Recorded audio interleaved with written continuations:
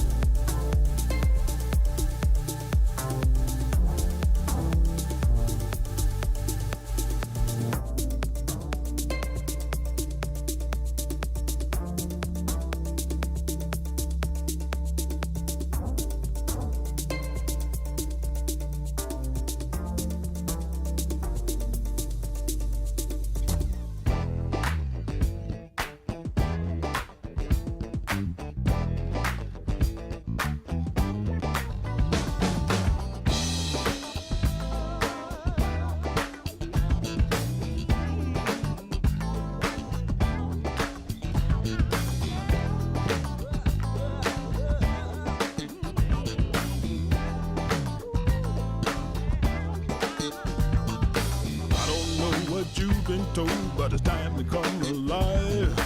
If you want to party, babe, you got to feel it deep inside. All I really want to do is the things you just can't hide. Put your funk around it, babe, and I'll take you for a ride. You know that feeling. You know that feeling. You know that feeling.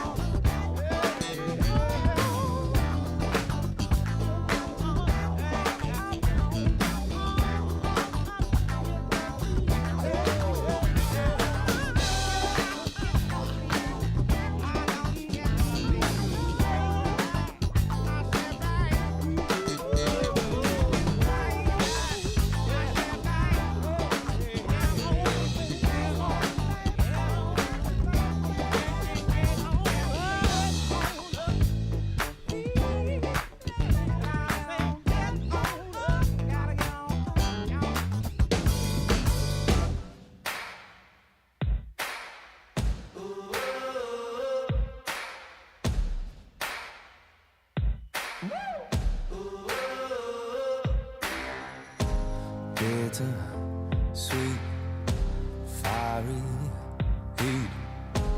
Whispers the man of the hurricane. Oh, stop pushing me, gonna push so hard I'll just let go now. Lost in your mind, blown on the wings of the hurricane. I won't let go, I won't let go, I won't let go, I won't let go, I won't let go, I won't let go, I won't let go.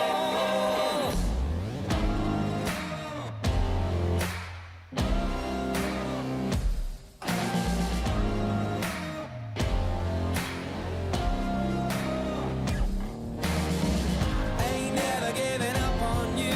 Gonna see this storm all the way through. Gonna push right through the driving rain. Gonna ride on the wings of the hurricane. Ride on the wings of the hurricane.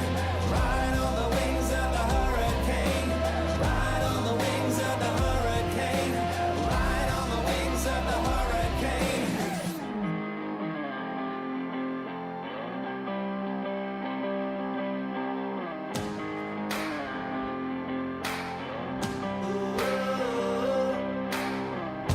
Spirits climbing, love contriving, passion driving, the tempers rising. Whoa, stop pushing me, you're gonna push so hard I'll just let go now. Lost in your mind, blown on the wings of the hurricane. I won't let go, I won't let go, I won't let go. Ain't ever giving up on you. Gonna see this storm all the way through. Push right through the driving rain. Gonna ride on the wings of the hurricane. Ain't ever giving up on you. Gonna see this storm all the way through.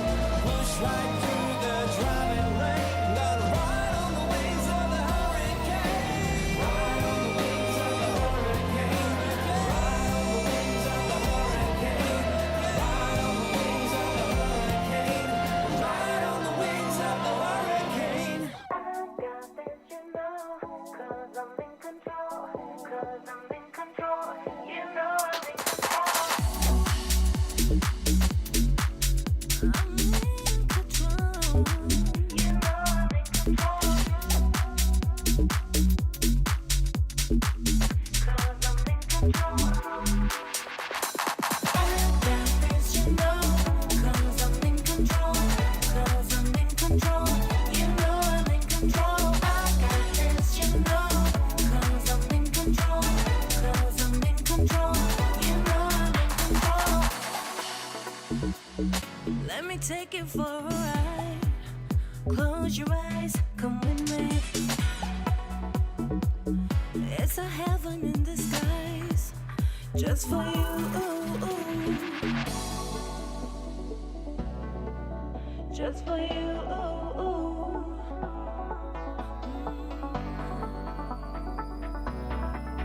Just for you. You know I'm in control. I got this, you know, 'cause I'm in control, 'cause I'm in control, you know I'm in control.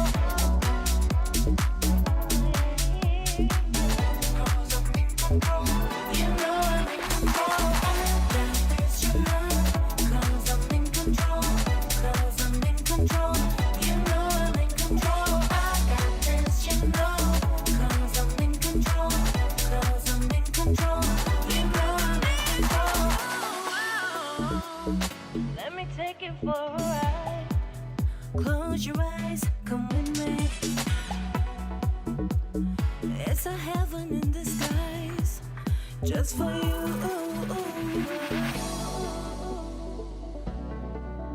Just for you.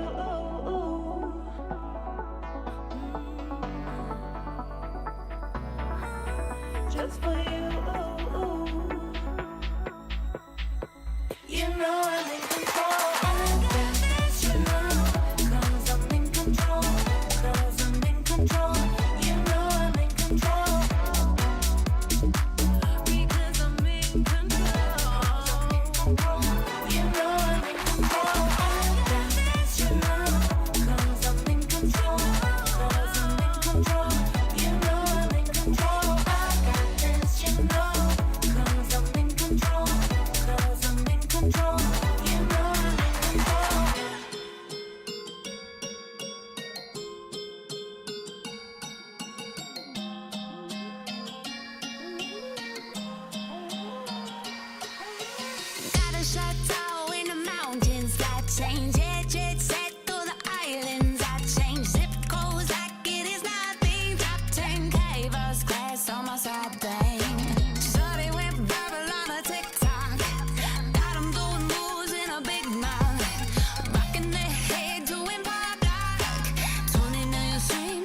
won't stop, can't stop.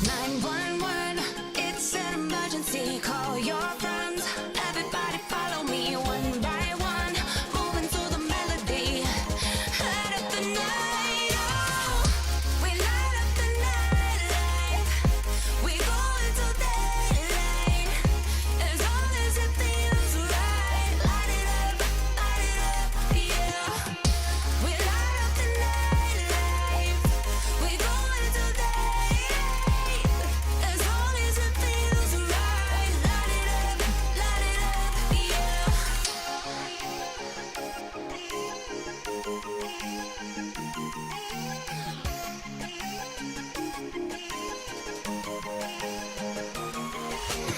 Only show me love, I don't clap back. Homie got a catfish face, so you can have that. Topping hits on hits, can you handle that?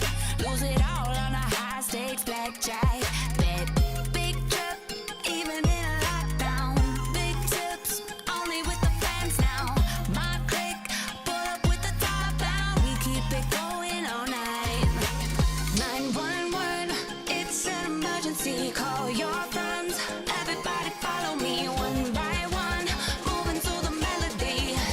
Light up the night. Oh, we light up the night like we go into daylight. As long as it feels right. Light it up, yeah. We light up the night like we go into daylight. As long as it feels right. Light it up, yeah. We in the club and you party like nobody. We in the club and you dance like nobody. We in the club, girl, you show me your mata, your mata, your mata. We in the club and you party like nobody. We in the club and you dance like nobody. We in the club, girl, you show me your mata, your mata, your mata. Eh.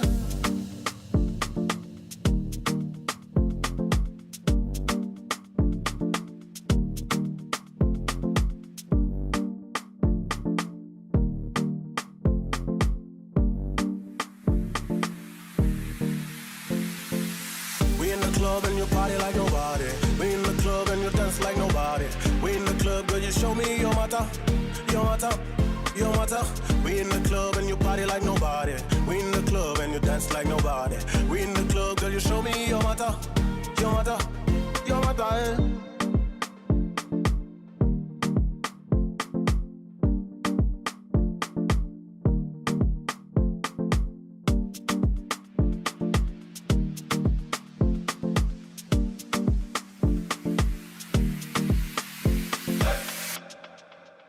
Your mata, eh. We in the club and you party like nobody. We in the club and you dance like nobody. We in the club, girl, you show me your mata, your mata, your mata. We in the club and you party like nobody. We in the club and you dance like nobody. We in the club, girl, you show me your mata, your mata, your mata. Eh. We in the club and you party like nobody. We in the club and you dance like nobody. We in the club, girl, you show me your mata, your mata, your mata. We in the club and you party like nobody. We in the club and you dance like nobody. We in the club, girl, you show me your mata, your mata, your mata. Eh. Your mata, eh. Your mata, eh. Your mata, eh. Your mata, eh. Your mata, eh.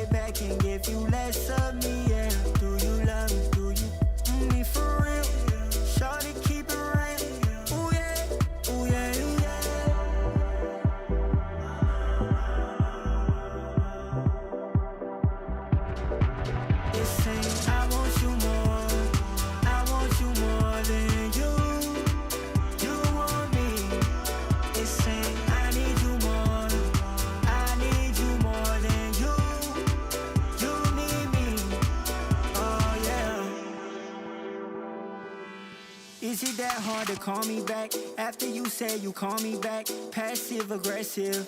No, I hate when you call me that. You don't get the message. Playing these games while you texting. Same thing you do with your exes. If I love you where you love me, you would question me, yeah. At times I hold it back and give you less of me, yeah. Do you love me? Do you want me for real? Shawty, keep it real. Ooh yeah, ooh yeah, ooh yeah.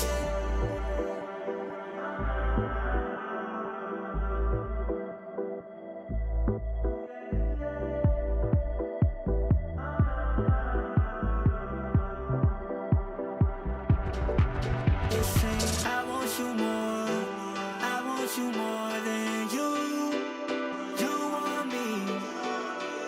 I need you more, I need you more than you need me. I want you more, I want you more than you want me. It's saying I need you more, I need you more than you need me. Oh yeah.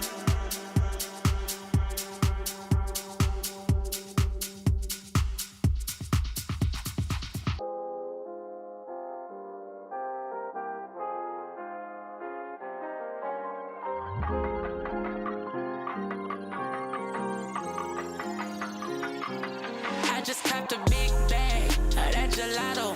I'ma go and run these numbers up like no tomorrow. Pull up in that skirt, El Dorado. I be in the wind, baby, I'll hit you tomorrow. AP on my wrist, chill. You ain't gang, you ain't even real.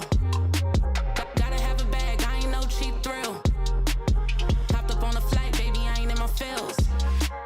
They knowin' the truth. When I'm pulling up, I'm bulletproof. I don't really care about all the rules. I be Chris Brown with the moves. Got 'em like, damn, baby, how you doing, baby? When I'm stepping in the room, I don't look at nobody paper.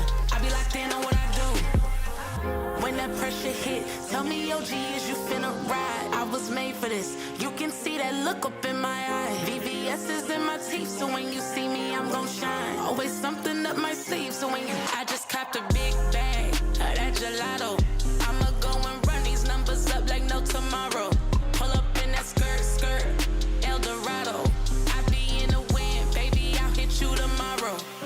Hop in the car, loser, cause we going shopping. I can't fall in love, cause it's way toxic. Got that boom box for every time I'm bopping. I got a couple goons just to get it poppin'. I don't wanna link it, I ain't tryna chop it. Tryna go against me and you need to stop it. People listening like I'm a prophet. People listening like I'm a prophet. Look at my clothes, look at the way that I'm rocking the shows. I don't like little, no sir, I be doing the most. I love the party, you kick it with me, then everything goes. I am a Barbie, Mary Kane, and I'm pimping this hoes. When that pressure hit, tell me, OG, is you finna ride? I was made for this, you can see that look up in my eye. VVS is in my teeth, so when you see me, I'm gon' shine. Always something up my sleeve, so when you, I just copped a big bag of that gelato. I'ma go and run these numbers up like no tomorrow. Pull up in that skirt, El Dorado. I be in the wind, baby, I'll hit you tomorrow. I just copped a big bag of that gelato. I'ma go and run these numbers up like no tomorrow. Pull up in that skirt, El Dorado. I be in the wind, baby, I'll hit you tomorrow.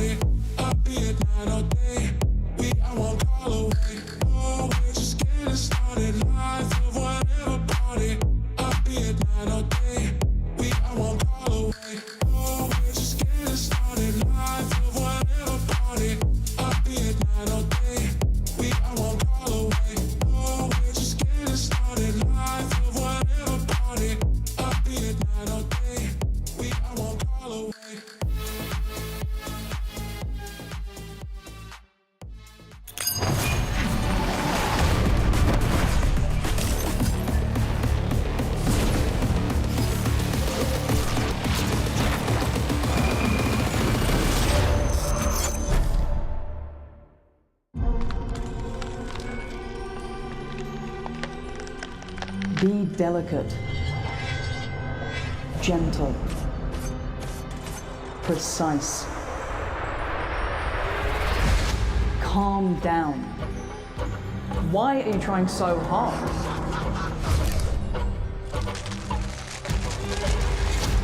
Isn't this too much for you? Aren't you scared? Don't play, don't compete, stop complaining.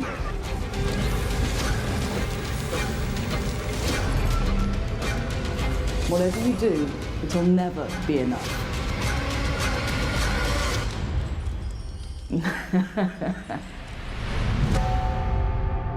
Greatness comes from within. Just wait and see.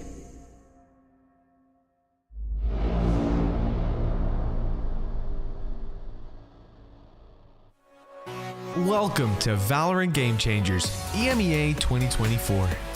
In 2023, we were proud of our Game Changers players excelling in Valorant Esports. In 2024, our focus remains on encouraging more women to step forward, shaping the future of Valorant by offering increased opportunities and highlighting explosive talents within our community. It all begins with the Kickoff Open Qualifier, where 128 teams battle it out in a single elimination bracket for 8 coveted spots in the Kickoff Closed Qualifier. There, they'll face off against 8 of the top teams from last year's Stage 3, competing in a double elimination bracket where only the top 8 teams can move forward into Stage 1.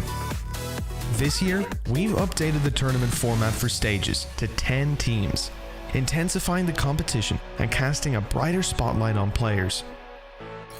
Stage 1 features the top 8 teams from the Kickoff Closed Qualifier, joined by 2 invited teams, BBL Queens and G2 Gozen. Of course, more glory also means more risk, with the 2 last place teams of each stage to be relegated to Contenders. Contenders is now the pathway for the best talents to prove themselves and secure their spot in Game Changers.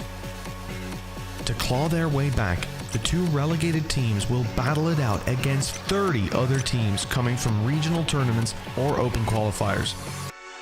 The top 2 teams from Contenders will earn their spot in the next stage of Game Changers.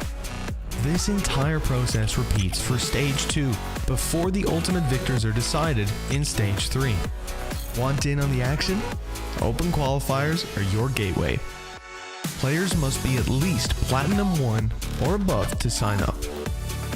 Keep the key dates and the sign-up dates in mind. With so much action planned, mark your calendar because you won't want to miss a single moment.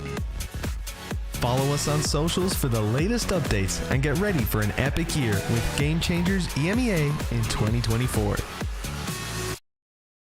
Hello and welcome to Valorant Game Changers EMEA. 8 teams made it to the playoffs to battle it out for 3 coveted spots at champs.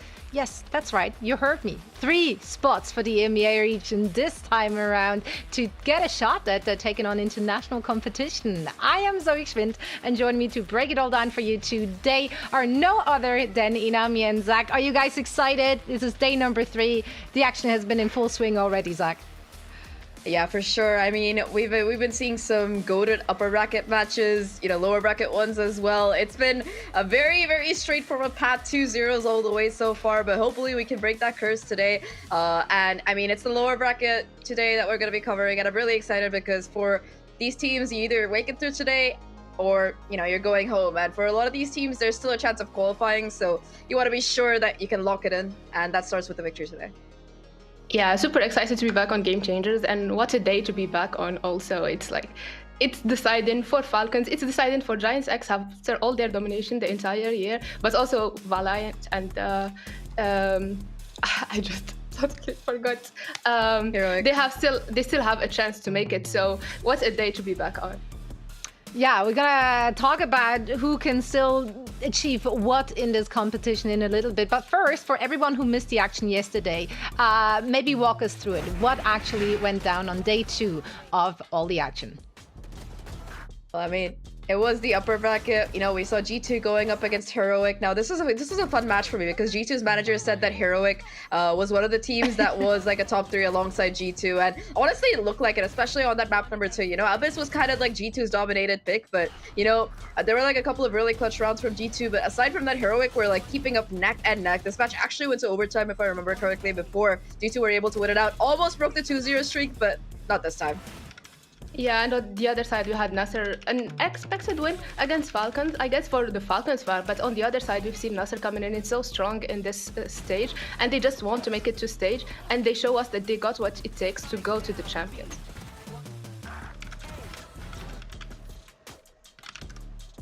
That's right. Yeah, in case I misspoke earlier today, as in like 2 minutes ago, it's 3 spots for champs, not 2. I'm pretty sure I said 3, but maybe I have not. So just to make sure to correct myself, we have 3 slots up for grabs. One of them will be, of course, taken by taking the first place in the bracket you're taking a look at right now. The other 2 slots are based on points. Now, if we're looking at that bracket, though, there were already some surprises those first few days because Falcons, definitely a team that people did not expect to drop down so early.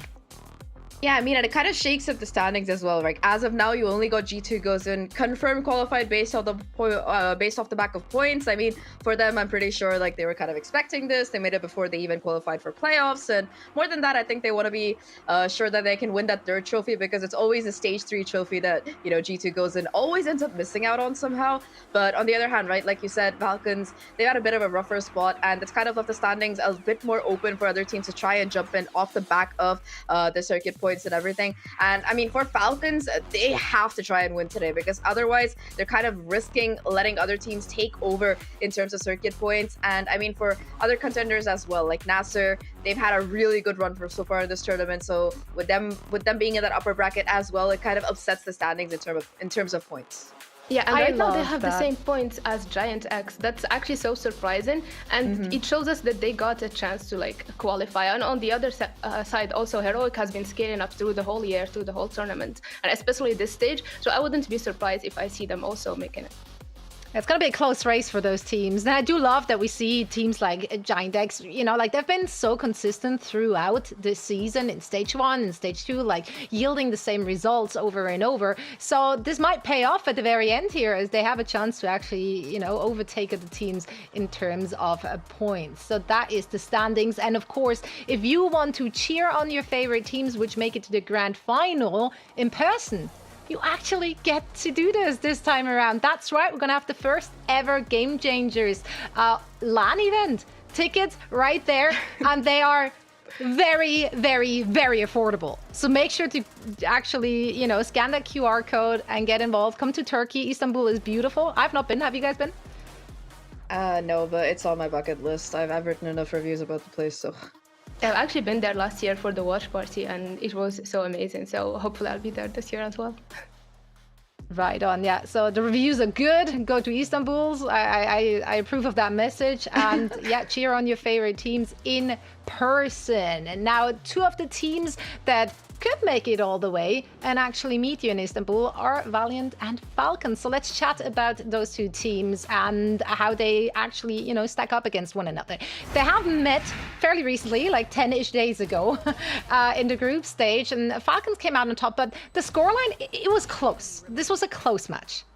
Oh yeah, it was like so close. I think both the games went to overtime. And the thing is, like you said, Falcons and Valiant, they met 3 times so far this year. I do feel like Falcons, they've come out on top every single time so far. In the 3 best of 3 series, they've only dropped like 1 map so far. So I do feel like at least in terms of history, they've got the upper hand. But Valiant as well, right? They've gone back to the drawing board, especially if you look at this map number 1 Haven. They've kind of adapted their team comps, and I think that in particular, Lisa, their star duel, is being a little bit more comfortable, opting to pick up that Neon more on maps, especially on a map like Haven where Neon tends to be so powerful.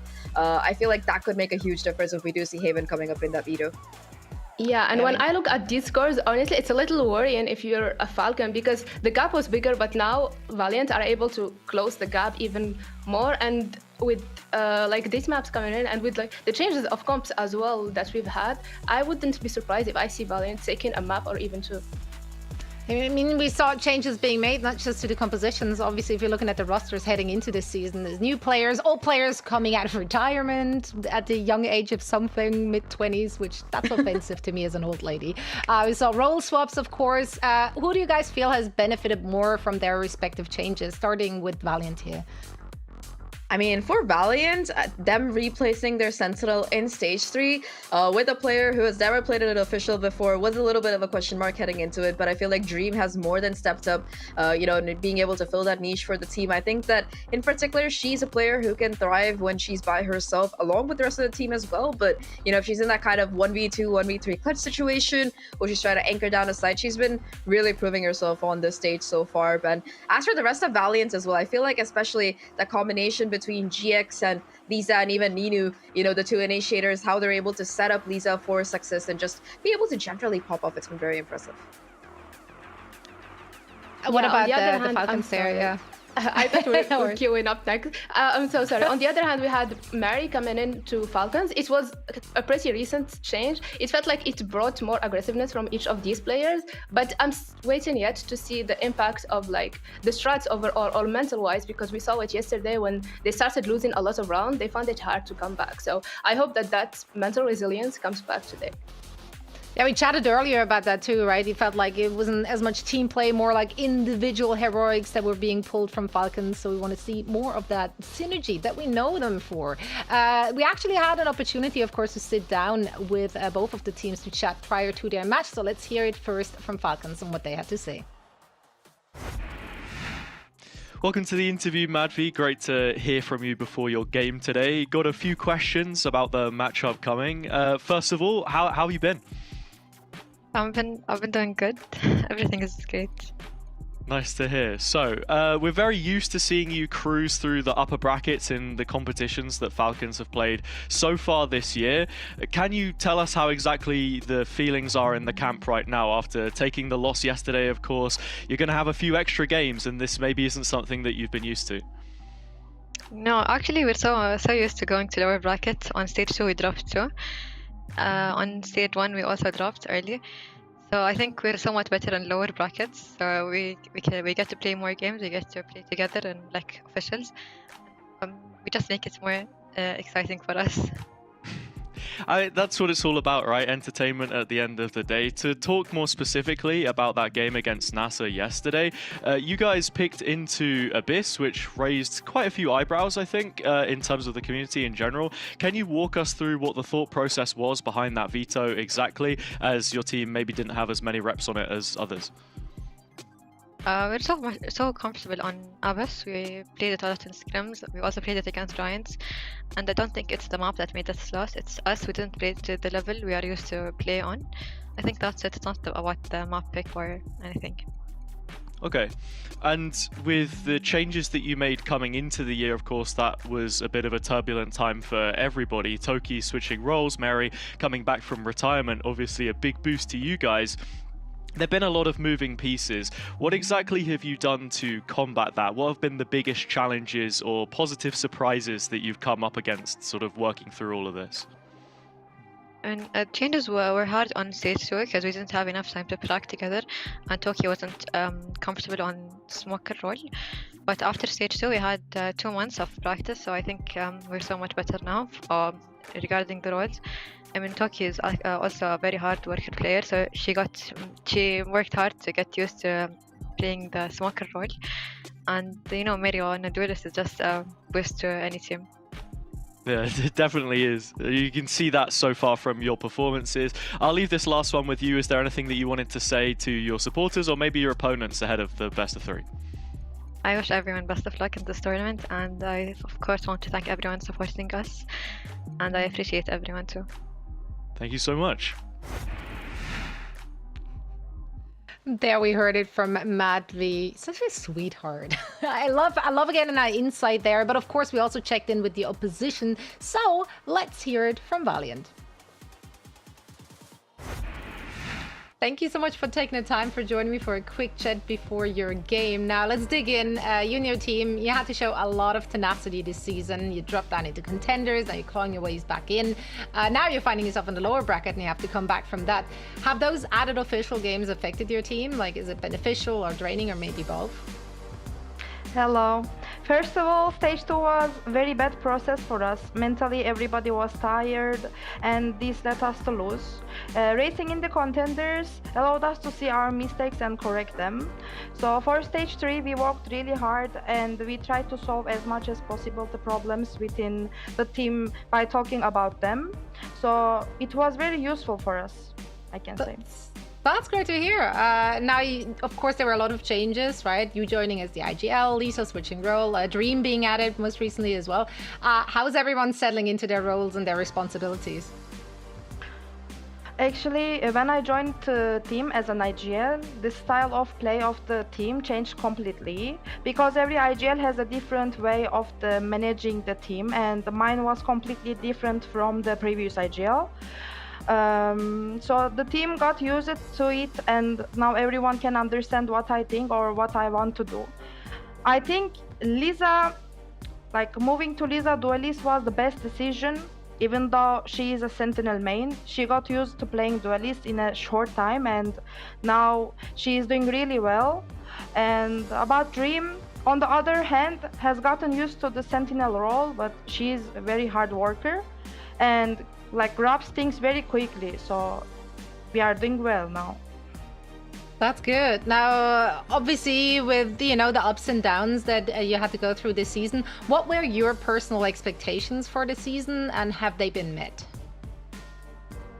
Our expectation from this season was not to make the same mistakes as in the previous seasons and to compete together for the championship. At the moment, the team is progressing very well, even though we still have some little mistakes, but we learn our mistakes and adapt them very fast. Of course, our goal is to eliminate our rivals and be champion and go for the championship. So yeah, that's it. That's it indeed. You make it sound easy. Well, I wish you best of luck in your upcoming match. Thank you so much for joining. Thank you so much. Yeah, obviously great to hear, that they managed to sit down together and really identify what the issues were, and what better way to do that with a lot of extra official matches. But I can only imagine that's also going to be pretty exhausting, right, Inami? Yeah, it's pretty exhausting, but honestly, the one thing I took from both interviews is that all the players are very hardworking and they don't mind playing more games as long as they can get more prep and they can get more ready for the tournament. And they are showing that the hard work actually pays off, because we've seen how far they got until now. So I'm excited to see what they'll bring us even more today. Yeah, the improvement is obvious just from match to match, from day to day already in this tournament. Let's actually take a look at a head-to-head here between Mary and Lisa to see how they stack up against one another. Yeah, I mean, if you look at the stats here, raw stats-wise, ACS, both of these are like fraggers. They just go out of their way. And I think in particular, Mary coming off, I think the last time she played a tournament before this was in the Game Changer Championship before this year. She won a tournament, she went off the grid, and now she's back to try have another shot at it. And I think if Falcons win today, they should be confirming their slot in that second place, I think, if I'm not wrong. So yeah, Mary definitely has a lot of stake here. Another chance to go back to Berlin, another try at the trophy. But on the opposite side, you've got Lisa, again, like her teammate said, like GX said, switching over to that Sentinel rule. It's so weird to see a player go from Killjoy to Neon and continue having the same level of impact, but Lisa has just been amazing. And I think what really interests me most is with both of these players is that they're both insane in terms of fighting those first splits. So we're gonna see a lot of them facing off against each other. At least I hope so. Yeah, I can't wait to see the first blood, first death stats coming out of the first match, because both great players are so aggressive. And honestly, looking at the stats from Lisa, you would never guess that this player wasn't a duelist before, because her aggressiveness and also her trust in her team and her team setting her up, that just makes her look so explosive. Yeah, Mary, I mean, they both played for several years on a competitive level, but Mary, obviously, prior being with G2, before her retirement for a few months, there's just a lot of, extra, how do you say that, experience on the server, right? And then as a duelist, like she's in her role, Lisa had to switch things up for herself. So it's very, very impressive what we've seen thus far from Lisa and her performance, and also how well she meshes with the team at that as well. So I'm super excited. Do you guys hope to see changes being made to the compositions that we've seen thus far from the two teams? I think that in general, I feel like Valiant has slowly been replacing on as many maps as they can the duelist role with. They're prioritizing the Neon instead just because of how comfortable Lisa has been. And I think in the beginning it was a bit of an issue because there were like a lot of spacing issues where, you know, Lisa would just go forward, you know, maybe she'd get a kill, maybe she wouldn't, but she would just be out in the open, like kind of on an island by herself. But I think they've gotten better with that. I think in particular, there's a lot more follow-up value right now. And in particular, like shout out to GX, like so many of these maps, you know, it's her on that initiator role, just setting up Lisa for these kills. And in particular, I think Valiant, they have improved a lot this year. But I mean, if you're talking about roster changes, like role changes as well, I feel like Falcons have gone through so many role changes this year. Yeah, and also on the other hand, also like if we talk about agents changes, we've seen like Mary going from 0 picks of Neon. She was the only duelist that never played Neon on the group stage into picking her just recently. So I wouldn't be surprised if I see new comps coming in, especially that like we've seen it last stage when they went against G2 on Breeze. They just went on full duelist comp. So I wouldn't be surprised if I see something new from them. Well, let's actually take a look at the map vetoes to see where both of those teams are taking us map-wise, so we might get a little bit more of an insight on what we could expect from them compositional. Abyss being permaban for Valiant, no one was surprised at that. Let's see. Yeah, it's been their Falcons permaban so far. I'm sorry, Zach. It's been the ban that they've been like, I think they banned it 5 times in the group stage already. They never got to play it. So it's just the ban that they don't want to see. And on the other hand, I'm not surprised of seeing Falcons banning Lotus because that's the map that Valiant have the most experience on, and that's the map they always picked and played. So pretty standard bans so far. Yeah, Falcons also really haven't played much Lotus at all. Like stage 3, I think none at all. And before, I mean, their victory scores are nothing to call home about. Okay, Valiant picking Bind. They don't have an awful lot of reps on Bind, though. We didn't see that much of them. Yeah, but I mean, recently they did play it once. So far in this tournament, they picked it up once and they were able to kind of like stomp BBL Queens. I think I remember this is the match that kind of kicked BBL out of contention. So yeah, at least the one time they played at this stage, they've been looking really confident, 13-3 victory. And I think throughout the year, they've been kind of sticking to the same consistent comp instead of, I think recently they've just been messing around with the initiators. They used to run the Sky, you know, way back last year, but you know, 2024, new year, new meta, so it's been the Fade Raze combo coming in. They also incorporated the Gecko as well, which I personally like. But on the other side, you've got Falcons, and I think for this whole year, they've been very consistent in what they're playing. They like to run the Viper, they like to run the Bring, double controller coming in, so that's a lot of control. And I think at that Falcon side in particular, that Viper does give them a lot of options to try and scale up, you know, make a cheeky little play, try to find some damage. There's a lot that they could do with it. Yeah, and it's a map that favors raids a lot, and seeing Madvi and Mary combination before in the other stages, I wouldn't be surprised if I see them like playing this map pretty well. And on the other side, I see that we pick in Haven from the side of Falcons. Yeah, they won against it. Maybe they know now how to fix the issues that they had, because when they were on defense, they weren't able to get many rounds on defense, and the momentum just went on the side of Alliance last time they met each other. So maybe they know now how to play it better on the defense, and hopefully they won't make the same mistakes. But I don't think Valiant might this pick anyway, because they had a huge comeback on it. So I think that it favors them in a way as well. I feel like this is a really interesting one for Falcons, considering that, I mean, they've avoided this map seemingly at all costs in stage 1 and 2 and only really made it their own in stage 3, right? Valiant now banning or vetoing rather Ascent. All right, yeah. I honestly don't mind that. I feel like, you know, Ascent just tends to be a map where it just depends on whether you're comfortable playing it or not. And often it just comes down to who's having a better time aiming that particular day. So yeah, if you got some strats preferred, if you got some ideas done, it makes sense to go somewhere else. And again, Falcons, they haven't had the hottest run on Sunset so far. It seems like they've encountered a lot of problems and issues on that one, at least in this particular stage. So it makes sense that they would be banning it. So yeah, we do have the decider coming up here, which is gonna be Icebox. So I mean, how do I feel about Icebox as a decider? I feel like when it comes down to the map, for Falcon side at least, it's been a very mixed bag for them. Like, yes, they were able to beat BBL Queens recently, but that was an overtime game as well. And historically, it's been very hit or miss on this map. And I mean, if you contrast that with Valiant, they were actually able to put up a pretty decent performance against G2. It was 13-8, which, I mean, against G2 tends to be more rounds than most teams seem to get these days.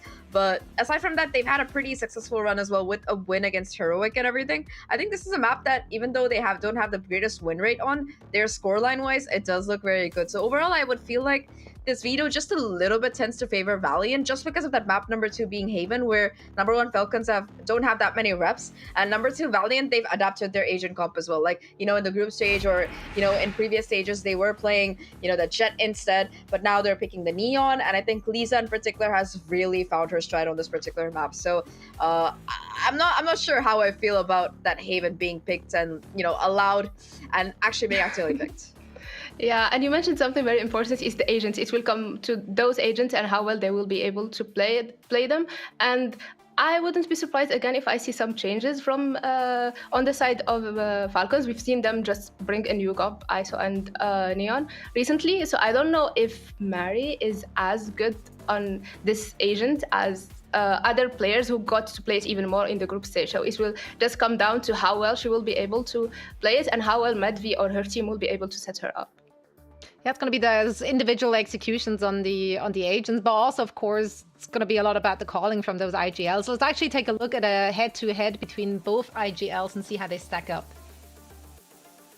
I mean, of course, you're not going to have as much of a high ACS as your duelist players, but I mean, Madvi in particular is a very impressive player to me because, you know, she started off on the duelist role. I think she was playing Raze for this particular team when they started out, and then she flexed over. Even now, I think she plays Harbor on occasion, but yeah, she's like become a full-on flex player here. And I think that's really impressive, you know, to be able to go from that. And even then, I think even when she was playing Raze, she used to be the IGL for this team as well. So very experienced IGL, very consistent as well. And personally, yeah, like both of these players, they are Breach mains. And when you're talking about Breach, GX has just some of the best flashes I've seen. Like Lisa gets so many kills because GX sets her up, in my opinion. Yeah, she's been explosive on this agent, and also the way she's able to set her team up, considering she's just a new IGL to the team. And usually when you bring a new IGL, like it changes the dynamic of the team, but it seems like she's successful doing so, and she's able to like make the right calls, and that just shows on her average assists as well. She's been doing so great, and I'm super excited to see how these two players will clash on the server and what each one of them will be bringing us this month. I mean, she mentioned that as well in her interview, right? That when she took over as the IGL, she kind of completely revamped the way they approach everything, because every IGL has a different way of doing it. And obviously that comes with growing pains, but they found their stride eventually. So they all seemed very positive about how this one is going to go down. But this is for all the marbles, right? This is all or nothing. Which of the two teams do you guys feel has what it takes to perform under pressure when it's really, you know, backs against the walls? Honestly speaking, just going by history, I'm sorry, Nami, but I'm gonna have to say Valiant here because Falcons, look, they do really well when they have the lead, you know, when they're having the momentum, but when things, you know, when the opposite team manages to take a timeout, get a couple of rounds in a row, I feel like their mental kind of crumbles under pressure. At least historically speaking, you know, multiple times you see them start off with a huge lead. Like even in their game against Nasser, right? They were so far ahead in that second map, but Nasser, they were making comeback after round after round after round. And it just seemed like Falcons had no idea how to put down the brakes. So, I mean, if they get a great start, I feel like this could be a Falcons victory. But yeah, Valiant, they've proven themselves to be a very resilient team. So kind of gonna say Valiant in that regard. Yeah, and also in a way I have mixed feelings about the Falcons overall and their mental strength, because we've seen them win on overtimes repetitively, like time after time. So that would show that they are pretty strong mentally, that they can come back. But also on the other side, we've seen them like lose so many rounds in a row, even against Valiant in Haven before. So yeah, I have mixed feelings about their mental, and you're right, especially when a team is coming from the lower brackets, they just won their previous match compared to Falcons who just lost yesterday. That can also be like play a role in this match. So if they're not able to like, just reset and focus on what's next, it will be hard for them to come back. I mean, Valiant also, of course, coming from contenders, right? They fought their way back into this competition. So that's a whole another level that you need to have as a team, a kind of resilience that you need to have in order to make it back into the fray. So it's going to be very interesting to see. In Falcons, we're not used to see them go down into the lower bracket that early to begin with. So like they might just not, they don't know how to handle that situation. They haven't had those high pressure situations thus far in this season.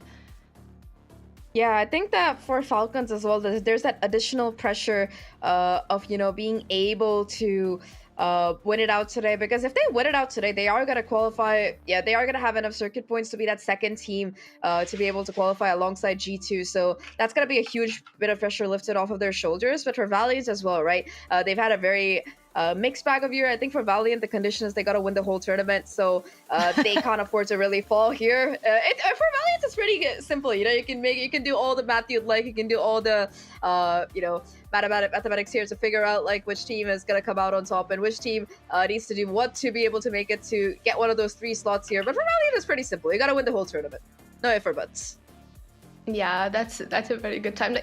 Just to win everything, and that makes sense, honestly. Like, if So you want to easy, be the just best, win if you want to everything. face, like, because if you look at the other regions, there are very strong opponents in there. So if you want to be strong enough to face them, you just have to be one of the best, and this is your chance to prove it.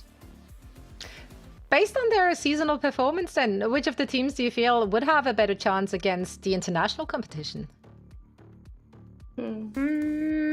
Honestly, so I feel like Falcons, just because some of their players have had that international experience before. I think there have been some lands as well, right? Inami in MENA. Yeah, that's true. But also, like, when I think about it, Valiant also have been to some French lands as well. Like, the players are pretty experienced. And when I think about it, like, all these teams as well have been scaling through the tournament. Heroic as well. They've been improving so much through the tournament. So I feel like, depending on their performance today and on the next days, like, whoever makes it, it will be like the best teams in EMEA. They just proved it. Well, this is their time to prove it, because it's all or nothing for both of these teams. The first map will be bind, that way around. Talking is hard, especially when you get paid for it. What do we want to see composition-wise from either of those teams? Would you prefer for them to like switch it up a little bit, or just go with the old and trusted? Honestly speaking, I don't think we'll see too much of a switch in terms of duelists. I know that some teams like to run the Yoru, but they usually run it alongside the Raze, so Raze is like kind of a must pick on this map. I think for Falcons, like, historically speaking, they've been pretty consistent about what they like to run on this for the whole year. You know, it's that double controller I was talking about, double initiator, the Sky and the Gecko is what they favor, so you've got lots of flashes galore. But, you know, on the opposite side, you've got something very similar coming in for Valiant as well. So I wouldn't be surprised to see a mirror combo in this first game here. Yeah, if it works, why change it, right? So we see exactly like Lisa being one of the best duelists as well. Like, if Raze works for her, you don't need to change it. And on the other hand, it's the same for Mary. She's been one of the best Razes ever since like she played the map like 2 years ago in the champs. So I wouldn't be surprised if I see them stick to the same comps, but it will be just come down to the execution and how well they will be able to set their duelists, because we've seen how explosive they are and how well the team will be playing around each other. Yeah, but as you said, like it needs to be not just those explosive individual performances. It's really about that teamwork and the synergy that needs to come together. And it's not been clicking for Falcons, unfortunately, thus far, at least not in the playoffs. The group stage, different story. So we're going to be very interested to see what agents they will be selecting, as the agent select should be coming through momentarily. And I personally hope for some curveballs. I want to see weird stuff. I'm that person. Like, Valiant, I don't know. Give me that Sage again. Like, I'm here for it. To be fair, we've seen some weird comps, like some weird picks from Madvi, like, I think in stage 1 or maybe last year. So, no, not today. Today we prefer to stick to the Gecko. We prefer to stick to what works for us, and understandable, honestly. It's your last chance to make it work. Yeah, that makes sense, yeah. Just looking at the agent comps, like, it's pretty much a mirror comp, I would say. It's just like that difference in one initiator. I think you've got the Sky and the Gecko here for Falcons, and instead of a Sky, you've got a Fade there for Valiant. I think I like the Fade. It combos a little bit better with the Raze, but then Eva on that Sky is also going to be able to provide a little bit of sustain there for Falcons with the help of that overgrowth. So that said, looking at the percentage here, Valiant, I like that it says 100, 100, 100 because, you know, they've only played it once so far, and it was a resounding victory. So if they can channel some of that energy into their map number 1, which they did pick it, I feel like they've got their battle plans ready for this one.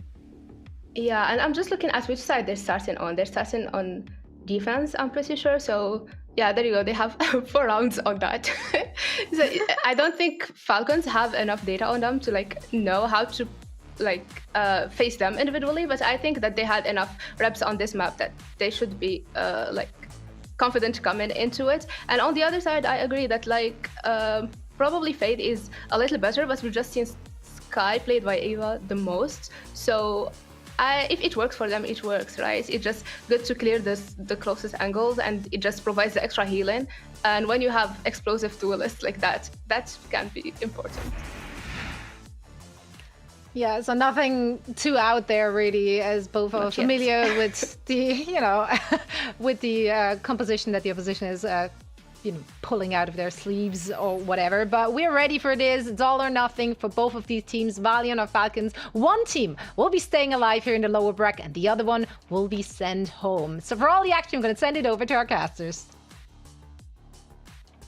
Hey, thanks Zoe in the desk. It's great to be back in Game Changers, and for playoffs, no better time to be here, right? We had 8 teams coming in, that gets cut in half today, and we're down to our final 4. Cairo, these are 2 teams with quite the history behind them as well. Yeah, as Falcons and Valiant have played each other 3 times already this year, Hazza. And on top of that, they've played each other a total of like 7 maps or something, right? And usually when you hear that, like what, 3 series, 7 maps, works out about 2/3 of the time. Has every single time about 5 out of 7 of those series, 5 out of 7 of those maps went to maximum regulation or overtime. So I think we're in for an absolute banger of a series, man. You'd hope so. We were speaking so much about the 2-0s on the desk that this might finally be the time to break the curse. So we've come in as reinforcements to make sure that we can get it over the line.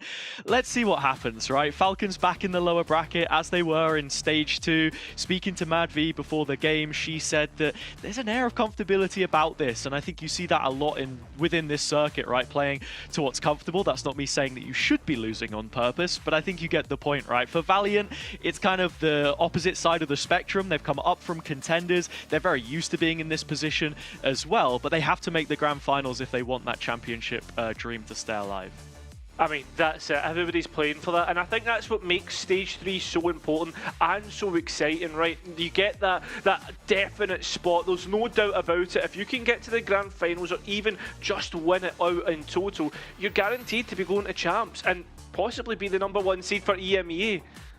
Yeah, and for Falcons, that's a pretty big talking point in terms of today, because if they win this game, it won't qualify them outright, but it at least stops them from having to go through any kind of tiebreakers. It's a bit of weight taken off your mental, I think, and will go a long way for their performance. For Valiant, yeah, if you want to stay in it, you have to go the distance. Looking at these 2 teams comparatively as well, and speaking about Falcons and the changes that they've made from stage 2 to stage 3, and what you were saying is that you do see that general development throughout the year. I think it's another one of those reasons why we haven't really seen those changes in composition within the playoff stage. It's between the groups and the playoffs that natural deviation comes through, and why you're just going to see a lot of teams stick to what they know, that those extra pages in the playbook may not get shown.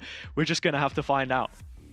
I mean, with the evolutions coming through, everybody seems to be taking a new step, but I mean, it's all about taking a step in the right direction in this playoffs. Taking a step towards champs. That's where everybody wants to be. That's where everybody wants to play, but you can't really start to look there until you get by this game. Valiant versus Falcons, and it starts on Bind. Skeletons already buried as the French woman surpassed KC in the previous series. Mary out for blood as she looks to avenge her former teammate. The majority of the Gozen team, which won in Berlin, will be absent if we don't see them qualify. Starting off into this pistol round, Valiant on the defense. Showers proactivity, 3 players up against Toki. Toki already getting notification through the flash from the Gecko, the Dizzy, but only knows about the single player so far. And the rest of the team will head on towards site. Falcons getting A for free, but has this infestation in the back lines that Falcons really need to be careful of. Oh, it certainly is, but Toki deals with it beautifully. The former duelist locking into her mechanics. Oh. The third is disgusting. And while Nino does get one back towards the spawn, it settles for a 4-on-2 situation. The last 2 players coming in has you're asking for a lot to go there. I mean, every single player on Falcons already set up in a post and crossfires. Toki will get that ace in the end. It's a fantastic play, and it's a player that is a real highlight for the Falcons roster. Yeah, it's crazy too that this is her first time on the different role in 10 stages of Game Changers. A real veteran, it's been quite the learning curve. But if she can carry on with this kind of pace, an ace in the pistol round, then there shouldn't be anything that gets in the way of Falcons today. In saying that, we are of course looking at Lisa on the other side, having so much carry potential, and a question of how quickly does she get up and running? It's a Sheriff in the anti-eco. Pretty slow from Falcons off the get-go, right? Worried that perhaps Valiant looking to do something funky on the pistol round, has it? For the most part, though, Valiant respecting whatever Falcons want to do. Careful here. Of course, one of the differences as well is that Valiant, one less flasher, but in terms of information, the Fade gives you a premium, and this positioning towards B long right now, looking pretty good. Nino's already tossed out the Horn. You've got the Prowler and the Seas, both of those kept from the pistol. Obviously, no use for them in the retake the previous time. Perhaps they can get something here. Lisa throws the nade out, still holding on to Lamb. Spike goes down, but it's a 5-on-5. Still need to be careful of Toki, just looking on the other side of the wall. So far, Falcons get the entry. It's a little bit dangerous, and Toki actually hands over a Vandal. So maybe not the greatest of situations for Falcons, and something for Valiant to work through here, Hazza. Yeah, you do have Madbee coming in late though with the mosh pit. A chance to deny late if they can get there. That's a big, that smoke isn't placed in the right spot and just gave a little gap for Falcons to work through. They'll make those rifles work in the end. Well, they got the Vandal. I mean, it won't really matter in the end because that's all rifles through to the next round. Yeah, 3 of them looking pretty comfortable. Like I said, you've got the safety nets of the extra utility here. Falcons, it is very scrappy. Toki on her lonesome, maybe thinking that she can take on the world after getting an ace in the pistol round. Now we come to the gun bite. This is where things get that little bit more important for Valiant to start finding results. With this being their map pick, it is the defender's side. The expectation is a little lower, but you got to start somewhere. I'm seeing a lot of donuts on that scoreboard. Exactly. I mean, something that Nino's been doing actually, Hazza, in the meantime, has been building up those ultimate orbs. On B long is going to try and go for the same thing. Toki in the same position as they found value, but you can see what Valiant's priorities are. I'm starting to wonder how long it's going to take for Valiant to realize how isolated Toki is in this position. Of course, they found the Vandal in the previous round, but again, trying to sell this fake brings the utility back up. You've got 3 players in B long though, and they're getting ready to explode onto the site. I mean, I think they're already far on it. Right, well underway, man. And Toki just got a little glimpse as to what Valiant's setup is.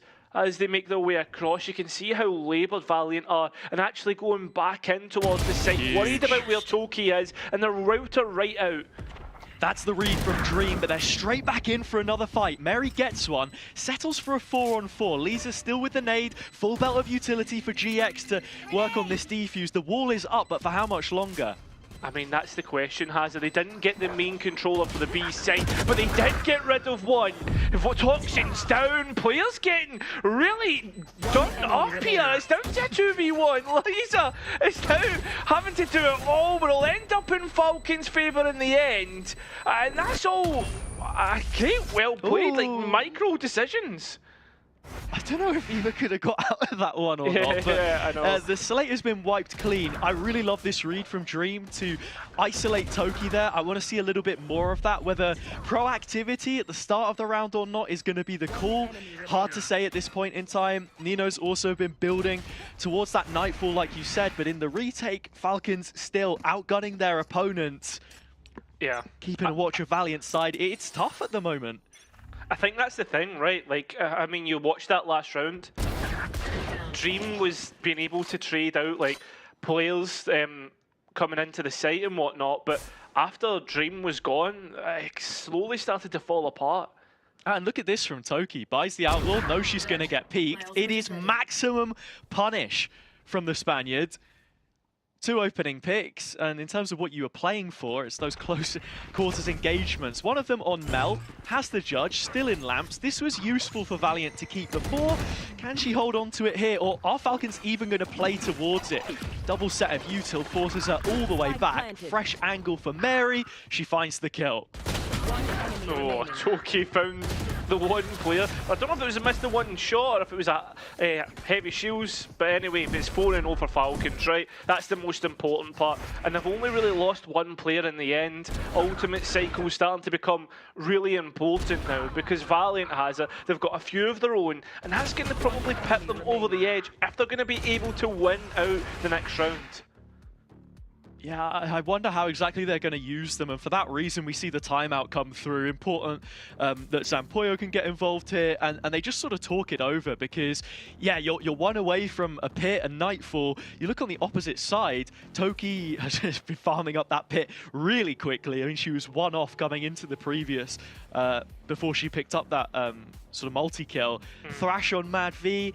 Yeah, I'm wondering really what the play is here. You probably want a strong side a little bit more, but then going back into that retake, there are just so many tools that Falcons have to make life difficult. Not exactly an easy situation to be in. And as I said before, we're still looking at players trying to get on the score sheet. I mean, that's like, it's always hard to try and break the ice, right? The icebreakers that coaches talk about in the pistol round, just getting your one, just getting yourself kicked off, because as the game starts to go on, Hazza, that doubt might start to creep in, and especially in such an important game like this, everybody has to remember, this is lower bracket quarterfinals. You lose this, you're out. Your chances of champs are gone. It's do or die. It's the most important time of the year.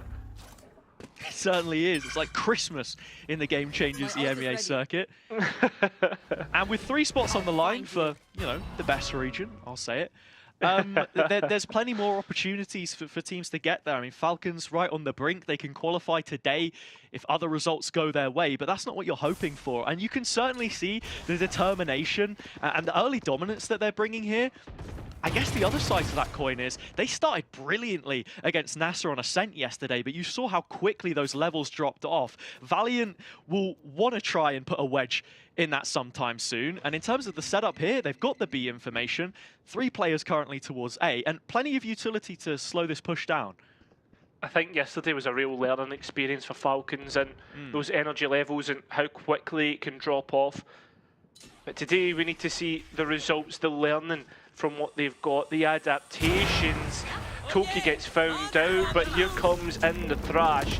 Can they find at least one? No, actually loses out entirely. GX not accounting for players possibly being in shillers after getting the early pick.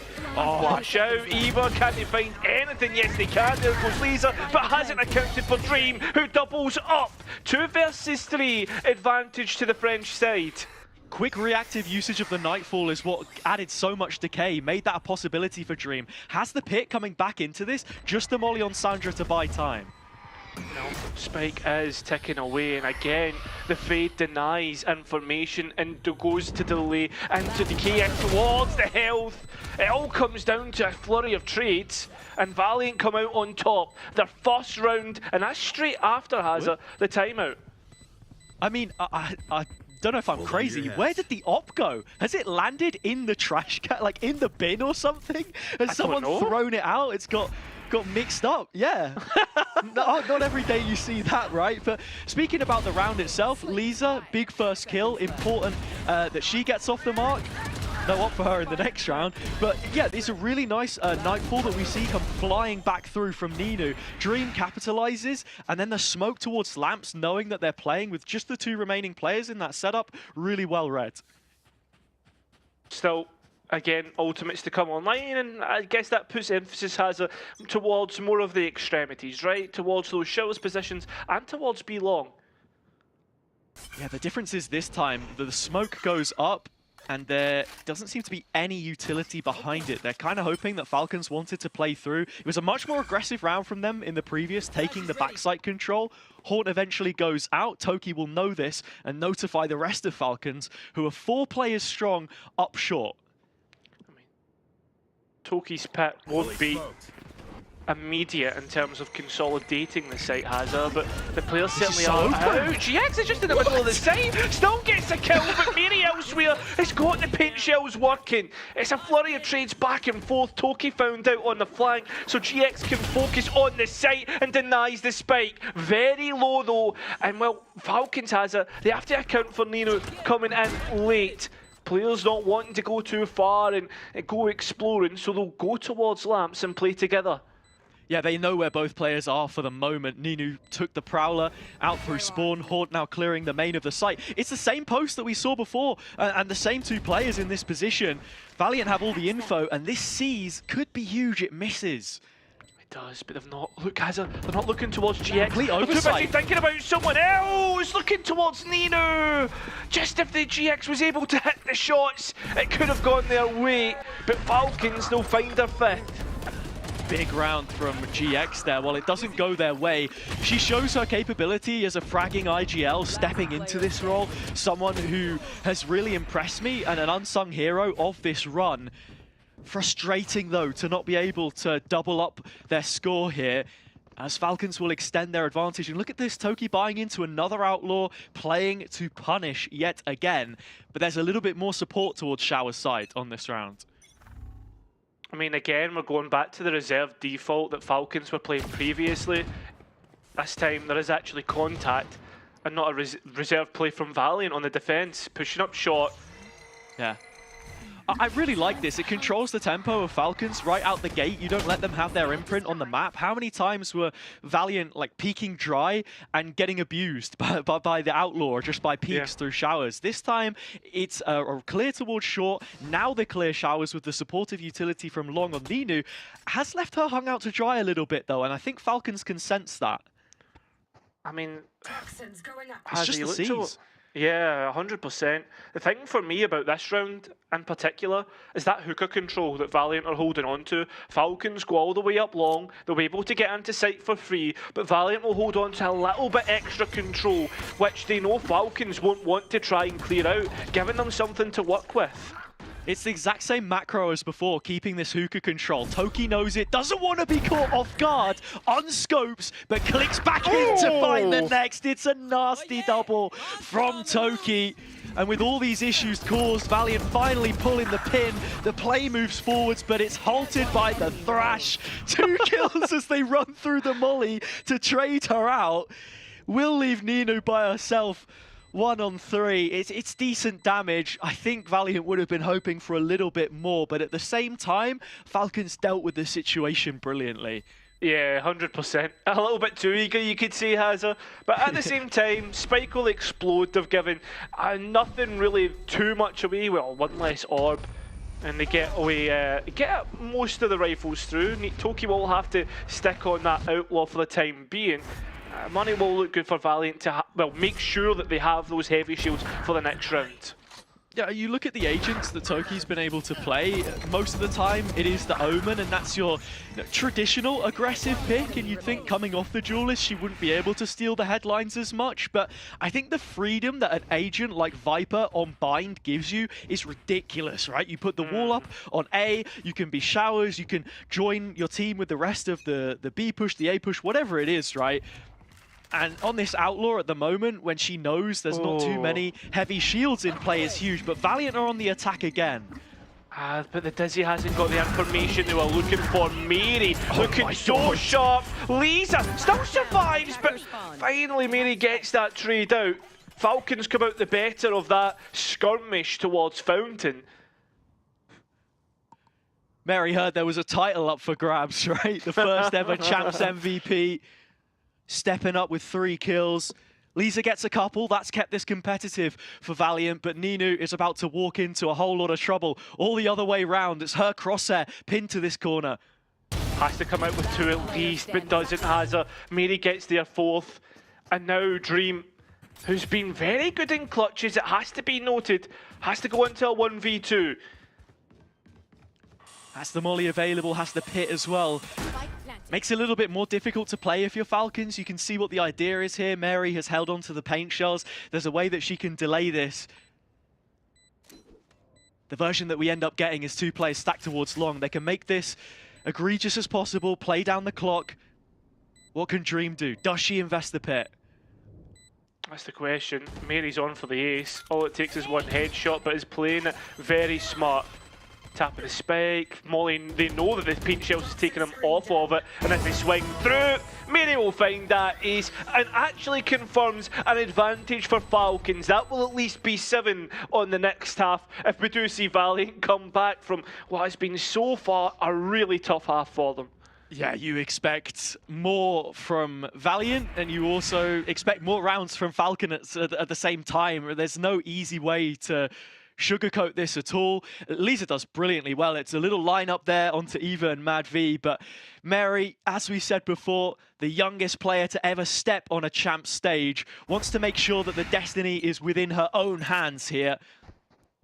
Falcons still have more ults. It's the same for Valiant. They can maybe look to cause some issues. Lisa with the Bulldog as well. You can't write them off in this round. The big thing for me, like, will we sit in this situation? Remember, Hazza, this is Valiant's pick, right? This is where they said, out of all the remaining 5 maps, this is where we should be good. Valiant, the timing on Sandra, insane. It's just been missed out. Yeah, exactly. But Toki's still round the corner, Hazza. Is she going to expect 4 players though? Probably not. They double up on the hookah control. It has been vacated. Mary fills the gap, but is forced to give it away eventually. Backside is where this post plant is being taken from, but the spike isn't necessarily for them. Yeah, it isn't. And you've also got to consider the ultimates for both teams. I mean, Sandra has the orbital strike, which will be good for delay, but the biggest part is Mel and Lisa and what they can bring forward. Well, straight through, here we go, showstopper, and the orbital strike invested as well. But Falcons has it's just the guns that do all the work. Eva now trying to go up against it, knows where the last remaining player is of Mel. 40 points of health, 1 bullet is all it will take. Tap of the spike, finally gets eyes on, and we'll take it, collect, as easy as that. 8-1, this lead just keeps compounding. Yeah, well, we really need to take a look at the ults here. Actually, Valiant only investing 2, have 3 online. Not the worst, still fairly costly though. And in terms of the setup, I critiqued it a little bit, but actually what Falcons did is pretty smart. They have the contact. You're expecting players to be jumping back out of hookah, difficult duel to try and weigh up. But Valiant, they reposition themselves, they go long instead. It comes right down to it. It's costly, as I said before, but Falcons are still in it. I mean, straight away, investing in the pit has been held on for a while, and it just creates a space in which Falcons will have to throw a lot of utility at or respect and go elsewhere. And that's where you're starting to see numbers compound, like towards Showers here, Hazza. Lisa looking for a fight. She'll get it. They go wide at the crosshair, but 2 players strong peek back in. Falcons looking like a unit, building off of what Toki was able to get in the early rounds through Showers. And while the pit will be up short, Dream can't do all too much to stop this execute from coming in and a spike planting. I mean, they've identified where Dream was playing towards in the pit was more towards the lamps, and that's why the spam's coming through. And Dream now trying to force forward, pit of their own in, spike down. A lot of ultimates being thrown at this round. This could be costly for Valiant, Hazza. Hoping that they could get the spam off one of the Prowlers. It's Mary who steps forward. She drops. Still, Sandra with the ult and the molly, hanging in the back lines, the win condition if needed. Molly's trading. Players dropping to the floor. This ult could be huge. It melts Mel and leaves Ninu in a 1-on-2. Toki and Sandra from Showers. It is the Spanish player that finds the triple. 9-1, a damning scoreline inside 10 rounds. I mean, Hazza, what more can you say about the efficiency of Falcon's guns? Because realistically, the plans are there for Valiant, right? I don't think we can really critique what they're trying to do. Nice ideas all round. But Falcons are just winning gunfights when it really matters towards Showers. That's how they get into the B site. And then from there on, the post plants, they combine ultimates, combine utility. Valiant, it feels as if they have no chance. For as far as they've come from a winless stage 2 to a contenders run, which feels like it's never stopped, finally, they might have hit a wall here. Falcons looking so strong inside this first half. And I think as well, Hazza, like after coming out of yesterday's game against NASA and how Falcons seemed to drop off and almost be out of character, right? They felt as if they weren't playing like themselves. This is such a rejuvenating game to watch. It definitely is. I mean, the impetus, the onus, everything put on them to make this work. And they've turned a corner. They've come into a new day with a sense of vigor. Only 2 players on the B side this time. Wherever Valiant have stacked numbers, they've still failed to contain Falcons. It's on Lisa once more through Showers. Eva's managed to dodge it. The blast pack gets her out of dodge for just a moment, but the Thrash chases on down towards the back of Tribox. She'll be detained here for just a moment. Mary dropping in with the showstopper. Can't find the kill. Toki finishes it off, but Valiant are hanging in there. 2 more kills back and ult of their own. 3v3. Spike only just going down. But Hazza, the worst thing is a shotgun on Mel. That judge is going to be a disaster. They have to try and get up close and personal with it. The spike's been denied as well, and there's barely any time. Mary gets a kill. Molly takes them down. Dream plays the discipline. A triple kill. It's on to time. And Mad V has plenty of it. Double digits for Falcons. I can't believe it, Hazza. You give them hope. You give Valiant hope. A chance to get a lifeline for the next half. And they snatch it away. Time was ticking away. It came down to a 1-bullet showdown. And still Falcons. They just rip it apart. I can't help but feel on this first map, it's just not happening at all. Valiant, they seem to get started, but they come to a limping finish at the finish line. It's not been their day so far, Valiant. Things may get worse. They do get worse. Mad V holding on for her opposite number. GX gone and Eva waiting in the wings to make it worse. It's just 1, but look at the damage on Ninu. That's the thing. I mean, Toki's still hanging around the corner, and that brings the Outlaw right into play. The other 2 players, they're on light shields as well, so this Outlaw has maximum value. It would have popped up on the radar. Toki spots Ninu, finds the next kill. Information didn't go both ways, and in this 4-on-2, it's looking like 11 rounds inside the first half, Cairo. Falcons, notorious team from the previous stage. They didn't lose bind once in the 4 outings that they had, and now starting to return to prior form. Toki may yet get caught out by Lisa, she does, but still, you're asking a lot to make this retake happen. Dream first up against Mad V, and we'll get that trade out. A bit later than what they would have wanted, but as for the last 2 remaining players, they know exactly where they are. Saw the stim beacon and just heard the blast pack. Still to make their way through and probably waiting, Hazza, for these smokes to disperse, and when they do, Lisa straight in. Now into a 1 versus 2 of their own. Mary has to go up against their opposite number. Paint shells out, sees Lisa, collects it, and that will be a Red Bull clutch. A fantastic play from Mary. Lisa, for how strong her stage has been so far. Mary stepping up in so many rounds alongside the rest of her team. Falcons back in form. Do Valiant have an answer for us in that second half?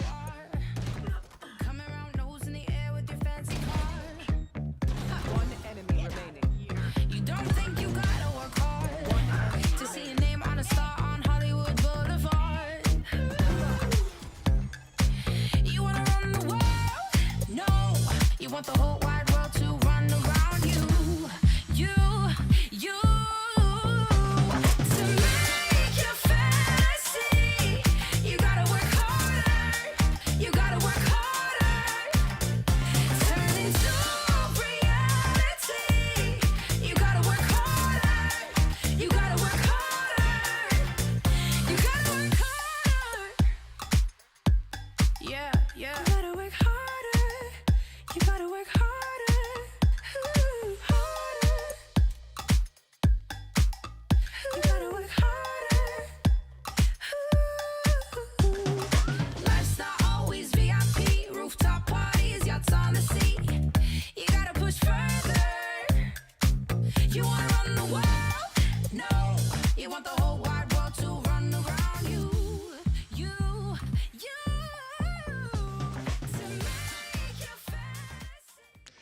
for those just tuning in, firstly, where have you been? Second of all, I don't think there's going to be much map left. It's 11-1 for Falcons right now, taking flight in the lower bracket. It's what Madvi set us up for. She gave us the expectations. This is where we thrive, and thrive, well, barely scratches the surface.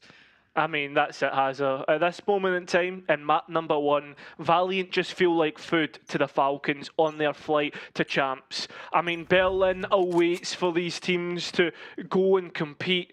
I mean, this map doesn't decide that, but it certainly keeps things in Falcons' hands. We can say the same for Valiant. At the same time, though, Falcons taking this round into their own hands, being proactive on B long. Oh, and short as well. Giving the squeeze to the market players. Madvi lets loose. A single bullet to the brain of Mel. She's gone. Sandra as well. The wheels are coming off. It's a wreck for Valiant, which Dream has to recover, and you're just asking too much. Map point inside of the pistol round. I mean, what more can we say, right? Falcons, they just play so well off each other. Madvi, like, the gunfights just feel so clean every single time. I mean, Dream only really does a little, but I don't know what more there is to say about it. They're going to have to force back in. It's 4 Stingers and a Spectre. There's nothing really concrete in terms of like utility. Mel's missing the stim beacon and a molly. It's all or nothing. GX leading this Stinger charge. Her expectations for this, just to do ourselves proud, right? From contenders, you get no favors done. You've got to win if you want that grand final. And finally, we start to see a little bit of resistance. Spike going down, numbers for Valiant. Well, that's it. The advantage is what you need to trade down from. And that puts you in a great spot. But Valiant have been in favourable positions before and let it slip. That could be the one that does, and it gets even worse, Hazza. Now Falcons straight in, looking to finish this map 1 off with a flurry. Down to 2 versus 1, and Mel has to make the Spectres sing, but it will be a song of death. They'll lose out 13-1 on bind. Valiant's pick. Valiant's pick. 13-1. Are you kidding me? Falcons tearing them to shreds. Mary coming back into her kingdom, seeing that a familiar but slightly rogue banner being flown above it all. G2 still at the top, and well, taking her place amongst the best of the best, I think, in a game like this, right? For all that we've seen and all that we've heard from Valiant at this point in time, this doesn't look like the version of them which we saw a couple of days ago against a struggling KC. Yeah, I mean, for me, Hazza, though, when we get towards like the best of 3 and how we look across it, it's only map 1, right? The thing about moving into map 2, you can forget about that map. Hey, it was a 13-1, and it's Haven. Everybody knows how to play Haven. Everybody should love Haven. I do. I'm going to look forward to seeing how this plays out. But yeah, I mean, for Valiant, the bounce back possibility is there. Another strong map for Falcons, though. It's going to take quite a lot to erase that from memory. A 13-1 to kick off the best of 3 in the lower quarterfinals. Do Valiant have what it takes? We'll find out what the analysts have to say after the break.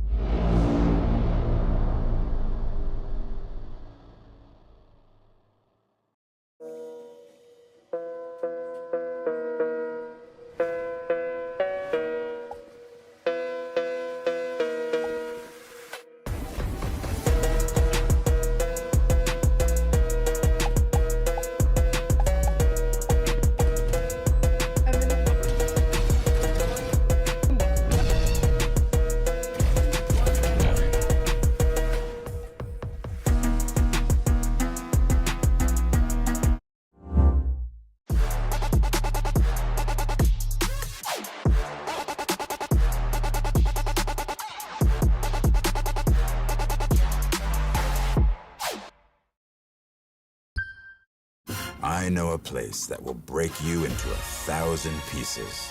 Stay away from them. Stay away from Lorca, Paco, and Picasso. Don't ask about Lola. Ay, Caballo Grande. Ay, Dolor de Nieve. But in spite of everything, it occurs to you to visit Andalusia. Don't say I didn't warn you. Be careful of the Andalusian crush.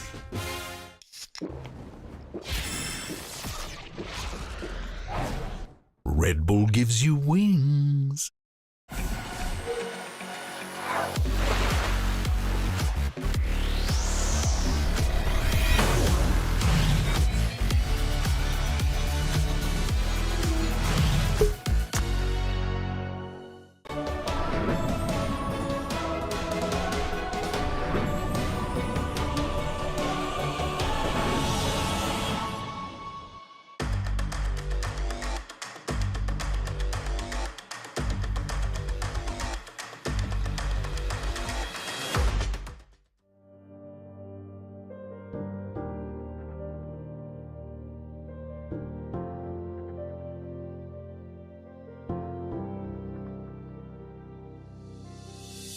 Do you feel what the eyes can't see?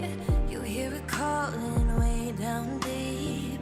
Trust your heart, it'll keep you true. This world expects so much from you. From the dark out into the light, it'll come in the middle of the night.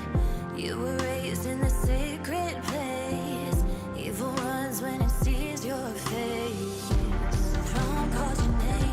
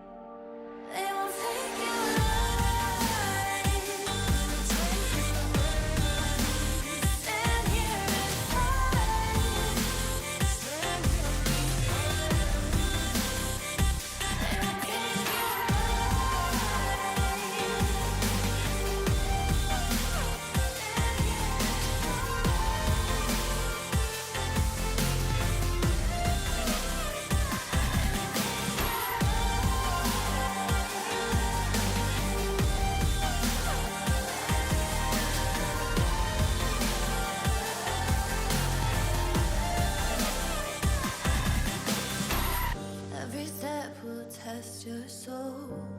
You will walk out pure and whole, stronger than the day before. Tomorrow you'll fight for more.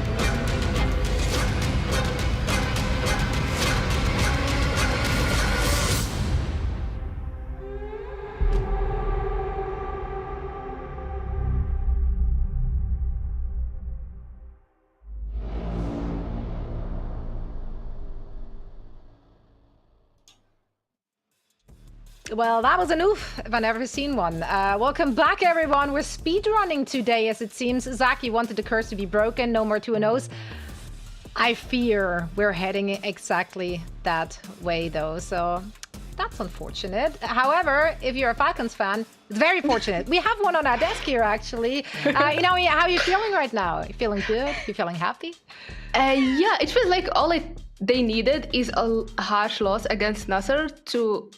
I'm sorry for Powers, but like to wake up, because we haven't seen them play as a team for so long until today, and we haven't seen all this explosiveness coming from everyone. Every single time when we saw Toki having these skills, it was like after everyone died, so it was too late to even save the round. But now Toki decided we need a Spanish player in champs, and she's going for it. Just look at this ACS; it's actually insane coming from a controller, and right after her in this the numbers, it's Mary. So what a game by Falcons, honestly. I mean, what stands out to me, sorry, just looking at the scoreboard here, what stands out to me is that aside from Dream, the lowest rated player on Falcons is still higher than the rest of the Valiant squad. So I feel like this map was just very much a team diff. Falcons, they were in control from start to finish. Yeah, I mean, that was exactly it. It was a shooting range for Falcons. The cohesion of them was on point. It was clean. The comms were clean. The aim was clearly clean. And that resulted in the worst result yet of all of Stage 3. There has not been another beatdown quite like it in Stage 2, I believe. I've been just told by, Jack, thank you so much. Stage 2 was the only worst one, and that was Giant X against Heroic. That was a 13-0. But, I mean, one round or no round is not very far from each other here. But let's take a look at some examples of just how dominant they were.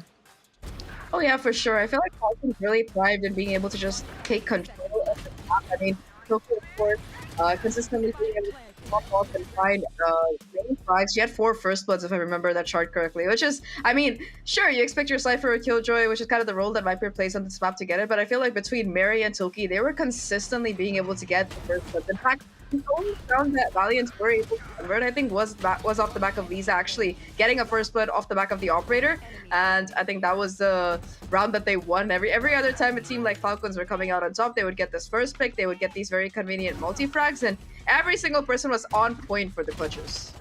Yeah, and it seemed also that they had the perfect read on what Valiant wanted to do, because we see the push from Mary coming in the round 8, and we see also the push coming from Eva right before. So they always had the read on what Valiant want to do, and they always had the answer. We've seen them also more disciplined when they tried to go for these P hits. So yeah, what's a game by Falcons, and if they keep the momentum, they're just showing us that what I thought they were lacking isn't something that was an issue for them. Yeah, I mean, Falcons are coming into this next map riding a high. On the other side, how do you even rally the troops for Valiant? I mean, if you get dominated in such a fashion, that's really hard to point your finger at one specific thing to fix, because I think at that point, everything just felt so disjointed. I think that's the perfect word. They're really disjointed. Everybody was kind of trying to do their own thing. And I mean, the worst part is this is Valiant's map pick as well, right? Yeah. So you just got bullied on your own map pick, and now you're heading into Falcons map pick. And I mean, we've been talking about Falcons and them kind of having trouble being able to make that comeback happen, take advantage of the lead they've had. But I mean, come on, if you have 11-1 half, you're going to be feeling pretty confident heading into that second half, no matter how bad a tournament or good a tournament you've been having so far. So I feel like for Falcons, being able to win that first game in such a dominant fashion is going to set them up great for that second one, because now they can just continue with the momentum. And I feel like, Madvi said it in her interview as well, that Falcons, they're the lower bracket team. They're the lower bracket team. And I think if that map is anything to go by, they're definitely feeling it. That's the salty run back. Now, obviously, heading into Haven. Both teams very familiar with this map. Both teams have been showing us quite a bit of neon in the past, and we're going to see that again. Falcons once again running with that ISO. Do we like that? Yay or nay? I like the way Madvi was playing it, honestly, so I don't mind it much. But I just wanted to add that if you're a Valiant fan, it's this is the map where this team had an insane comeback on against Falcons last time they met. It's true, Falcons had a different comp, but also this team showed us that they had the mental resilience to come back. And if they're able to just throw the last map it never happened behind their back and focus, then maybe we can see a close match. And maybe go to the last map, to the decider.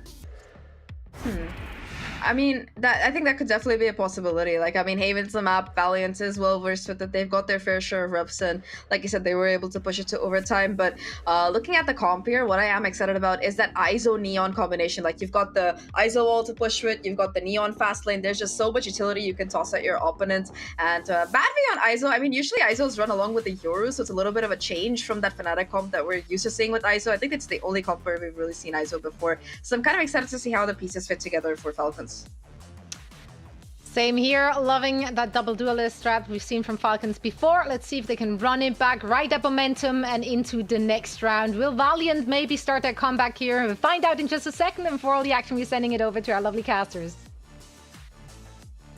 Yeah, I thought we were supposed to be doing you guys favors by having longer series, overtimes. Kara, you spoke so much about how we'd seen it before. This was one of those maps. 13-1, map number 1. Let's see if it can get any better here.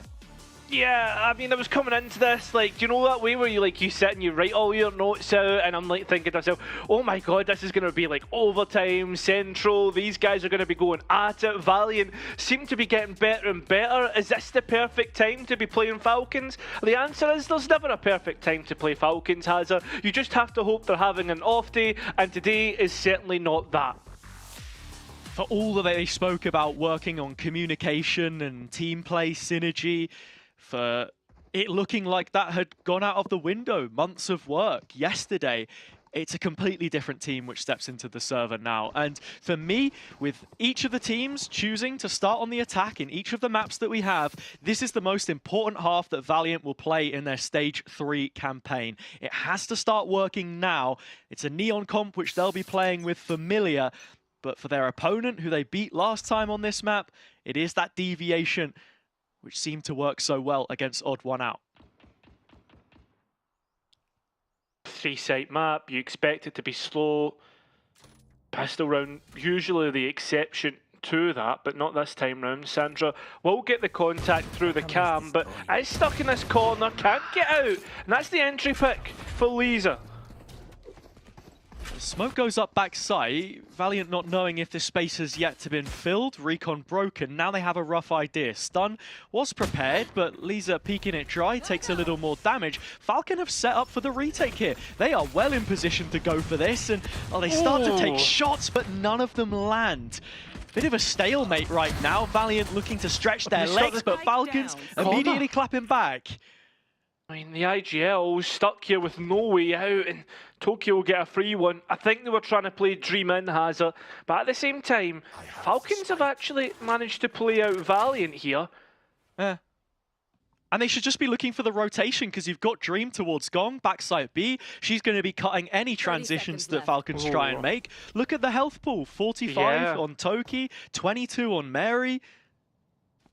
I mean, this is going to come down to straight up gunfights, right? With the exception of a one slide from Mary. Mel has one smoke, and imagine Toki's will get one back pretty soon. But for the most part, Hazza, this will come to who's hitting the heads quicker. That's the information Dream now knows. She can set up here to take a fight or a timing. This is something Falcon should be aware of. The map dropped silent for far too long. There has to be someone in and amongst it, and the self-proclaimed Ratus of Dream is creeping up behind them. Mel still just looking to lock down the site. It's an open plant. Time playing against the MENA team here. I mean, the thing is, though, this Sheriff will do really well to just wallbang players. That smoke's come up at the perfect time for Toki, and Dream needs to get a move on. They need to get rid of that. They've not taken the player off of the spike, and Falcons has it. They'll get that pistol. In fact, well, I say get the pistol, steal the pistol. They massively stole it away. This first fight from Sandra, I get wanting to play off the cam, but there's no support network there. She has to cross from the corner with no cage. It's a rough situation. Falcon's able to stabilize. They get numbers in the backside quickly, make it difficult. More of that team play I'm talking about. Valiant not able to convert from the deficit. An early defeat, which will be a kick in the teeth. 4 Bulldogs, and that Outlaw is back, but Valiant, they did get the spike down. And Hazza, they want to do something with that extra economy they got in their back pockets. they're just going to send it straight forward. And I mean, that's what the Neon's good for. Busting straight out, trying to catch players. But look at the setup from Sandra. Easily collects through the kill traps placed on site. Obviously knowing exactly what they were going to be playing against, and they're wiping everybody up here. Dream the only one to get a kill, but they're quickly traded. That's as quick as an anti-eco I've seen. Yeah, look, you said it was a kill trip. It was at like neck height. She's been pulled back by the scruff of her shirt there, Lisa. And it's a grounding second round to lose as well, because it feels like in many ways they're just throwing themselves at the situation, feeling that something has to change. We're going to force again, but this isn't a half that you come into down 12 rounds to 1 after the pistol round. You know what I mean? You have to play it isolated as it is in its own situation, and like it doesn't work out for them. It's a chance for Falcon to put some daylight between the two. I mean, that's the worst thing, right? When you're on Haven, you don't want the defense to get started. It's a very momentum-based map, and they're walking straight into what could be the worst weapon, an outlaw.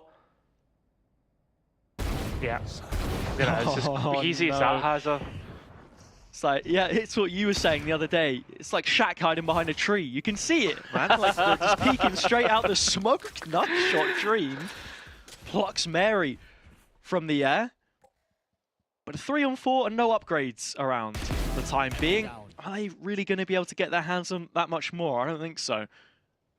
I mean, the whole point about like eco rounds is sometimes the rounds do go out with a whimper, right? But they should be testing something, like testing a site setup, testing and pushing the boundaries or whatever. In terms of investigative, like, information, right? I don't feel as if Valiant have found anything out from there, apart maybe like, the Omen was playing towards A, but in the grand scheme of things, I don't feel as if there's anything concrete to make a plan off of. No, in terms of protocols, Cypher usually playing towards the C side of the map. In terms of combos, something really big is always going to be this ISO and Sova for the undercut and the shock darts. Kind of starting to see it here a little bit. It catches a couple, but no damage. Toki straight back up to the same position as last time. The player's escaping her line of sight. But they're almost stuck, right? If you try and retreat, you're going to walk straight back into this outlaw. The scary part about this too, and leaning into those anti-ecos, is Toki, again, has so much freedom in this team. So wherever she wants to play with that gun, she has the choice to do so. Nobody was spotted on the drone, but Mary has collected the info on the shoulder spot, the repeak. Falcon's still with 3 players on A, but Valiant yet to make their decision as Dream's not too far advanced through mid. Yeah, I was going to say, like, I feel as if what Valiant are waiting to do is seeing what Dream can actually find. But at the same time, Hazza, you look towards the passive information that Falcons are getting through this one trip on C, they can commit towards the A side of the map. Not too much utility bled. The paranoia does come out though. That's a big win for Valiant. Drone trying to confirm position of Toki. It does, no tag. They leave. Or at least feign that they are. They've heard the steps running away. Falcon's calling the rotate. It's a late B lunge. I don't know if I like this, Hazza. I don't know if I like this at all. I don't know if it's going to work out. Look how many players on Falcons are ready to go. They're just absolutely obliterating people and the spike's down. They're not going to be able to get it planted at all. Dream's nowhere near. Has to save. That is a disaster. Yeah. B stands for the last on a long list of bad options. I finally got to it, but I think you get the idea. Like, B does feel like a plan B on this map a lot of times. If you're not able to find the space that you want, especially when Dream hadn't really done too much investigative work. Right, she had a bit of a look towards Garage. She moved back into mid through grass. You're just hoping for a little bit more from your team here. And something that we were speaking about before is how Dream isn't perhaps a massively vocal player. Her swapping into the Sentinel role that Lisa was previously on, those responsibilities have shifted. In terms of who's making these mid-round calls, that's what I want to know. Yeah, I mean, as a Sentinel player though, Hazza, you need to be vocal enough to pull players off. I mean, there's no way for Toki to get out of there, and that's a good first entry. Something to build upon for Valiant. Oh no. To the use of the kill contract immediately gets one back for Mad V. So it's a 4-on-4. You just have the one rifle on Lisa for now. But I like the idea from overdrive. Toki to dodge the recon, and it shows, yeah, she has been practicing her smokes. So Yeah, but the thing for me though, overdrive on Lisa, if they want to execute somewhere, chuck a rifle towards the breach or your Sova, whoever's going to be second entry, something to work with. Changing the trips as well is to note. One towards B main, where Valiant tried to re-hit in the last round, as well as having control of Garage, where Dream has been lurking out quite a few times. Contact through the cam, and here we go. yeah, ult going through. No traps on site as they've been used for the mid control, like you said. But that deep cam bringing so much info, at least, for Falcons, as it had on the previous. Lisa is limit testing. Almost out. Doesn't but spot has anything. Forced to move away and might be getting that rifle back from Ninu sometime soon. The good thing about playing from long, there is no smokes for either team. Nobody will have bad lines of sights. That's just straight up gunfights and straight up who comes out the better in terms of the utility. Dream's on the other side of the trap in Garage, but Lisa has sidestepped it when she cleared the site. So you've got a potential for a double peek here. It does get broken. Outlaw playing from long, no smokes, like you say. Caught with the utility, but Lisa's been overlooked. Her chance is yet to come. 3 kills from Lisa. Make it a quad! But Mary shuts it down. And the defuse had already come in. It's a bit of a scrappy mess towards the end of that one. But Falcon, fine 5. Yeah, they do find 5. Again, like, Valiant, I just feel as if they're not thinking about the small details, right? Like, you watch that defuse come through, I mean, it's done before Lisa even pops out on towards the site. And these minor details is what's costing them almost this full series, right? It happened in the last one, 13-1. Didn't really feel like it. It was fairly competitive for a good couple of rounds. Just Falcons were able to win rounds when they possibly shouldn't have. Maybe that's karmic luck in their favour from last series. I love this setup on this round from Falcons though. Aggressive, corralling the C play into the A execute. And as the sheep have been herded onto the site, it's Eva and Sandra here to try and benefit off that. And oh boy, do they benefit. 3 out the hat, a trick from Eva. And Dream left alone in middle. She dies here, she has the lockdown for the next, a kill. I think really to bring it online is the more optimistic view, but that's not going to happen anytime soon. So we look to the 7th as the 6th is all locked up for Falcons. As a Valorant enjoyer, right, that's probably one of the best rounds you can watch from a macro perspective, as you were saying, like corralling people towards the A side. But not only that, right, like the micro play, baiting for one another, like playing off how each other are doing, and just nice shooting overall. Like from Falcons' point of view, that's probably as perfect a round you're going to get. Yeah, it's the paranoia from Toki to set up Mary. She runs down C long. And when Mary runs at you, you run away. That's what Valiant did. They go to the A site, and as you say, it was priority on the short control. That's how they won it. Util coming in for support.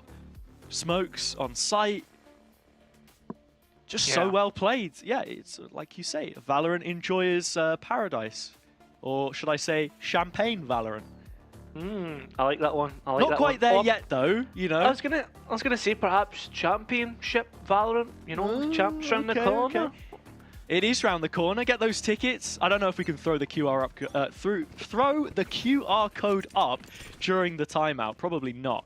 But it's in Valiant's best interests to not be purchasing all too much here. Yes, this should do.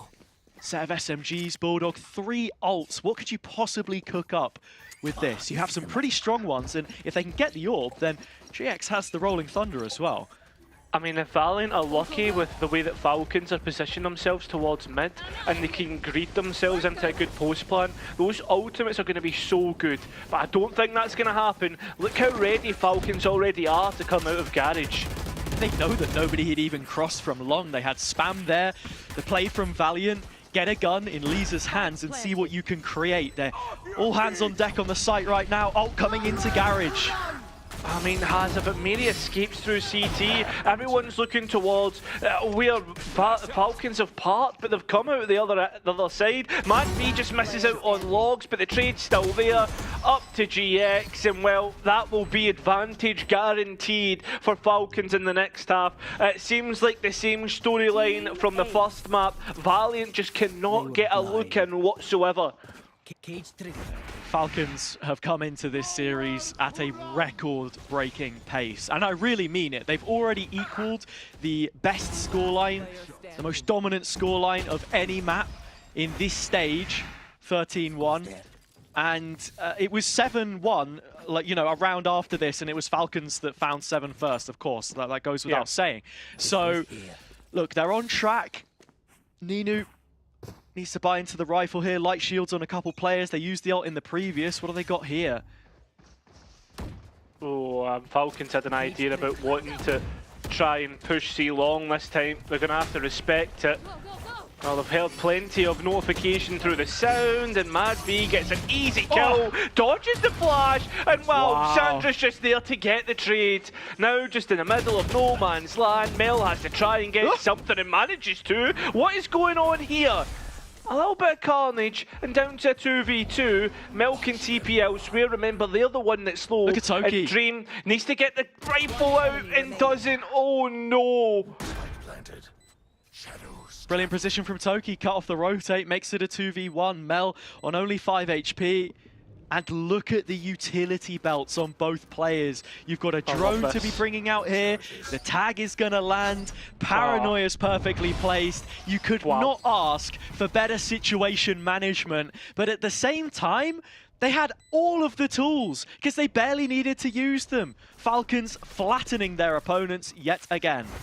Hazard's bringing a tear to my eye. It's just simple, right? Like, you get the drone out, the way that Mad V is playing round the Cypher utility, and Sandra's there to get the trade when Mad goes down. This is a maybe a little bit something spicy in the round, but yeah, I mean, the combination of the Sova utility and the Omen, I understand why Valorant are having to time out for the second time in this first half. They have to get a lifeline moving on to the defense because that's the harder of the two sides. I mean, that's just the simple basics of Haven. You're spread more thinly. It's going to get tougher and tougher going up against a double duelist comp as well. I mean, with Mad V IGLing on the duelist, you can see what exactly the mantra of this Falcons team is. And as I said before, it's freedom. They're playing with total freedom. If a player, I get the feeling that in the comms right now, if a player wants to call a play, they can go for it. You saw Mary with the C long push. The previous round where you have two players trying to contact down and take some of that early space. A variance in whether the Cypher utility is more towards mid or, you know, away from C to enable that kind of push, or if they want to strong side the A, if they're playing more for the retake. There's just so much depth and so much variance right now. Everyone's playing their best game. It doesn't feel like anyone is being held back by role before, like how maybe you would see Toki not being the duelist. It wouldn't let her do what she wanted, but it's not the case at all. I mean, the big conversation point I wanted to come into this is evolutions in terms of Valiant and where their next step is as a roster. I feel maybe they've hit the ceiling now up against Falcons, and Falcons seem to be hitting their next evolution, right? Like, they had a bit of a tough stage overall in Stage 3, now moving in towards this series. I feel as if they're starting to get back to winning ways, get back to form. Maybe it's just a lower bracket buff, because they seem to be able to get themselves back to winning ways from that. Yeah, this is the rifle round, and this is where you need to start picking up results. Falcons with an advanced setup in long. Oh, the vulnerable lands, undercutting the HP, but it's an even trade. First responder to the scene will be Toki. Can't break the dart coming out of the ult, but has a smoke to consolidate this space. Valiant going to be looking towards Dream right now. Yeah, that's the big part. Dream's luck. But the play the question is it B or is it going to be A? Well, we've got our answer now with the drop of that smoke, but Falcons already has it. They're very close by to react to the spike plan. A-Link post plant, that's what you're looking for here. First pulse of the Hunter's Fury. nothing more left to be said. Is Mary going to expect this peak? Well, she's accounted for it now. A quick 1-for-1 puts us back in the 2v2. The retake coming through middle. Oh, Toki finding themselves supported. And now down to a 1v1 has it. I mean, the thing is, Paranoia and Smoke is there to be worked with. Maybe play for the one-way if she can get to it, but the smoke's already dropped onto the site. The dark cover, Toki sticking it out. Mel has forgot to pull the trigger, and it's a full stick again, right under Valiant's nose. The 9th will land for Falcons. How many times have Falcons just full stuck it in a smoke? Like, that's it. We talk about simple mistakes on the biggest stage. This is it. And Falcons are one of the teams that are going to punish you every single time. They're the second seed coming out of first and second split. Sure, third split hasn't been as smooth sailing as what it has been, but the quality is still there to punish you when you don't account for things like this that can happen. Toki fighting short yet again. Round on round. Madvi lining up with the ult. And just goes straight in. It's a lucky dip. And it's an IGL bout in the ult, which she will eventually win. A little bit skewed by the fact that she had the double tap available. Lockdown coming through. But your chances here, Valiant, are completely punted. Yeah, it will expire and Dream can try to look into the corner, but no chance in hell. It was a 5-on-2 by the time it went off. Has they're dotting the I's and signing the T's, Falcons. Like, the players, they go towards long, they double up. You get the player trying to rotate out from the lockdown. And not only that, tuck into the corner where they know they're not going to get caught. Just a smoke on top to make sure they can't get a free pick from Dream. 40 seconds is what they're going to be sitting on, trying to save this rifle from the most part, unless they're trying to catch someone looking. This is a long round to consider what has been going wrong, not only in this round, but in other rounds as well, because I can imagine right now, GX is probably talking and trying to make up plans. You say a long round. This could be cut short very quickly. Valiant have gone through both of their timeouts in this one half of play. Dream dealing a bit of damage, finally finds herself boxed in. Toki gets a third. And Andalucia flawless, the first of which we've seen today, which kind of says a lot about this series, to be honest, because yeah, it's been one-sided, yeah, it's been dominant, but Valiant haven't been without chances that they've failed to take or fully capitalize on. I mean, that's the thing, right? Like, 100%.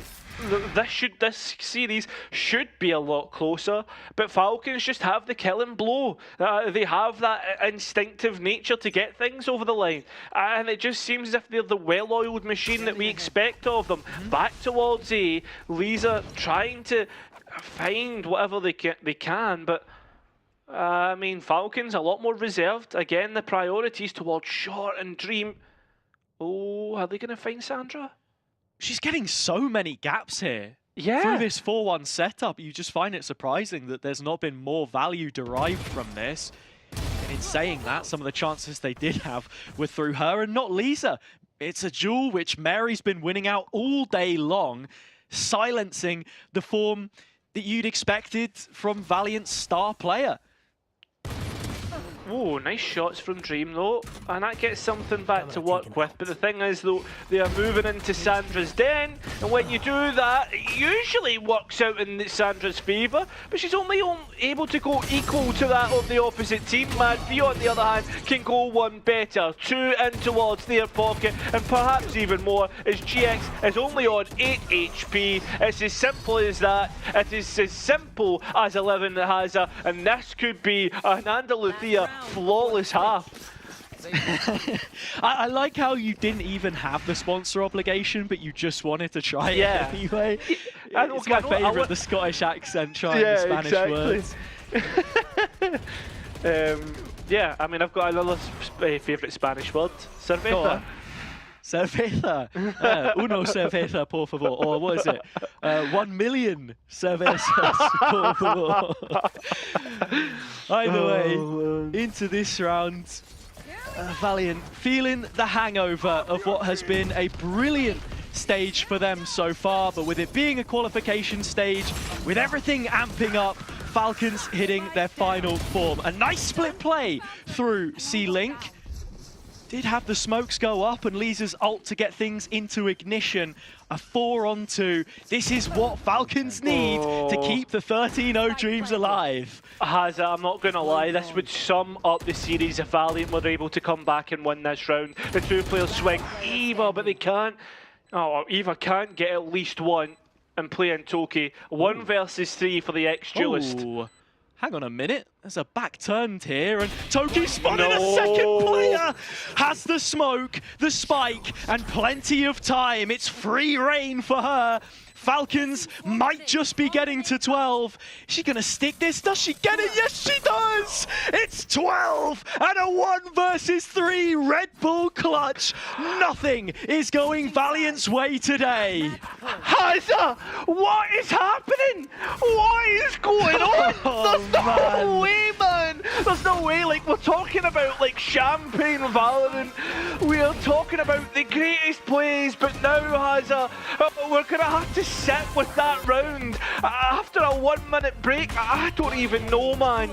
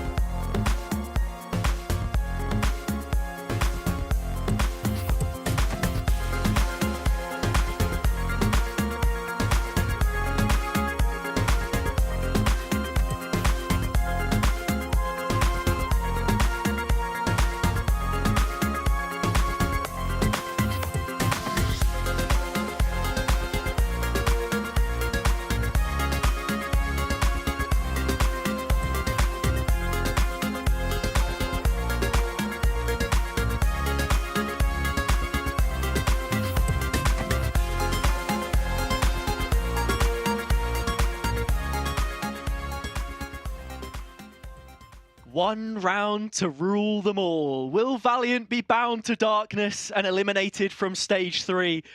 Or is there anyone out there in the world right now that thinks that they can come back from 12 rounds down, as they've been able to come back on this map against Falcons before, to keep on going, get to the grand final and qualify? It feels like a world away right now, and records to be broken by Falcons in terms of how dominant this series has been. I mean, Hazza, while there might be 1 round to rule them all, Calibrimbo did make 5 rings for the Dwarves, and they'll need to get mining away at this lead Valiant if they're going to do anything about it. Whether they have the power of Sauron at their backs is another story entirely. As for Valiant, proactivity towards the seaside of the map. My precious puns. You make so many of them. 5-on-5 as the spike goes down. Falcons just walk straight in, put their feet up on the sofa. They've not taken their shoes off. There's dirt everywhere. They are in Valiant's living room and making life look easy. Mary is gone. That's an opening pick and half a chance that Valiant can get there first. Valiant looking to shoo out Falcons from their home and doing a good job so far. 2 clean picks, but remember, we've seen rounds slip from Valiant's fingers before. This is the most important to keep them alive. Sandra comes in late. It is a 1 versus 5, and well, they will at least get 1 round away from that lead. They're on the board, and they've matched their tally for the previous map. I hate to say it, I really do, but it does not make for easy viewing. And look, in terms of this round as a whole, Falcons getting a free sight, but the retake, it's cleaner from Valiant. It really is. Mel walking up, doing Mel things, a player with as much experience as her. These are the kind of names that you want to step up in these situations. How much longevity to it there is, hard to say, but good signs for what is round number 1.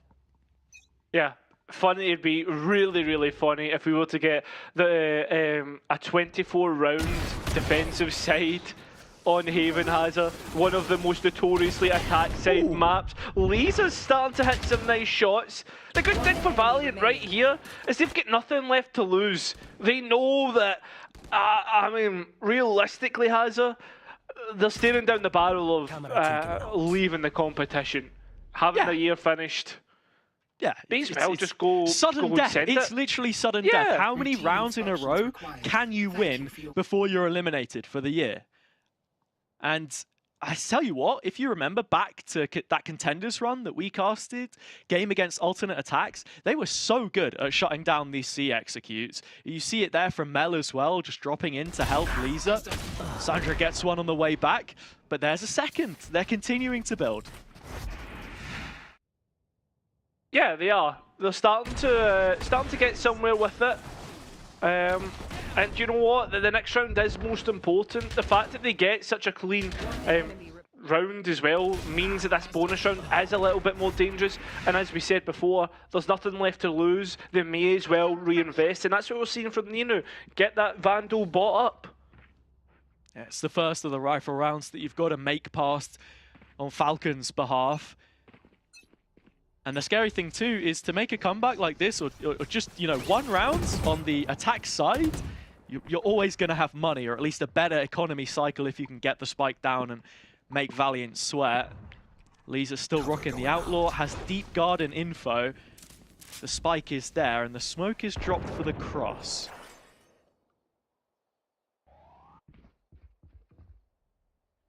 There. Falcons, again, they love these rounds where they just stop and wait to see what their opponents are going to do. And as we've seen before, Valiant have made plenty of mistakes. Dream just sitting, waiting on the angle by herself. Valiant had the deep A info at the start from Lisa, but she'd completely given that up after the first smoke from Toki. Second should be coming back up online in just a moment. They've got the cam to hold sewers, so they'll know if anyone's pushed there. It's 4 players that'll be heading through long. Nice shot, Lisa. Yeah, exactly. That's what you're looking for, right? Something to work with. Both players looking to try and congregate towards backside. That flash is massive, but they've not got their guns ready. This is now starting to look like the round that ends it all. The reveal just had him caught, and Falcons have bodies on the site. It's one of the most difficult retakes in Valorant, and it's to keep Valiant's season alive. Mel kicks things off, and she will carry them on forwards, but not for much longer. The bell has finally tolled on this Cinderella story. Valiant won't be going to the ball in Berlin, and for the step back that we saw yesterday that Falcons made, they've now moved that little bit closer to their first championship appearance.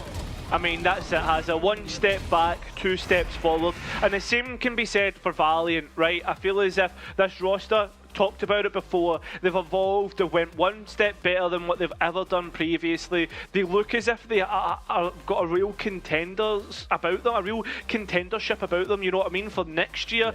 But it is next year. Their year is essentially up, moving in towards the off-season for them now to look back at what has been, I'd say, a pretty prosperous 2024 in the end. Yeah, look, I know we had a lot of fun with this one, and I don't know how much you know about birds, but Falcons don't do a lot of stepping. They do flying, right? And that's exactly what they did. They flew straight through this series, pardon the pun. We're going to toss this one back to the desk, or fly over to the desk, I suppose, and see what they think about what was, the most dominant game you could probably ask for. Yeah, well, I'm not pardoning the pun, just so you know. I one up it though. They were soaring through this match, and they were soaring high. I mean, this was filthy. That was a smackdown. That was a perfect record now against Valiant with an almost perfect round score. Really dropping the ball there on like what 3 rounds of 4 amateur hours.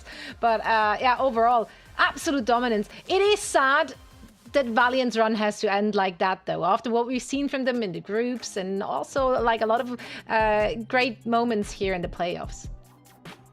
Yeah, I mean, like you said, for Valiant, it's a bit of a, we've been talking about this team for a few days and how good they've looked coming into playoffs here. But yeah, today it seemed like the firework just fizzled out. And for Falcons, on the other hand, we had our questions, right? This team, they were looking so dominant this year, back-to-back finalists, and in the lower bracket after like their first or second matchup, question mark. And then they say, all right, we may have lost one series to our MENA rivals, but we're not out, we're not done, and they come back to win 13-1 and 13-2. Like, absolute domination coming in. They just looked so in control, whether it was positioning, whether it was opening frags, or just being able to set each other up with utility. And of course, Tokyo with the outlaw, shout out to her. She's been like absolutely popping off. I feel like, yeah, Falcons just controlled the entire pace of the game throughout. Yeah, and I spoke about how individually the team was good anyway. They just needed to play off each other more and to we see the synergy more. And that's what they showed us in this map, playing like the ISO going, sending his wall, and then Mary pushing right after that. Like the aggressiveness coming from the entire team, whether it was on defense and even a bit of it on attack. We didn't see that much on the attack side, but yeah, it's just overall the team was even more confident and playing more together. And maybe it comes to the lack of experience on the side of Valiant, because they still have a rookie. It's her first time in the main stage, and as she said in the interview, like didn't expect even to be there, to be in the playoffs, and being here is already like a huge achievement for them. Yeah, I mean, after the first map, we said like it looked disjointed, and as you just said, it might be a lack of inexperience, right? Because it felt like they had a clear game plan coming into each round, and as soon as something went awry, they just didn't quite know where to take it right after. So then they just started to like spread out, and disaster struck. And at that point, it was easy pickings for Falcons, really. But what a dominant performance. What a statement piece. And I think this is something they really needed. They needed that victory. Yeah, I mean, they needed it not just for, mental reasons, being able to reset and come back stronger in that lower bracket. We heard it in our initial interview as well, Mad V saying they are a lower bracket team, really demonstrating it. But also, if you consider what this means for Falcons as a whole, I mean, Falcons, they are 99.99% qualified for the Game Changer Championship as that second team after G2. There's only like one scenario where they won't qualify, if they place fourth, as in they lose their next game. If G2 doesn't win this tournament and Giantex comes second out of everybody else, that there is a chance that they're a team. This is a team that won't qualify. Basically, if G2 win tomorrow, that means Falcons qualify. If Falcons win one more game, that means Falcons qualify. If Giantex lose their next match, that means Falcons qualify. There's only like a very few scenarios where they're not going to make it. So I think for all Falcons fans here, it's got to be a bit of a sigh of relief. Yeah, it was a very important win for them also, because you don't want to like lose here and leave it to like the other scenarios of like whatever results other teams get is what will decide if you're going to champs or not. You want to like take your destiny in your hands and just do it yourselves. And that's what they showed us. They fixed all their problems. I was afraid from the mental side, because yesterday they looked like they can't come back from all the losses, but then total domination today, and I'm just excited to see what they will be bringing again tomorrow, if they're keeping all this mental strength and if they're keeping also the momentum. Yeah, that's the thing, right? I mean, it's a short turnaround there from one day to another after you suffer a 0-2 beatdown in an upper bracket match, which for all intents and purposes, many people would have expected you to win, and you went down like that. To mentally reset and to actually have that strength as a team to just put that behind you, completely forget maybe that it ever happened to you, and just take it from there. So really, really great performance from Falcons. And as you already said, Zach, like they're basically through. Like there's a lot of weird stars that now need to align for Falcons to not be yet another EMEA team to qualify for champs. Alas, it can happen. Like it's not out of question. Yeah, I mean, there's always a chance, but I mean, it's very, very unlikely, because for Falcons to not qualify after today, it involves G2 not making grand finals, which, I mean, I feel like even if G2 don't have the best record in stage 3 in the last 2 years, that it's the only time where they haven't been able to pick up the trophy during their whole EMEA session. I don't think they've ever not been a grand finalist, so that's, I feel like G2 losing is one thing, but asking for G2 to not be in the grand finals is another. And either way, like by tomorrow's first game in that upper bracket final, we're gonna know whether Falcons make it or not. But like I said, we could know today as well, because if Giantex does go down here, that's basically a guaranteed qualification for Falcons. But yeah, like you said, at this point they're basically qualified, so that's a huge bit of pressure taken off their shoulders. Yeah, but one listen, thing to Zach, keep in mind. I'm No, sorry. you go ahead. I just want to say that like Toki woke up and decided she is qualifying, so I don't think that we'll have any of those scenarios because the way she's been playing through like the entire series has been just insane. She's already been doing great before, but this time she's just like literally picking it up and just like doing the job. Yeah, no, she was fragging out. So that must feel pretty good coming off of a game like that. They do have, of course, more games to play, and they do want to make it to the grand finals. Even if they already would have qualified by then, just like G2, if you make it to the grand final here, you have an opportunity to play on LAN. You have an opportunity to go to Istanbul and play in front of a live audience. There's more than 600 seats in that arena. So that's a really, really cool moment for all of these players, especially because it's the first time we see the Game Changer EMEA stage finals being played in front of an audience.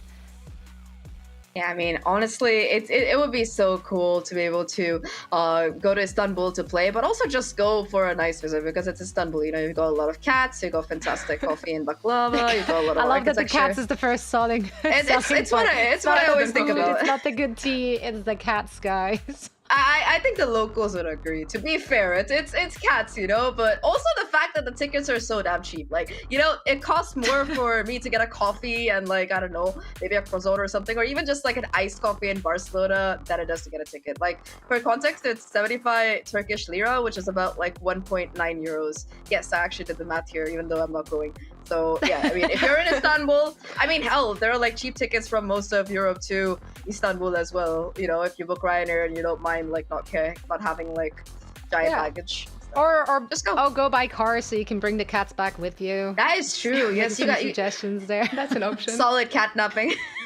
Some catnapping. I don't know. I think it's really important for like players like Eva, for example, to be there because this is the first LAN and it's coming to your country. So as a Turkish players, of course you want to be there. And it's the same thing also for Rescue, for Vanya, or for the players from Giants X as well. All these players would want to be part of the first ever LAN and it's happening in your country, so you really can't miss it. Yeah, it's great to be part of history and for two teams to be able to do that. And some of those players also just not having that much, if any, LAN experience. There is plenty of players we have in Game Changers. They have not had the opportunity to actually play in front of an audience. And that is, in fact, a game changer for a lot of those players. Now, we did stall and waffle as long as we could, but we do have a winner's interview ready. So let's bring Toki in, who should be joining us for a quick chat after that dominant performance. Well, it's actually Sandra, not Toki, but you know what? I'm just as happy to have you, Sandra. Thank you so much for joining us. How do you feel right now? I mean, that was like just another day in the office. I mean, we just played finally, like we play in Prague, you know, and it feels good. I It's really cannot good. hear Sandra. What? Oh, now can you hear? Can you hear me? I can hear you, yeah. No, I couldn't. I saw her talking though. Okay. That's the good news. Could do lip reading. Is the Discord mic on? Yeah. Oh, we'll figure it out. Oh. Some people who are smarter than me will figure it out. Because the best advice I can always give is like, have you unmuted your microphone? And that's where my tech abilities actually end. To be fair, I'm usually muted. Yeah, I'm also often the culprit. I also just love that in the online world of events, every single call starts with like a séance. It goes like, "Can you hear us? Are you with us?" It's like a summoning, yeah. Yeah, Come every forth, single time. answer me. It's like, well, we're very hopeful that we can summon Sandra. Otherwise, I'll just make her answers up. I think she's gonna feel great. This was exactly what the doctor ordered. We are in fact good to go. Smart people managed to fix everything and then some. So let's bring her back in and see what she has to say. Let's go again. Take two. Sandra, can you hear me? I can hear you. Can you hear me? Yay! See, it was just about the anticipation. I feel even better about this interview. Sandra, thank you so much for joining me. Just gonna repeat what I said the first time around. Was this just another day in the office? You guys barely broke a sweat. Yeah, I mean, we finally played like we play in Prague and it feels good, you know? Like, this is us. This is not something extraordinary or anything. It's just how we play. So I'm happy. I mean, it looked like you guys had fun with it too. I mean, Yes. obviously, if you're dominating like that, it's gotta feel pretty good. Heading into this match, it was a rematch. You played them very recently, actually, as well. Was there anything you took away from the previous game, or anything you changed up in your preparation for this game? Yeah, of course, we fixed a lot of mistakes that we did, and we just spot reviewed together, and we did a lot of stuff. And like we went into this map, at least the first one, knowing that in the very least, we shouldn't do the same mistakes we did, and it ended well. So yeah. How did you feel about the map vetoes in general after seeing it? Were you very confident with it, or maybe Yeah. a little worried? I mean, we knew our bind is great, you know, like we actually prefer this map, we have fun in it. And then Haven, and then last map, Icebox, I had a feeling we wouldn't go to third, so I didn't worry about it. But yeah, it's just two good maps for us, yeah. Yeah, right. I mean, why worry about the last map if it never happens? Exactly. Now, speaking of things that will happen, though, on the horizon, your next opponent will be either Heroic or Giant X. That's the next obstacle in the way to the grand final. Which team do you think is more likely to make it through, and also which are you more comfortable facing off against? I'm cheering for both, mostly Giant X, because I like the players there a lot, because I know them. But I'm also hoping that maybe Heroics can like show us something, like they can go big or go home. They have shown a very good performance, so I'm just cheering for the best man, whoever wins. And I'm looking forward to playing versus Giant X more. Yeah, I want to play them again. All right. Well, we'll find out very soon who you will be facing off against. Now, we talked about this just before this interview, about the opportunity to play in the grand final in front of a live audience in Turkey. Is that extra motivation for you personally or for your team, like to be able to play in front of the fans? Yeah, like I will tell you, like our main goal is to win this, go to the LAN and win it. And this is why I think it was a wake-up call yesterday, losing like that. So we are not playing versus just opponents. We are playing versus like the LAN, basically. We just want to go to the LAN and win it. And Well, then with go a champs and win it all. with a performance like today, I'm almost certain we're going to see you in Istanbul. Sandra, thank you so much for joining me. Now I'll let you go and celebrate with your team and get ready for your next match. Thank you. Thank you so much. Bye-bye. There we go. We got it. Yeah, she sounds confident too. I would as well if I just played on such a level. And yeah, interesting. I do love that it's extra motivation. Some players don't actually prefer playing in front of an audience because that does add a lot of pressure and a lot of anxiety or nerves for some players which are a little less experienced, but not for them. It's their main goal. Let's see if they can keep it up on their way to Istanbul. For now, we're heading into a very quick break, and when we're coming back, we're going to be having the utmost pleasure of bringing you all there is to know about our second lower bracket quarterfinals between Heroic and Giant X. You don't want to miss it.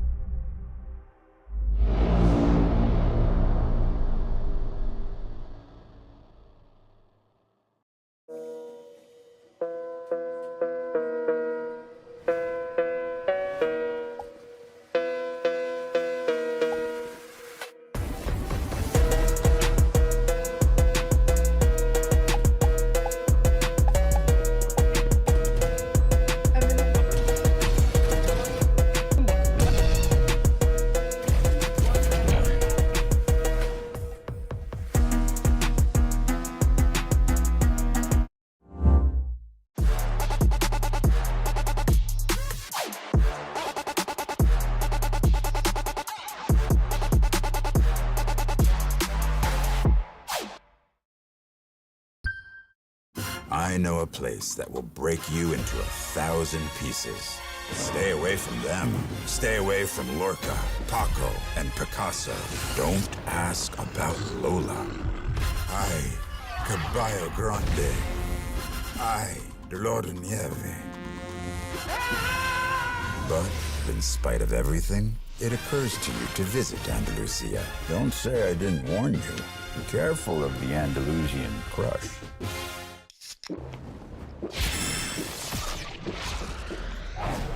Red Bull gives you wings.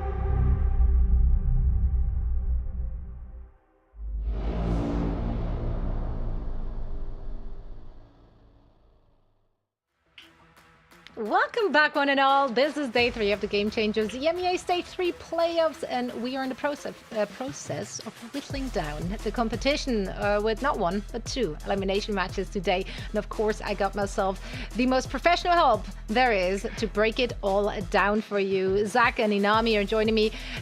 So far, a quicker match than we hoped for. We wanted to see, something a little bit more competitive.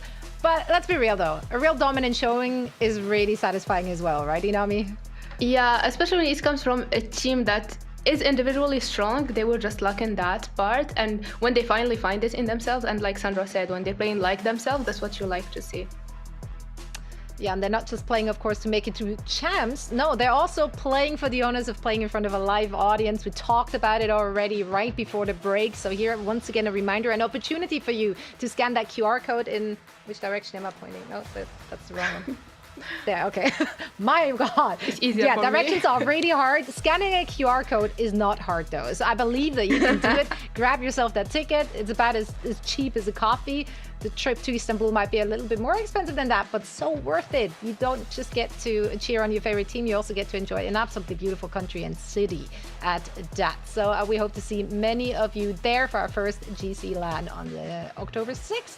Now, deep breath. Let's talk about our second elimination match of the day. Giant X and Heroic will go up against each other again. Last time they faced off against one another in the groups, it was actually Heroic coming on top. 2-0 was the score. And while the first map, Abyss, was a close one, Sunset, which was Giant X's map pick, that really wasn't so close anymore. Yeah, I think close is the furthest you could call it. It was pretty dominant coming out of Heroic. I mean, Giant X, they had like a really good start as well, but Heroic just dominated after that on the attacking side, and I feel like that's kind of going to be a priority. If we see Sunset come up again, I think the side will really matter. I think Super Frog was just a really scary Cypher, on the lure, constantly being able to find that space, all those things. And I think Heroic in general have been looking really, really good in this particular stage 3. I think, since the beginning of the year, they got signed around stage 2, I think, from being a free agent team, and they've been really working on it. And I think this is kind of where they tend to excel, because with them making it so far in the bracket, albeit them being in lower right now, I feel like they definitely have a chance at qualifying if they can win the whole thing. But also there is a very, very small chance they can qualify off of circuit points, and it starts by being able to kick Giants out today. Yeah, it all starts today, and honestly, they showed us that they can do it before. We've seen them scaling through the whole tournament, considering like the last time they met them, like before this stage, I think they were the team that lost 13-0. That was like the most dominant game we had in GC, and then later on they came being even stronger in this stage, and now again they're facing them. So it's third time charm. Let's see how that goes. Yeah, we'll find out very soon. Let's take a look at or talk about our permutations for this one. As per usual, of course, some stuff did change also with Falcons win. So let's just read what it is. If Heroic win, Falcons lock in for Game Changers champs. Okay, that's actually really straightforward. Even I understood that.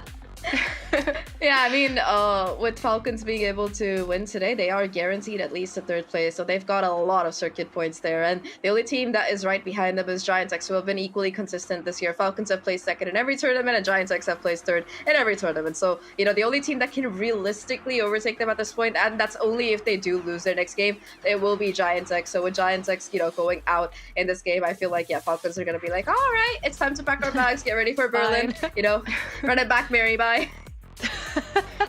Yeah, so if you're a Falcons fan, you now know who you want to root for. Let's actually take a look at both of those rosters and chat a little bit about the players we just get to see in a little bit on the server. I mean, yeah, as you just said, Giant X, they had a really great run in stage 2 and stage 1 as well. Very, very consistent. Yeah, and the team, like, overall is just pretty strong. Smurfette, she's already been to champs before. She's one of those very strong duelists, and with the combination with Nets, she's just been so explosive. And I'm honestly surprised to see them in the lower brackets because of how strong this lineup is. And on the other side, we see Heroic with the addition of Fluxy. It's just been like a whole new team, a very much like different energy, and it just works for them. It did indeed. And we also had an opportunity, of course, once again, to talk about just the match and their lives in general with both of those teams. So let's hear it, what Heroic's very own Super Frog had to say earlier today when we talked to her about her role switches and, of course, their recent boot camp. Let's have a listen. I now have Superfrog joining me for a quick chat. I want to talk about you personally here, transitioning between so many roles, right? From duelist to initiator and now to sentinel. How's it been playing, I guess, less aggressive roles? Has this affected your playstyle at all? And do you feel like it suits you better, perhaps? It's definitely affected how I play, but I wouldn't say in a bad way. I would say initiator did not suit me. I was not very comfortable. But for example, Senti is a role that I genuinely love. Like, I am so confident on Sentinel, and I think it's because it's pretty similar to Duelist, actually. Like, holding down your own space and like getting to ask for util, like when I'm like defending a site, like it's... And I enjoy lurking as well, so I think I really like the changes that were made. Yeah, you seem comfortable on the server as well. Are there any Sentinel players that you personally look up to, or, you know, take a leaf out of their book from? Yeah, I mean, I think, for example, like Alphayer, he's a really good Senti. If you're talking GC, I would say like Amy, she's really strong.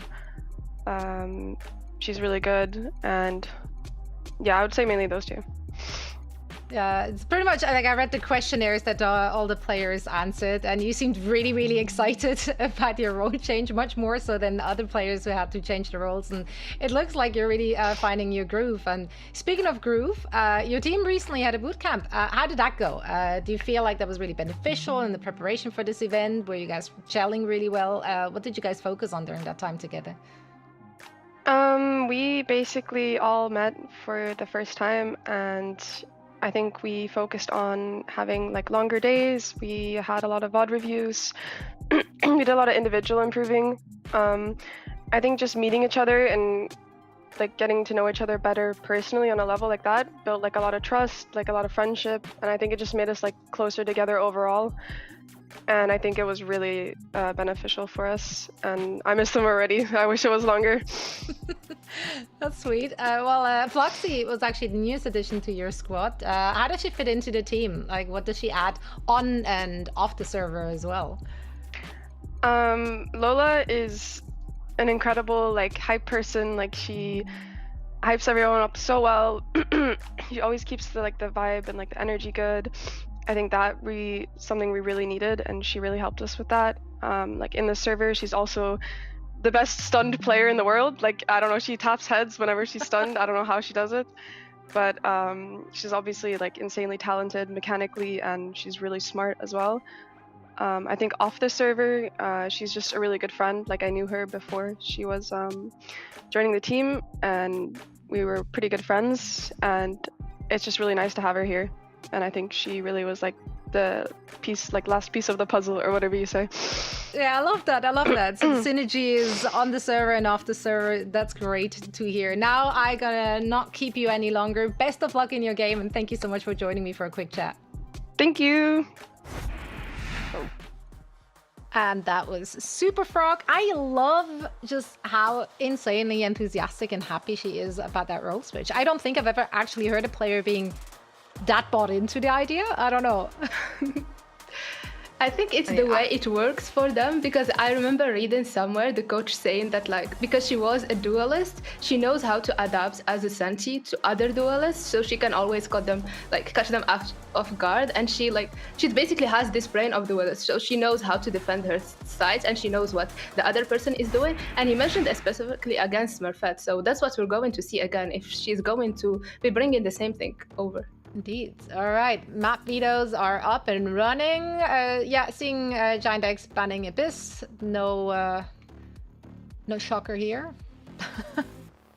Yeah, I mean, the last time they let it through, it was also like a very close map against Heroic. I think it was 13-11, so probably not feeling it. They're going to be going with Icebox instead, which I feel like is just much more familiar ground for them. You know, they've got their fair share of reps coming in this year, and also it's a map that they've been looking fairly confident on, I would say. I do think they've been like kind of experimenting around with their agent composition. At some point, they were running like some really, really gimmicky stuff like Arena and a Yoru, but thankfully, you know, towards the latter end of this split, they have managed to look a little bit consider it. The only question I have is, the thing is they haven't played it at all this stage, so it's kind of like a question mark. But you know, history is very kind to GiantX, because the last time they played Icebox against Heroic, it was a 13-0. Yeah, and no surprises there, as you said, like Abyss is the only change kind of we see here because of how dominant it was. Like, not the score wasn't really dominant, but Aurora was so dominant on this map. And that's the kind of player you want to like watch out from and kind of limit. So we don't want to give her the space to create whatever she wants. So Icebox it is for our first map. If we're looking at that map or at the general map, Veto, before we are dipping into that agent select here, very quickly, one of the teams has the upper hand there, or is more happy than the other one, or no? I would say that GiantX is looking a little bit happier about this, because a lot of these maps they have got a decent number of reps. I mean, Haven I'm not sure about. Neither team has played it too much this year, so I do feel like that's a bit of an open-ended question mark. But you know, if it does go down to Sunset, we've seen it before. GiantX have been looking pretty dominant on that map so far this year against some teams, but then Heroic were able to defeat them. So I would say it's mildly leaning towards GiantX's favor, but that depends on them being able to get a blistering start on Icebox, because map 2 is a huge question mark. Yeah, especially considering the win rate. Yeah, especially considering, as I said, the win rate of Heroic on this map. We see they changed their agents a bit. We don't have the Sage anymore, so that will be a little surprise. They're also like surprising their enemies. So kind of we never seen both teams play recently on these comps on this map. So excited to see what they will be bringing on the server. And we don't have to wait much longer because they are ready to get things going, and so are we. So let's send it over to our casters. Thanks, guys. Can't wait to dive into this one. First time that we've seen Icebox from GiantX since last stage, and when they played Heroic, 13-0. That's the bar that we're setting here, the same bar that we've just had in the previous series, pretty much. In terms of the comp that they bring out, and Neon as well, it's pretty spicy.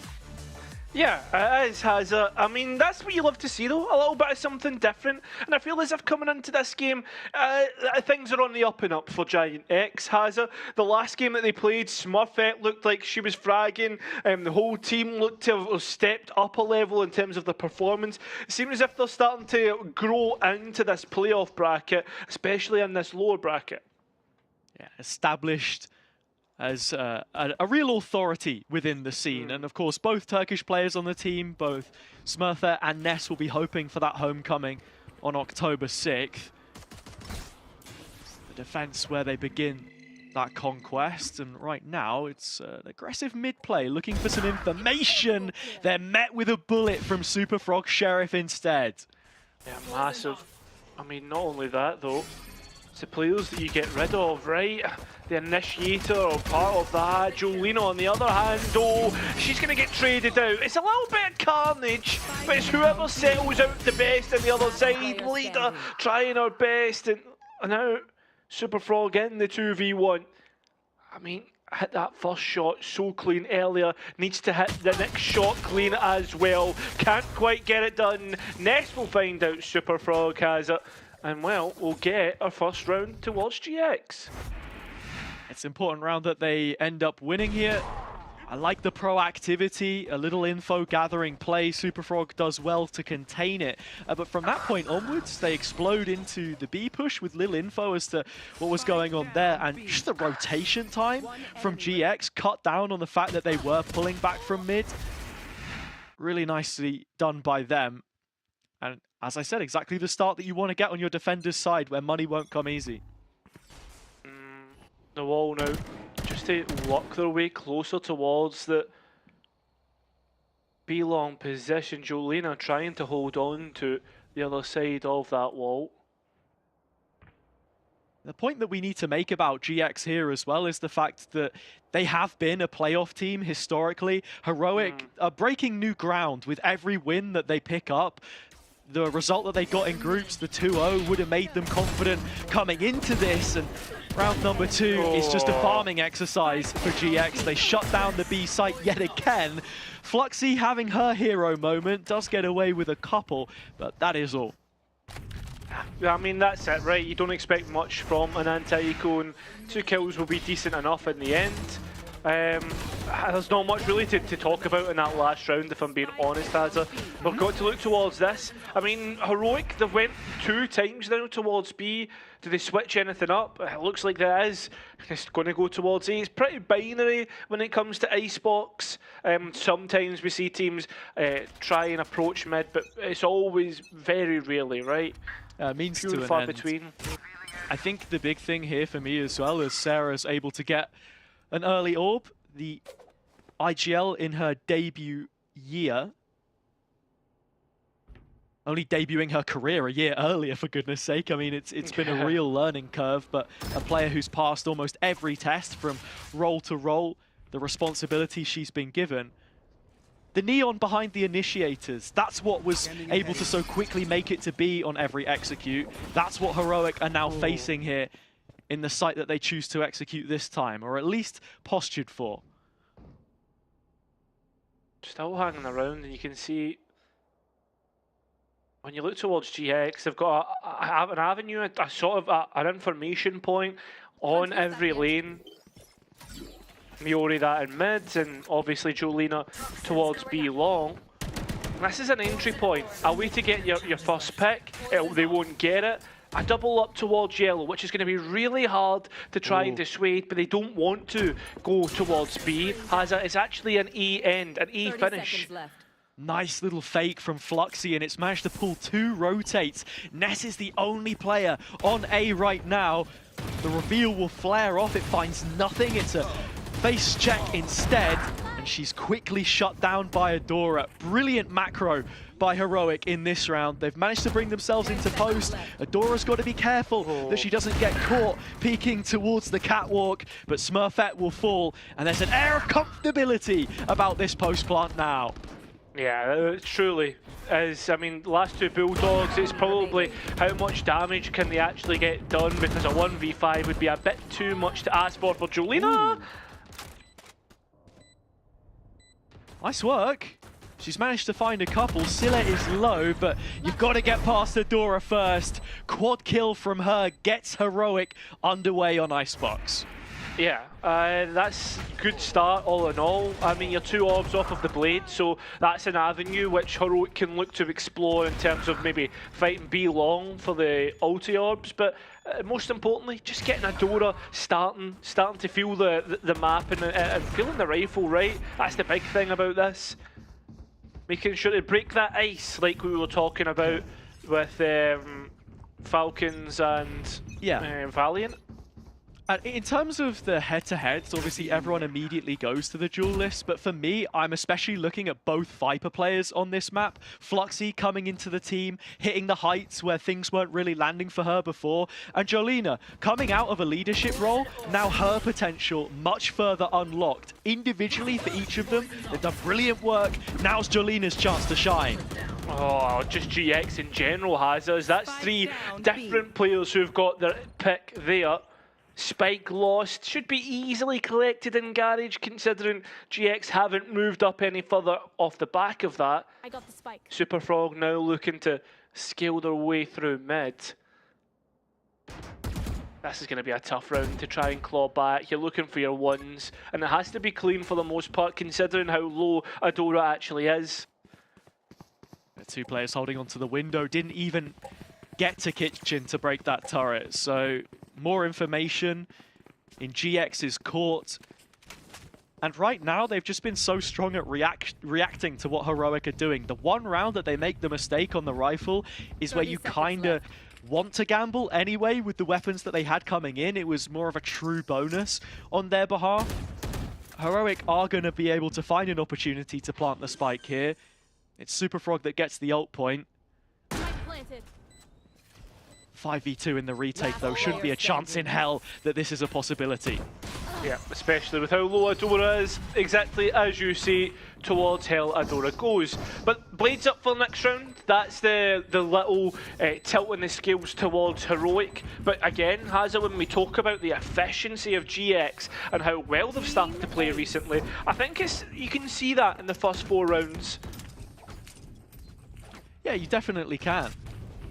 I think, look, with players with experience like this, it's so important that they're able to get out of the blocks early. As I said before, these defensive reactions have been really strong. As soon as there's an information stalemate on B, they want to take that map material because Heroic have put a pretty hefty price on it so far, whether it's from the execute or just placing Fluxy there late to try and sell a fake. It's where the Viper Wall has been going most of the rounds that we've seen so far. It's where they'll begin this one as the Blades have come out. Superfrog's got a big task here. You can already see Smurfette and Miori moving up, and well, you go up against Smurfette, you best not miss, or else you'll get your head taken clean off. Superfrog not only just lost, but loses control of the A side of the map as well, which makes things more worrying for Heroic, who'll have to go and re-clear. Making those lurks easier, and the control, like you said, I think GX highlighting that Superfrog is playing solo in a lot of rounds on this angle.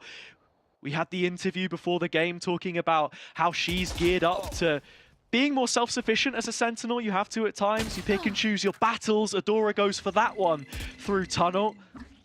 But it's another loss which Heroic will take. Now a 3 versus 5, and they don't look any closer to an execution. I mean, the one thing that perhaps Heroic can work through, the kill contract that Lida has, if she can maybe find an isolated player, or well, isolate a player and have the rest of them pick up or protect the body, that's something back in their favour. Time is low though, Hazza. We're on the 20-second mark, and Heroic still haven't made up their mind. Is this a save? It's looking increasingly likely. It is going to be a save call. Heroic throwing in the towel and walking away from this situation. As you said, I think the kill contract was a viable option there if you did want to go for the B play, but a 5-on-3 kind of dictates that you see the timer run out here. Should be able to repurchase all of the missing utility, and since Adora was on the Blades, there's definitely a conversation to be had here about weathering that storm of economy, getting another semi-decent buy. Superfrog's without it because, of course, she didn't have an ultimate. It was the price that she paid for the Vandal. So that's the situation. 4 rounds to 1, GX heavily in front. They'll continue to be, and it looks to get worse and worse as well. Ultimates as well, Hazza. You're looking towards that Thrash, which will continuously be online faster with the 7 ult points that it has. And such an important ultimate in general, with how you can take the fights. 2 players, Smurfette again, supported by Sia. It's just as simple as that. Okay. And now the kill contract gets picked up, and it's a 1v1. It's another 1v1 as well, though, because both of the Killjoy players are fighting in mid to defend the body, and it all falls apart for Heroic right between their fingertips. Fluxy in a 1 versus 3. Yeah. Poison's off. There's anybody to do it. It has to be Fluxy. Seen the clutches before from the Scot. What can you do, mate? First, second player peeks out. That's unlucky. Nesad was 2 bullets away from death themselves. Good effort, all in. But it's still GX accruing more rounds. GX will be happy with what they were able to get out of that mid push. Again, it's not Superfrog this time. It's Adora that they end up finding. Lida is there as well, and the trades work out for them. Like I said, as that ult was going on, Superfrog has to make a decision and defend her teammate. It ends up becoming a little bit more frustrating when it was an ultimate that they were trying to use in that round. And sure, you're getting close to a couple more here, but GX have been holding on to their big pieces. They haven't had to use them. That's the key point. Massive as well. As we move in towards this one, and it's not as cut and dry as an eco round or a half investment has it, because you've got those 2 Guardians and a Vandal. Probably tips the edge over from a thrifty round and makes this very doable for Heroic to win it. But that's if they get the clean gunfights. A lot of delay being sent out by GX so far. Oh, util combo towards Jen clears it out, but Sarah already has the fight from the peak backside. Heroic come through swinging. 2 players, 3 in fact, from the green box. Miori can try her best to stop the overflow, but the floodgates are open, and Jolina has to throw her hat into the ring for a 1 versus 3 this time. She gets the first. That is all. Scylla cleans up. Heroic double their score. massive, big round. Not only that, one off of the lockdown, right? That's something that they can counter towards GX's lockdown. And I think as well, another round where when it comes down to gunfights, I mean, there was utility thrown, but I don't think it was the deciding factor in the end. It was this backside fight that Heroic ended up winning. Grouped together, it's just as simple as that, rather than having players play on their ones. We hadn't really seen that A protocol tested too heavily so far from GX, because into the late round when Heroic were executing without numbers, there was barely anyone there often. This orb has been free real estate for them to come by as of late. I'm going to leave at least one info initiator there to keep tabs on what's happening on the right-hand side. But just going back to what I was saying, yeah, you have to choose. Do you want to fight right behind that wall or just for the backside control? They opted for the latter. It just didn't quite work out that time. Well, the op introduces themselves, shakes Adora's hand and sits them down for the time being. Smurfette has taken a little bit of damage in the meantime though, so that's one thing to note. Fluxy hearing the hum of the KG setup as well, and knows that they can't go any further, or they'll be known about. They're just waiting for the toxins to come back up. There's an op in play, you've got to be careful. The alarm bot is gone, and now Jolina's sweating a little bit. She's not called for a rotation. We could probably do with one, or at least a pit. Fumes up on the B site as Heroic get ready to go. Oh, it wasn't clean at first, but Jolina will at least get the head. Spike down in no man's land, in fact, in the reaches of Jolina. That's not where you want it to be. A burst through into the pit, and Fluxy will get the opposite number. Miori trying to escape, but the rest of GX is here to grab what was remaining. Brilliant hold by the two anchors on the site. And to just talk about the Veto for a little bit here as well, as GX get through what is another brilliant B hold after some more mid-pressure Smurfette's op this time, is that we haven't seen Icebox from them the whole of this stage. One of the last times they played it was that 13-0 win against a completely different version of Heroic, which we saw in groups. Now, you're hoping that they would have made the changes necessary, but this attack side hasn't got up and running as you'd expect so far. Ops changed up, different position. Heroic need to be careful here. They're a lot further up, and well, yeah, Smurfette had already seen what was hanging around the corner, picks up the free entry. Heroic not dealing with this op very well at all, has he? Managed to get up to 410. You have the lockdown if you really want to make life difficult for GX, but Heroic assessing their options. You don't want to spend too many big pieces here. And GX have all theirs for the counters. Sarah taking the fights by herself. A 3-piece for the captain and a 7th for GX. That's their advantage on the half secured. Yeah, and I feel as if like Sarah as a player is someone who before this year everyone was like, oh, that's the young gun, that's the rookie, but that's another player who seems to have matured as the year has gone on. 100%. I think more in a calling role themselves as well. It's exactly what Asuka was speaking about as a coach, that when they initially trialed players for this team, they trialed her for the IGL role, but just didn't feel like she had matured enough to fit it. You remember when she was back on G2, ended up getting shoehorned into being a controller. It was a bit all over the place, but some of these rounds and the way that they've been playing with her pulling the strings have looked really effective. Now it's Heroic's chance to get back into things. And in terms of their preparation, something which JT spoke extensively about is being a more emotional leader and getting the best out of his players in situations such as this, when you're in a lower bracket, in your first playoff stage as a team, and you're going to be feeling that pressure, because the way that you prepare for a game, if you're, everyone's going to be nervous. It's how you deal with those nerves and how you climatize by creating a routine. It's a routine which has worked well for them so far, but now we need to see results. That's it.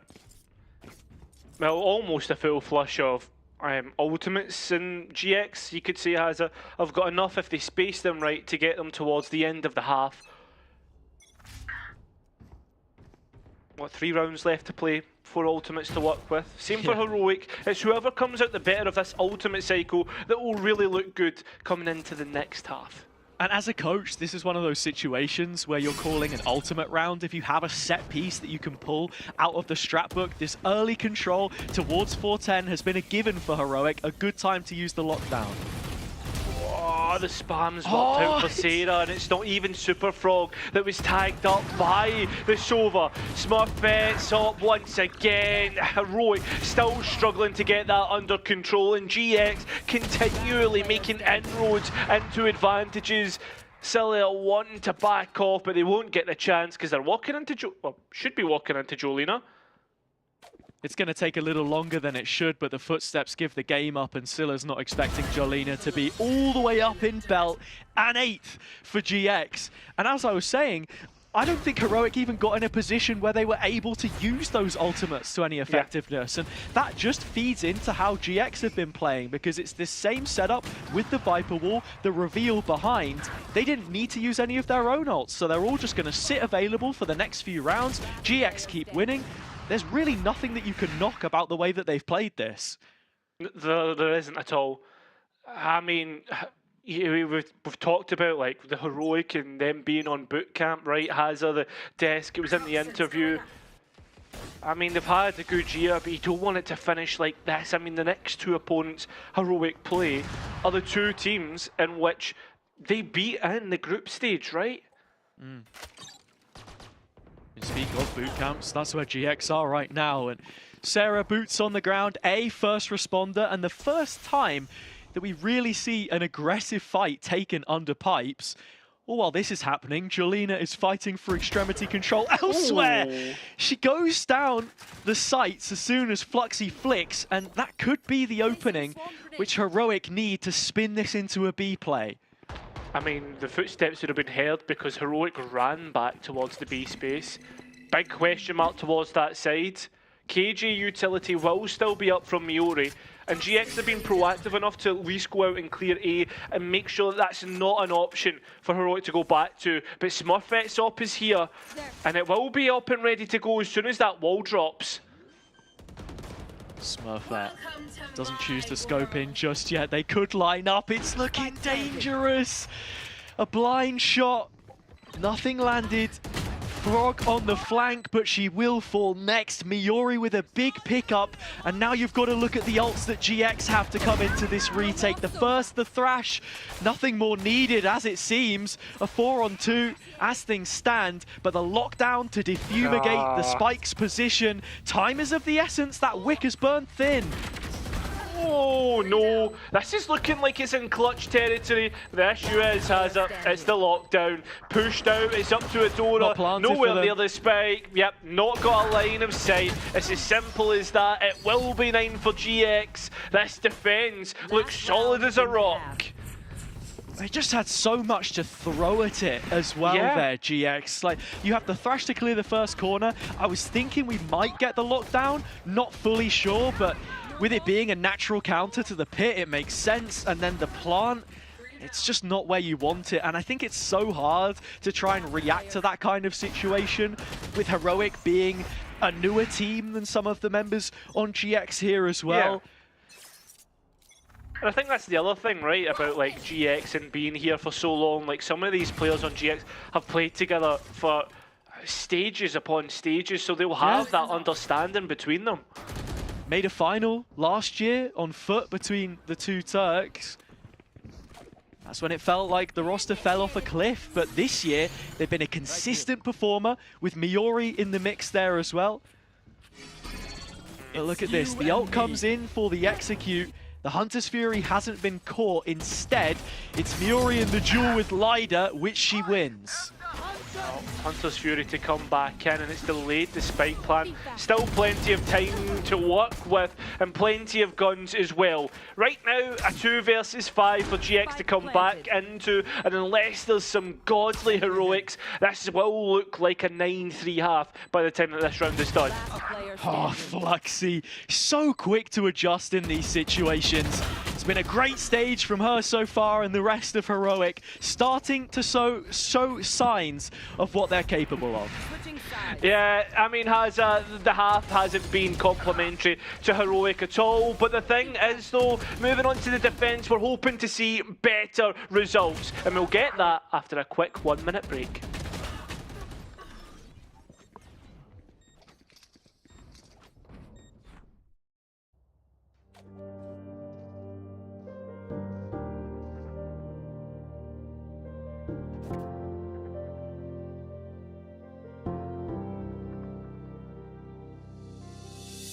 Do you feel what the eyes can't see? You hear it calling way down deep. Trust your heart, it'll keep you true. This world expects so much from you. From the dark out into the light, it'll come in the middle of the night. You were raised in the sacred place. Evil runs when it sees your face. Throne calls your name.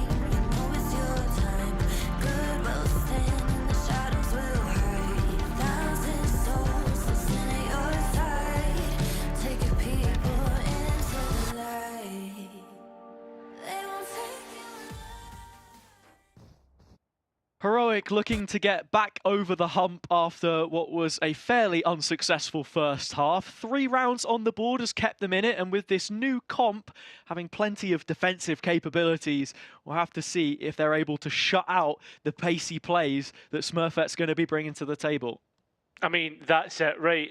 The fact that the Neon is backed by Double Initiator as well, that's going to be the worrying sign. The other aspect to me, though, Hazza, is the utility going to be there for Smurfette when she gets into the space, right? A lot of the times we can see Neons be further ahead than what the utility demands and end up finding themselves in a position they don't want to be. Hello? So many teams pivoting towards this agent, and Smurfette is so quickly up the guts of mid. It's being used as a fake instead, a 4-1 split. Not your average lurker. I like this. But Hazza, oh no. Super Frogs just went out of range of the alarm bot and it's just come offline. The good thing is Heroic, though, at the same time, have walked up B. And they've cleared out a lot of this space. GX need to be careful of the flank. That's where the biggest danger is right now. And Heroic need to hold on to CT. You were just hoping for that extra 6 seconds of delay. The retake is now underway. Undercut on a couple of players. Double damage, but Miori cares not. A double kill from her, and Jolina finishes the job. Double digits for GX. Good things coming in twos, and it seems like the second half is just as good as the first. Yeah, it's looking like it will be an 11-3 half, with the anti-eco. Heroic not wanting to come back in. 11-3s on Icebox. Surely, right? Nah, you're probably looking now that GX will look to get this over the line. Especially when you think towards like how it will look like after like bonus plus rifle round, etc. Probably looking at 12-3 if the odds go GX's favour. I like how GX brought an off-piste style to the previous round as well. Oh, here, there is a bit more support for Smurfette. Doesn't look like she needs it. Sarah goes down first, but it's a couple from the Spectre afterwards. Fluxy fighting solo. It's a dart between her legs. Nowhere to go, nowhere to hide. Miori finishes the job. That's tough. Silly now. Silly, well, could get silly as they step up towards mid. Caught out by the turret that was sitting there. This is now scorched earth policy, as we call it. Seeing how much damage Heroic can do, you typically expect this for GX to get this one finished and done. How much more are GX going to show against these Sheriffs? That's what you want to find out. And for Heroic, like you said, you want to get some damage done. GX playing Smurfette all over the map by herself. Coming into it, you were saying, is she going to be isolated? I think the question to ask is, would that be a problem? Because right now she's handling things brilliantly well by herself. So too is Adora. That's going to be costly. How many more of these rifles can she force GX to repurchase? The answer will be none, of course. A handful of Bulldogs that will make it into round number 15. I think, like, for me, Adora definitely looks like the highlight so far and something in which Heroic can work through. I mean, I'm not saying, like, the rest need to pick up their game, but rather than, like, maybe try and create plays around Adora, getting isolated one-on-ones, right? Finding themselves in positions where they can take a pick and then consolidate as 5. You're presenting a situation where you need op money, basically. And that's not the kind of cash that Heroic are privy to right now, Smurfette. That was a problem. The peak solo gets punished this time. Is the follow-up just as good? Seems to be even better. GX getting it back to a 3-on-3. And Adora is by herself. It'll have to be the duelist show. Yeah, just wants to respect it, right? But coming back in, it's not the agent you want alongside Adora. It's a KG and it's a Viper has it. Not your initiator or your ISO player. Super Frog on the way back through. The players were spotted, but they just can't beat Miori. She finally goes down, but the round is lost. 12-3, GX map point on their pick. Yeah, it is GX's pick. For the Heroic fans that are perhaps watching on Alincia's stream, you know, they'll probably be they'll be thinking to themselves, right, it's okay, we've got next map to go back to. There's always a chance you come back in, but I mean, you're bringing in pots and pans, and I'll tell you something, there's not really a great meal you can cook when there's not any gas, right? Or not any ingredients to put in the pots and pans, unless you're a big fan of the taste of metal. Oh, crap. A metallic red blood. That's what Smurfette's dishing out right now. The blades from Adora do get one, but it's these immediate trades with Jolina right behind the push that are making life so difficult for Heroic holding on to A. Every single time. Right here. Slowed the pace down though, they know that players can be hiding. The Gecko, the one to get themselves into position, and they know exactly where the remaining players are. Oh! Just so clean. And now it's up to Fluxy once again. Both players high and low. What can Fluxy give us? Not a lot. But GX can give us the first map win towards them in this series. 13-3, what a scoreline. We thought that 13-0 was as far as that was gonna get, but apparently GX are just as dominant as Falcons were earlier on today. What a way to start off this series. They're gonna be feeling so confident about it. Let's just hope that as this one goes on, it can get a bit more competitive. I mean, that is the hope, but the real hope, the real copium, map number 2 is Heroic's pick, right?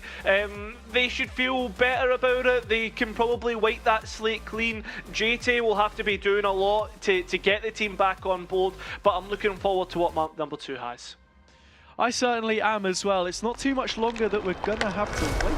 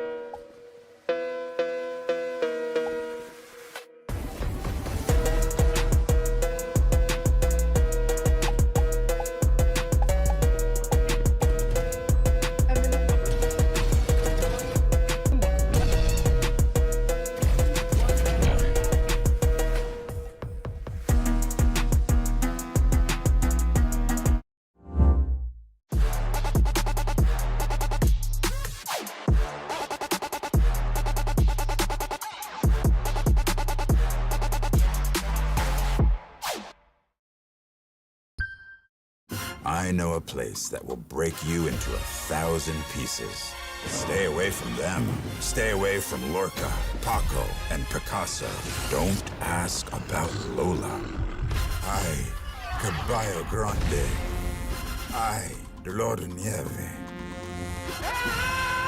But, in spite of everything, it occurs to you to visit Andalusia. Don't say I didn't warn you. Be careful of the Andalusian crush.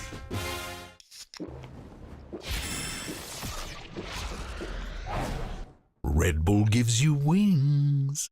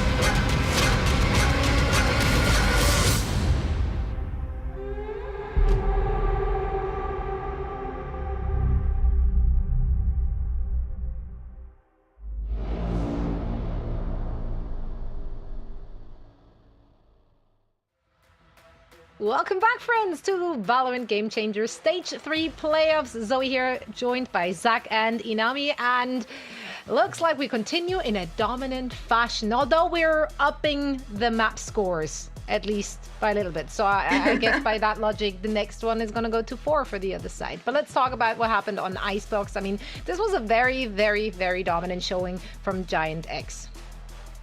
Yeah, for sure. Like from start to finish, started off with that very clean pistol. I mean, you did see some rounds being brought into fruition with antics by Fluxy as well as Adora, but overall it just felt like Giantx, they had the script in their hands. I feel like both Miori as well as Jolina were just incredible anchor players on the defensive side.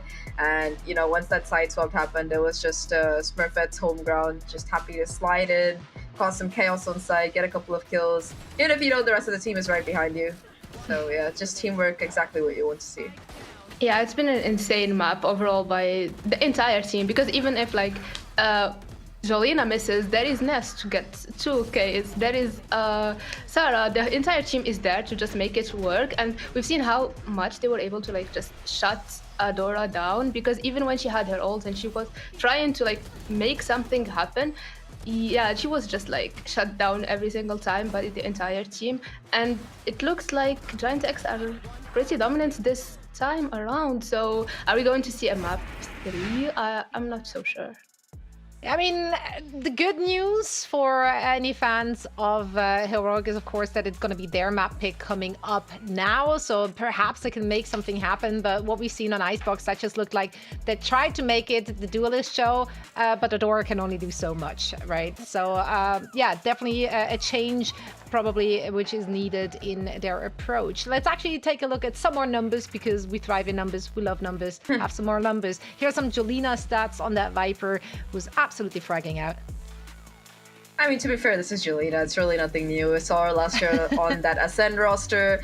This year, continuing to have the same kind of performance with Giantx. Really just one of the most consistent, I would say, comparatively underrated players. Like, everyone's talking about Mary, for Falcons. Everyone's talking about Rescue, and of course, the rest of the G2 squad. But Jolina is just one of those players who seems to kind of slip under the radar sometimes, especially since she's on one of those less flashy roles, being the controller.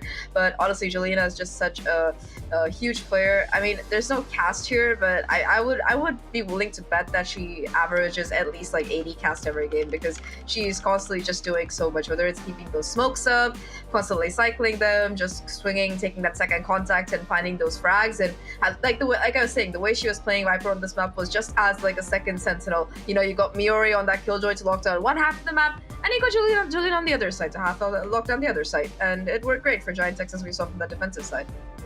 It was actually 94% cast. And you may imagine that the ACS is coming from all her utility, right?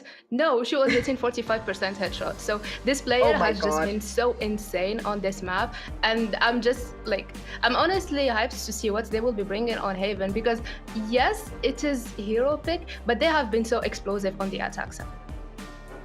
Yeah, so Heroic picking this one.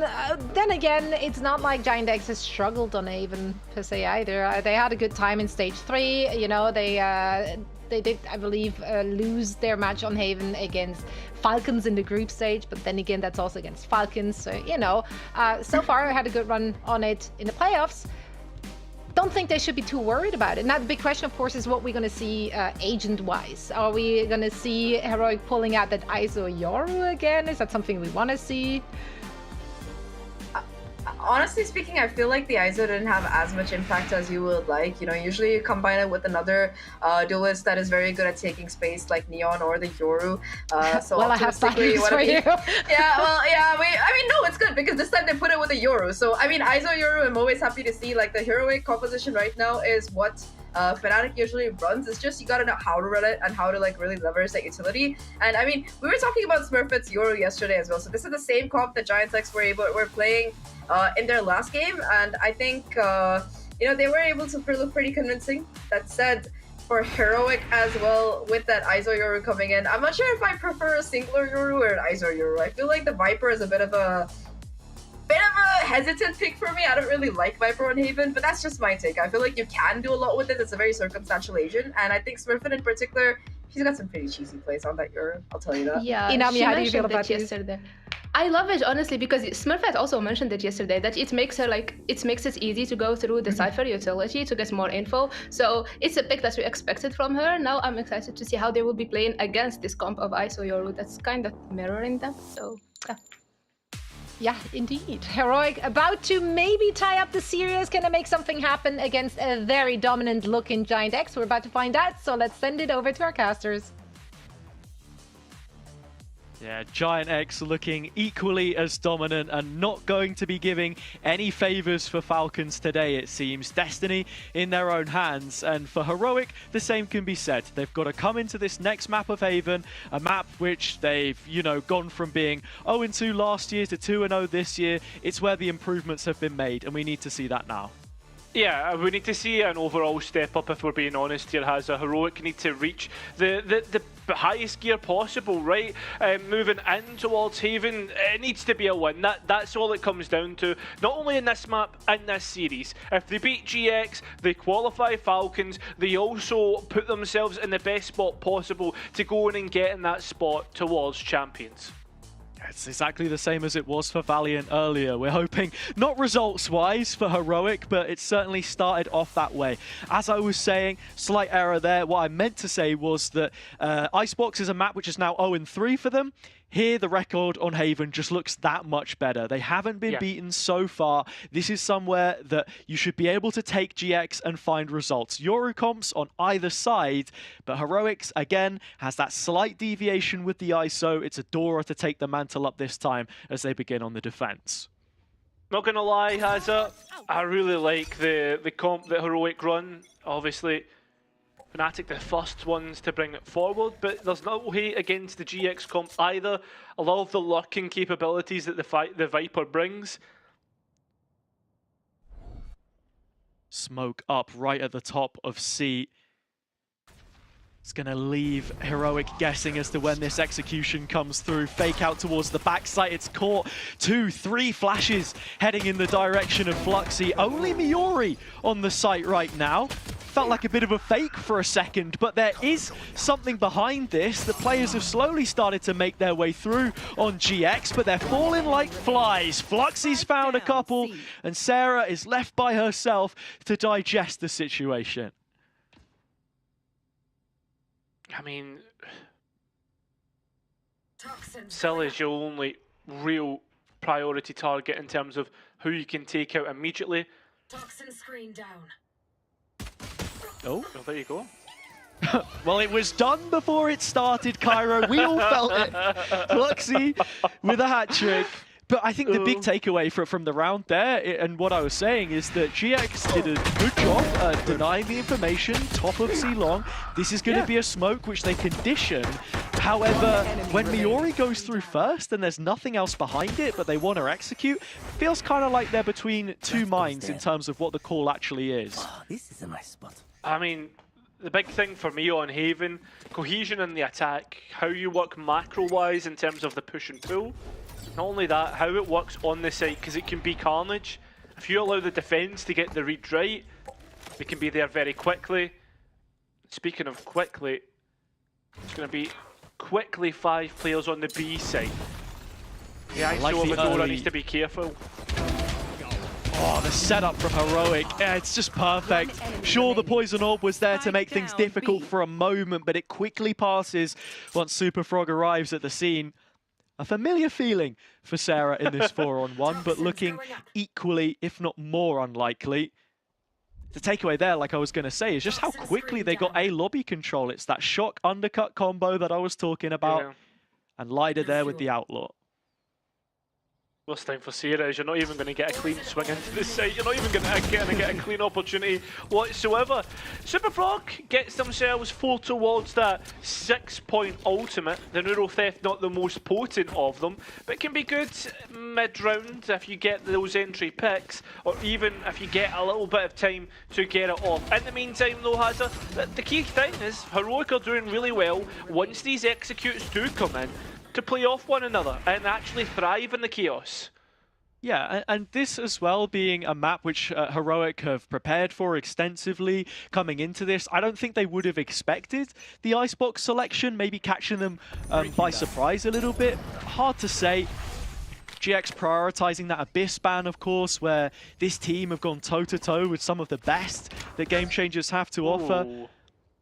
A win on the bonus would go so far, just to bring your mental back into this game when you were completely shut out for Icebox. I mean, Heroic should have a decent enough read, right? You ping out 2 and one of them was the breach. Very rarely do you see a breach lock unless it's supporting a duelist. It's not the greatest engagement, but you still get out with the numbers, and you've done good damage to Sarah as well. You're seeing the priority from Heroic to fight in front of this Viper Wall as well, to not allow the information denial tools from GX to have value. Finally, they look to execute. Yeah, and towards the site, Adora does not have any sort of information or idea of where they were because of how flashed up. Julina does the good job of clearing out shot. Site taken out, taken for free. Miori gets a freebie on themselves. It's a little bit topsy-turvy. We settle in a 2v4, and yeah, I mean, it's all up to Super Frog now. Miori has gone through the center of Heroic like a red-hot knife and split them in two. As I said today, those initial 8 playoff teams become 4. Looking likely that GX are the better candidate at this point in time. It's the first round that they'll pick up on Haven, and in terms of Heroic's setup, you can see, like I said, they wanted the info towards Suez. Scylla tries to fight it, but she's solo, and this might be another for Miori. It's not. The Sentinel fight goes Super Frog's way that time, but Heroic will lose out on the rounds. I mean, that's the Neuro Theft Online. I expect the bonus to be the way it has been, right? Very rarely do we see many bonuses converted. Only at the top level does that odds get higher. But the thing is though as well, as you were talking about, like who we expect to qualify from this series, usually everyone expects it to be GX, right? The third favourite in terms of points. If they get eliminated, they're gonna probably, well, they are gonna qualify. Falcons shows you how close in points they truly are. Yeah. Preying on the downfall of their opponents, of course. Falcons, I mean, it's who they'll be playing in the next game if result continues to go the way we anticipate, but Heroic are still giving us the fight. Duels which they win, a 4-on-3, back to short. The proactivity does not stop. Yeah, I mean, first shot not hit, nice trades out, continuously has it, but the thing that I don't like, the Sova sticking around, and that allows GX back into the round. They collect the spike, and Sarah's sending it forward. They're low, and for a moment, by themselves. Yeah, Scylla into this team. A new leader, but plenty of experience, giving away openings. But Heroic fighting back through, don't have too many places to go. It's just on to Sarah now to shut them out, and the captain the opposite way has said her piece. GX right back in the driver's seat as the score is leveled. I mean, literally for me, Hazza, the decision making is so good from the combination of Adora and Scylla. They just walk around like a hit squad and they find their pieces time and time again. But the question that I put, or the big question mark that I put on the map, is Scylla sticking around after they get the spike dropped? Just let them collect it and collect yourselves in numbers. It's that decision making too that I really want to see slightly improve in this map, because as I kind of hinted to against G2, some of the best of course in her former team for a point in time, 0-7 for first duels, yeah, minus 28 overall. I get it, it's a role which is incredibly taxing, but if you're not able to manage your own game at the same time, those issues do pop up. I think the one positive to take away was that there are players around her, right? The trade potential is there for Heroic. Oh, 100%. And this round has it, for the most part, they've got it spot on. The breach is the one of Ness with the spike in pocket. But remember, as Heroic start to walk in towards the site, if they can catch players off guard, this could be dangerous. What does the timing look like for Adora? She's managed to get into the corner. The wall gives the breathing room necessary to disengage, but so too do GX. Julina has found a vacant C site, and even the spy cam is all the way next to spawn. Frog does check it, thankfully enough for her, but it's a nasty site nonetheless. Julina's been able to repurpose this for herself, yeah, and get in. I mean, that's the big thing. Still not breaking the cam. It's a thing that they can use for their retake, and has it with all 5 players here. Heroic could be quick. as Fury comes in, it's wide of the spike plant. Eventually does collect Ness. That'll bring her down, and Julina gets going. This round set into motion by GX. Heroic didn't have too much in terms of investment into the situation, and Silla Sheriff has to be a highlight, which 3 kills from it, I think you can certainly say it does. 3 rounds for GX, though, means that the lead is theirs. Yeah, listen, you start to build up a little bit of momentum, and as we start to head in towards this next round, the ultimates are going to be really prominent. Most importantly for Heroic, the kill contract. For GX, it's probably going to be that Rolling Thunder, right? When it comes towards that last round, I think Heroic have got a really good read of what GX want to do on their attack, and that's dangerous considering that if they can get every single piece in play and ready to go on the retakes and flood in towards the side, what does that delay look like for GX here? Smurfette taken out so easily. Again, Heroic just want that monopoly on a lobby, such important real estate for them to have on the map, and they get it. And they find the kill as well. It's Smurfette that's gone. It's not only that though, right? Like, you lose control of a lobby. Fair enough, you've got the Viper wall, which can easily re-clear that. But do you have control of long? Do you have control of short? It puts a big question mark to GX. How far up are Heroic, and how quickly could they be towards other sides of the map if we try to hit into that? C seems to be the case, but this ult is just not going to hit Fluxy. She can batten down the hatches, get in backside with the smoke up, and keep this control. It's nearly filled by Super Frog, but instead she puts down a cage for her teammate, and they choose to disengage. Heroic wanting to retake this on their own terms and conditions. It's a scrappy fight in Garage. Spike still not planted. Here they go, right out the gates, and with a vengeance. Fluxy finishing the job. Heroic tying up the score. I mean, this round is the difference between Haven and Icebox. On Icebox, Heroic didn't look as if they were up to scratch, right? It looked as if it was a mismatch. This was Giant X versus Heroic. But as we've started to grow in towards this second map, we can see the rest of Heroic are up and good to go, right? Super Frogs had a really good start to the half. You've also got Adora, who's finding frags left, right and centre. Didn't even need to use any of the ultimates, and have actually wasted Giant X's Rolling Thunder, forcing them to timeout.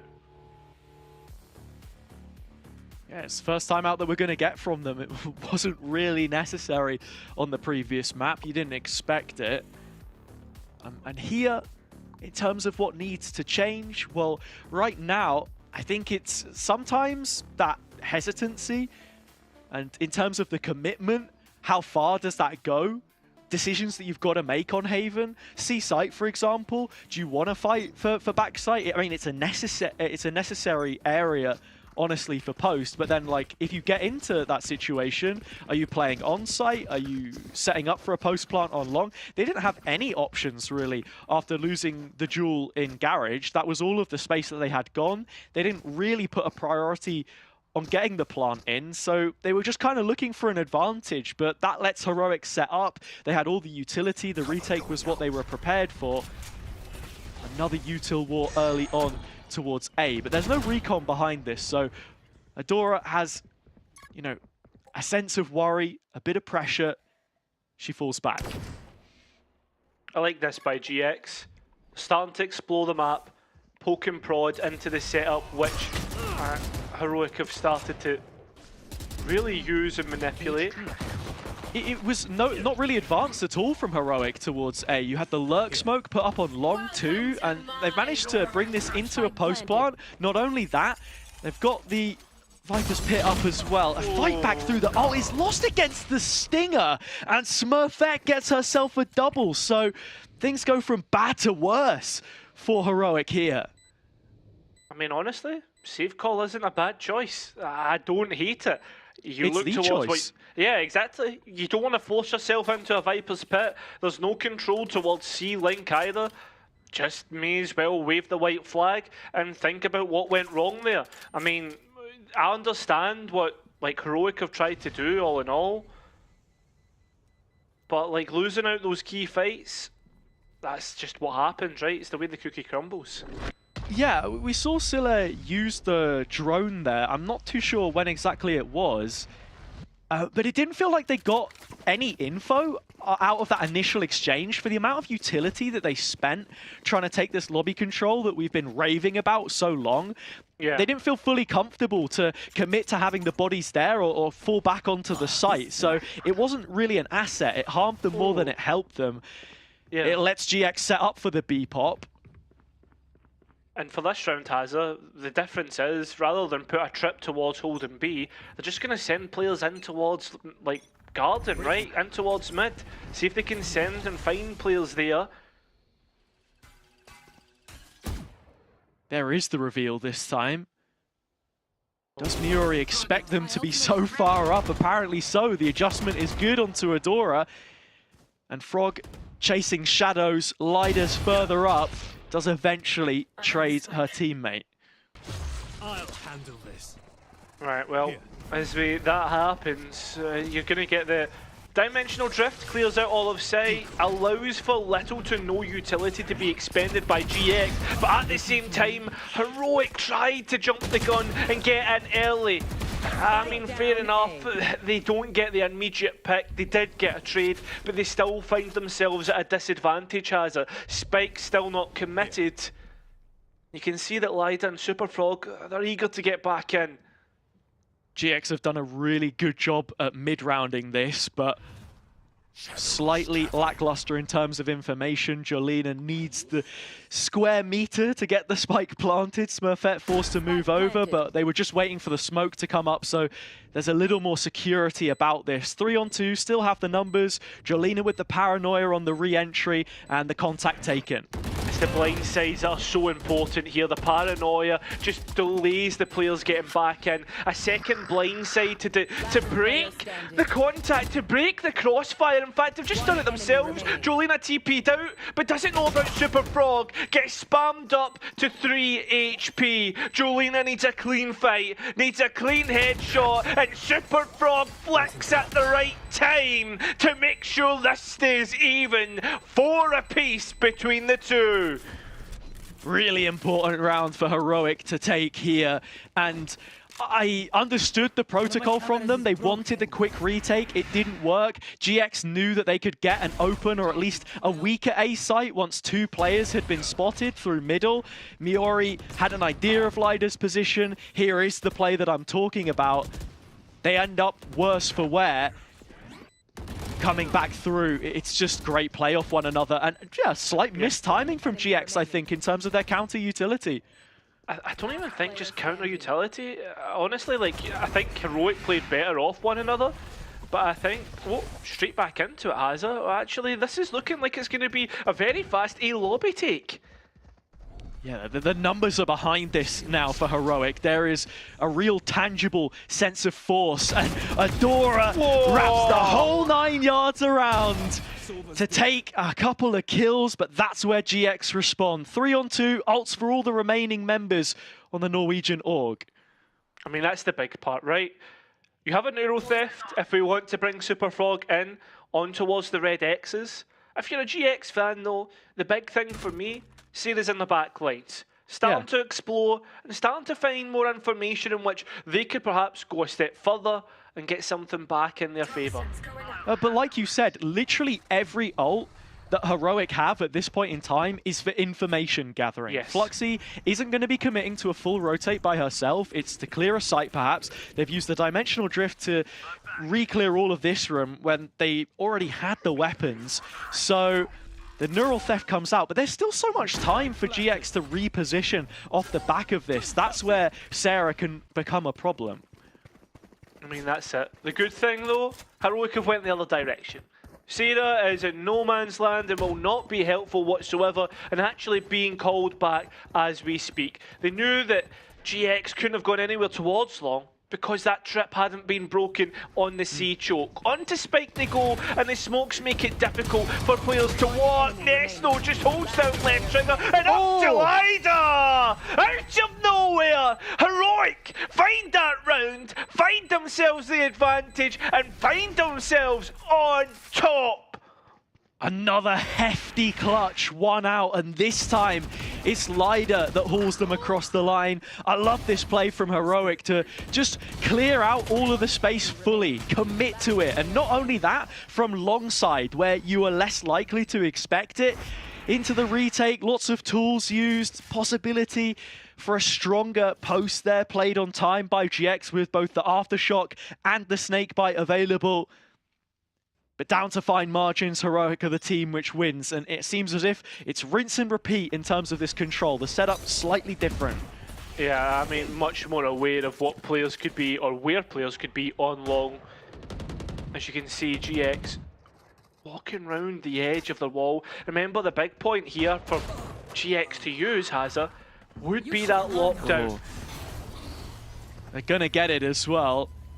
It's more for the B play, and what this does is it makes Heroic think, okay, what's going on B? Superfrog has ran down mid into grass, gets spotted by the turret, has to cross window, three players greet her, and GX again are in a situation where they've got multiple numbers facing up against someone isolated.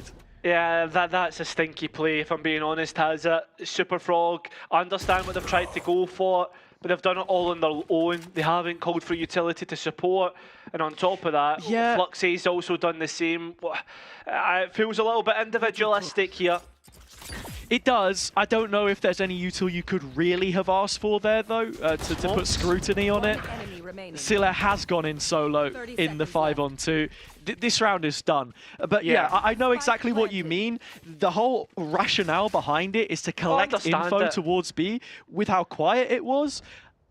I feel it, though. I feel what you're saying here. Heroic have been stretched thin. And it all comes back to the initial play on A. You've got three players walking up behind the toxic screen. They throw the fake out. It drags the crosshair. And they just double swing. And then they double swing window. And then they double swing C. It's 3 times where a Heroic player has been punished for being solo. Yeah, exactly. That's it. It's just punishment. And I think we will see that. I mean, we saw it on Icebox, right? Players on their own, they identified Superfrog as a main component of isolation. And that's what GX manipulated a lot through mid on Icebox. As we move in towards Haven, it's a slip up from Heroic, because from the most part, they have been playing together. I think maybe just, I don't want to call it overconfidence, right? But you see here, Superfrog, I mean, if they'd called for a smoke on that window position, maybe they would have had a better chance. Fluxy's tried to push C. It feels as if they've got the wrong idea of what's going on. And I can understand why GT's called a pause to things and said, right, let's talk about that last round and talk about the future. Because there's only 2 rounds left. And when you look towards the ultimates, there's a few coming online for both teams. The Rolling Thunder most important for GX. Heroic probably feeling pretty happy with the tally of rounds that they've managed to put up for now. You do have strong combos in utility, which we've been speaking about before, and that's what GX should be respecting in terms of the A control, because that has ultimately been what has dictated how most of the rounds that we've seen have played out. Like, it's so easy to get fixated on it, but it's little variations round to round in terms of how they're playing it. You even look at the previous and what GX did to get the sewer space that time. You're not expecting them to go for the exact same play again, though. And for Heroic, you've not really got any ults to work with here either. No offense to the From the Shadows, but I don't see it as being much of a game changer. Yeah, I mean, realistically, it's an information piece, an information tool, or a quick rotate if we do see any site anchors isolated and all alone as the weight of GX's push comes down. But it's much more slower from GX. They're looking to see what has changed from Heroic's setup post timeout. In terms of that setup, yeah, it is respect which GX are giving us. Towards A, that's what Heroic are banking on. You've got the Cam, which is watching out for a peek onto short. As soon as that comes in, Adora is in close proximity with the Vulnerable to play in Lyda's rifle. Now, she can TP out should things get messy elsewhere, and Fluxy has already managed to land a shot with the Marshall, looking for another through the smoke. Still nobody peeks. You want to hang on to that paranoia for as long as you possibly can.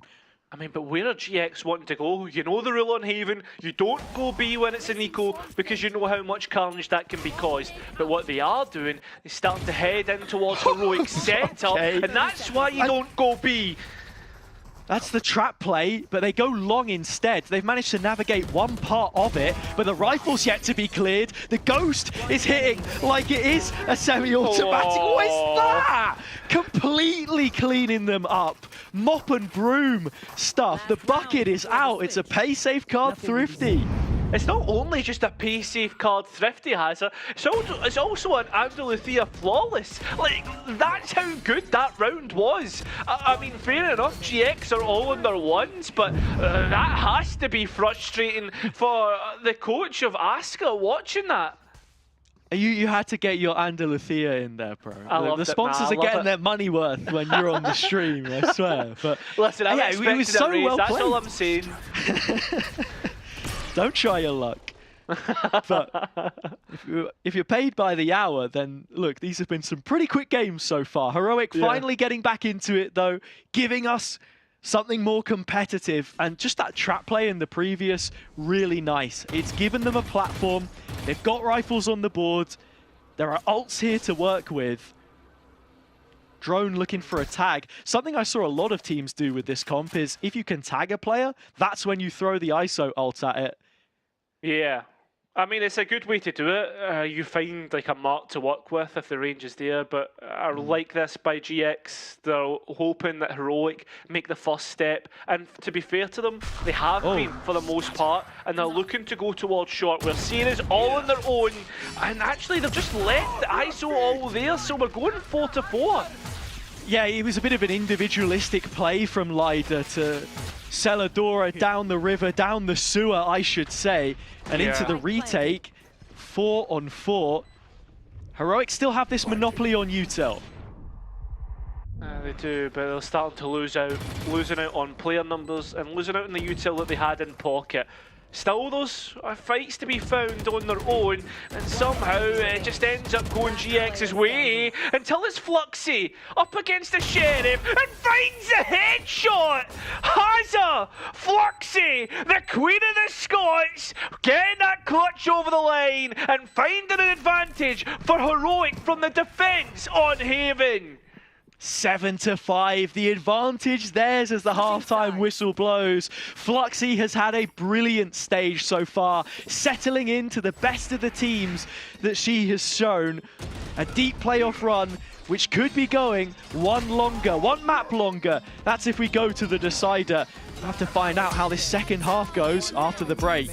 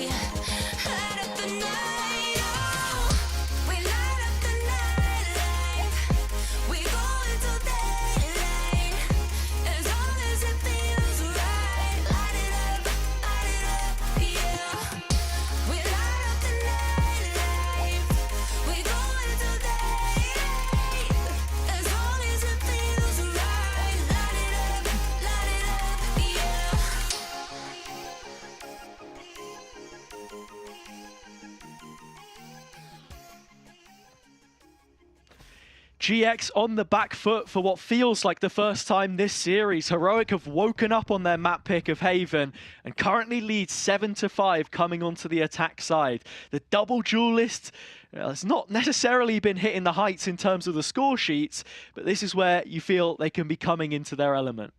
I mean, the one thing I will say, the caveat to that, Giant X do have more of a defensive composition just with that double controller, right? That's one thing to be worried about.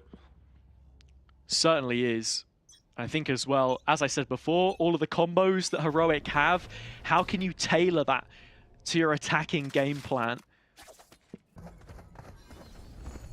Right now, it just seems like the shield up in front on the body of Adora, removing the turret from C. Viper Wall here. It's that standard defensive setup. Ooh. Jolina by herself in sewers. GX have started to get a read on that. They started to let, or kind of magnetize towards C, but right now Heroic again are finding these opportunities and they just pause on them. This is nice stuff. Don't want to go and try and give anything back to GX, and as they wait, two players walk into their open arms. This should have been an easy way for Heroic to close out the map, but it's not going to happen. Or close out the round. Yeah, let's not get too far ahead of ourselves. It's a 2v1. Miori in the hot seat. Team fights taken. Heroic on top for now. Turret is available, doesn't want to compromise position, peeking into the angle. Adora's not looking the right way, and now she's dead. Costly, paid with her life. Super Frog gone, and with the Red Bull clutch, GX are right back in it. I mean, it all comes from short, right? Like from here, like you're thinking to yourself, this is it, this is Heroic. They're getting the advantage, two players to the good. Maybe a misplay in the 2v1, but Ness has done God's work, bringing GX back onto board, and Miori just doesn't miss. A player who I'm happy to rant and rave about for a bit, because as much as we speak of Smurfette and Ness having been to the championship before, represented Turkey at the highest level, Miori is someone who never really had that in previous teams. From Na'Vi Celestials, right on the edge of finding something great. It's only in this GX team she's been able to spread her wings, and it will carry on! 3 more from Miori! The next round is all wrapped up, and sure, they're anti-eco frags, but she's feeling it now. I mean, that's it. You've got to... It's funny, right? Like, thinking about where Miori's success and that comes from. You think towards like her old coach, Key, you know, finding their success towards the Ascension tournaments, and that's an Andaluthia flawless in the anti-eco, which will be good for GX moving into the bonus round. Yeah, keeping all of those guns hot. Probably got a little too overhyped for the spectacles, but hey, it's all in good fun, right? That's what we're here for. And look, as you said, right, like she's come from a background with a coach who obviously knows what he's doing. If he can take a group of 16-year-olds to top 3 in challenges, that old roster falling apart, but finding her place through the trials that she had to take to get into this GX team. Now onto a bonus which could very quickly shift the narrative of this map. Smurfette finds 1 TPs away. It's a decent trade to take if you're GX right now. Yeah, and the thing is though, Smurfette is very, very low. Heroic now looking to still find something towards a Paranoia setup if anybody peeks out. It's Lida that's positioned in spot. The Paranoia comes through and gets 2 with 1 spray. Unfortunately cannot find Ness and still wants to continue on. They'll get the A site for pretty much as easy as it could be, although there was a little bit of a resistance. Miori, as much as we've spoken about her, she is duly noted on the flank. That's tough. Yeah, it is. But she's repositioned pretty quickly, and I'm wondering if Heroic are going to account for this or not, or if it goes as a complete oversight. Sure, Lida walking through heaven. They're actually not caught onto this whatsoever. Oh, no. Miori's going to walk in, and another player's backside. She just pulls the trigger, gives it a squeeze, immediately takes Scylla off the board. Nothing more than just that, though. And it ends up being a fairly costly round. I was going to say, that 1 kill pushes that into the realms of costly. Now the buys won't be too great. All in all though, like the kills that were found, the amount of time that Heroic had to actually get the spike down will probably put them in a position where they could greed for like the ultimate orb as well. Ultimate should look to be in a good position, and that's always the deciding factor in my opinion on Haven, just because of, again, we talked about it before, the momentum side of this map.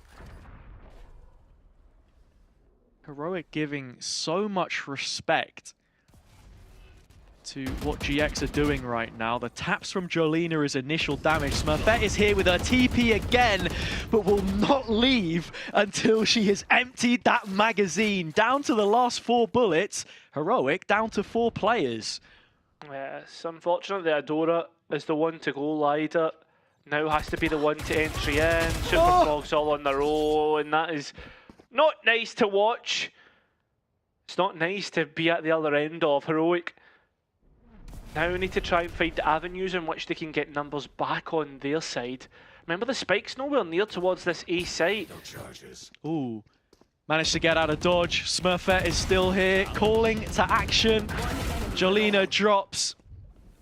And she drops Slider with it. Scylla, the last player left. 1-on-4 situation in this first true rifle round. Heroic have been tested. They've been cut down to size. And in terms of what worked well for GX, a little bit of aggression, but tempered with the discipline when they needed to close things out. I mean, 3v5, you see the spikes start to go back, and it's unfortunate, right? Heroic, they tried to disrespect the smoke towards A lobby, and that was not the nicest. Yeah, but like, I don't know, this like end to the round was a bit confusing to me. They sent 2 players onto the A site, and then you watch like Silly come back towards A with a spike pretty late. I don't know, like there was just a bit of indecisiveness there. That's what it is. Like, you move on to the next one, but I don't know, a little bit more cohesion is what needed. Shot goes in, breaks the first nano. The one on the right side will still stand. Ooh. Set up would have been Miori, but she falls, so Ness now feeling a little bit isolated towards C-Link. Takes the fight, Super Frog, in fact the one who steps forward first and falls. I mean, they've got the A-Link control, they just need to be careful if Sarah has it. That's the big thing for me about Heroic. I like this from Sarah though. She's keeping away from all the action, hoping that a distraction can buy her a little bit of space and time to get to work on this retake. Oh, the flick from Sarah is delightful. Jolina following it up. Heroic are cornered and crushed. Number 9 is GX's. I mean, all in all, you would be expecting GX to win that round. Heroic posed a difficult threat, and I'm thinking that should have been Heroic to get that over the line. Just trade it out. But all in all, GX so clinical in the way that they come back in and retake there. So cleanly done from them, and it calls for the second timeout on behalf of Heroic Valkyries. 4 ults, and the 4 ults that you want to try and change the dynamic of the round. More importantly, I'm looking at Scylla, Lida, and Adora here. Yeah. Something I said before about, you know, the tag for the drone to find the pick. You saw Saw do it a lot in challenges. Everyone's favorite, Saw. You can drone over long, get quite an easy tag, and just off the back of it, it's an early way to take space. And I think right now, just some long control for Heroic would go a long way, because Smurfette is playing with so much freedom, being able to take fights, TP off them. You want to see Heroic have a setup that can actually contend with some of that aggression. Yeah, I mean, that's it, right? It's like what plans are actually being made and what are they going to do differently. I feel as if Super Frog being found on their own a couple of times is something to mention. Heroic, when they move as a squad, is usually where I feel as if they're finding their success. When they have like these lurkers, GX are aware of it, and perhaps you could think of that being anti, because Super Frog usually finds a lot of success in what they want to do. It just seems to be like a set piece, a set execute. Dimensional drift out, Lida into the site, and the kill contract missed.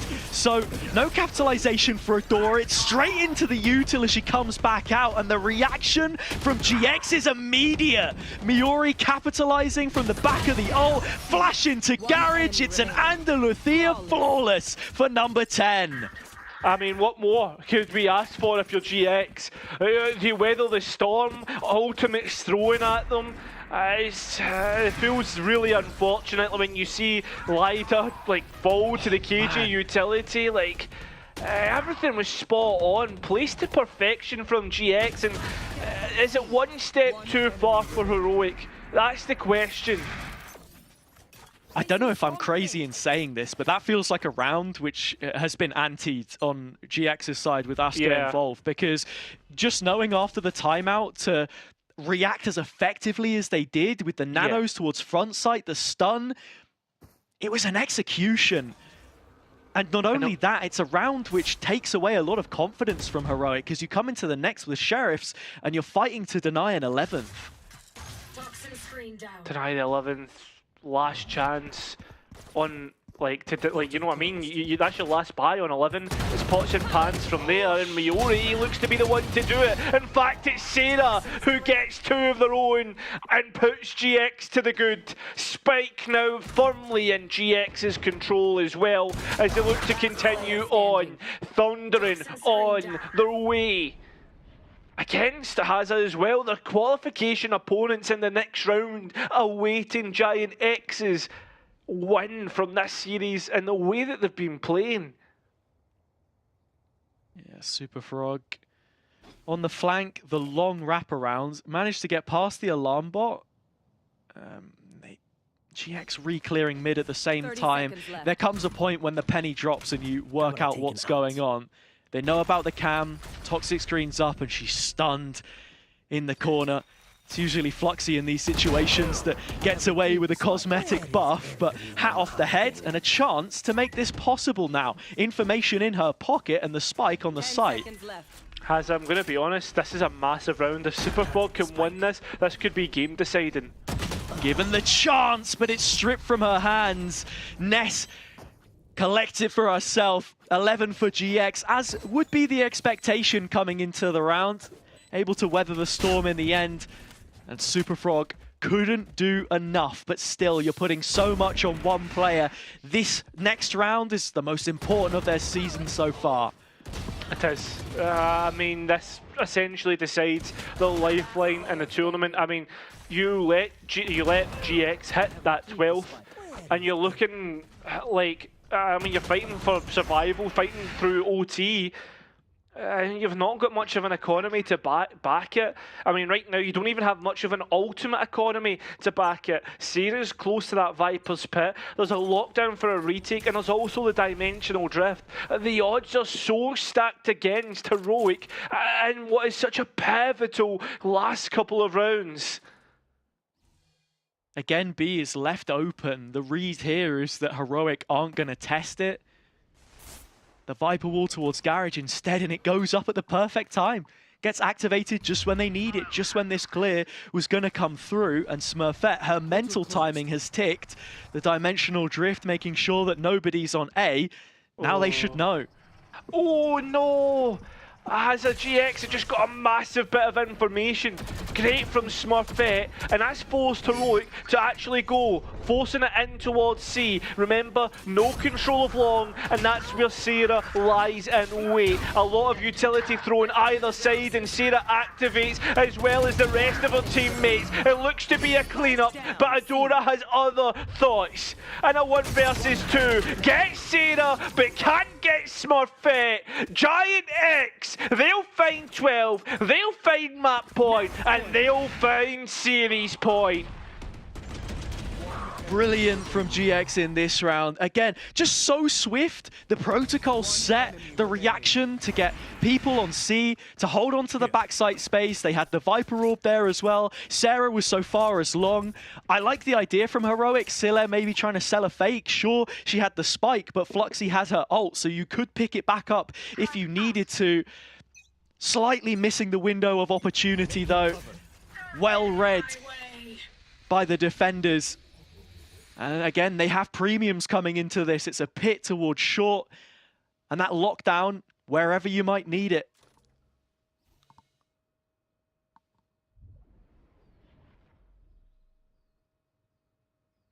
Stillness.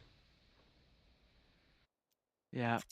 I mean, look, there's still a chance that Scylla can counter it with the Hunter's Fury. Yeah, I don't even think that's the play though, Hazard. You're banking on maybe getting like premium information. like consistent information that you can get those tags, or maybe a little bit of luck.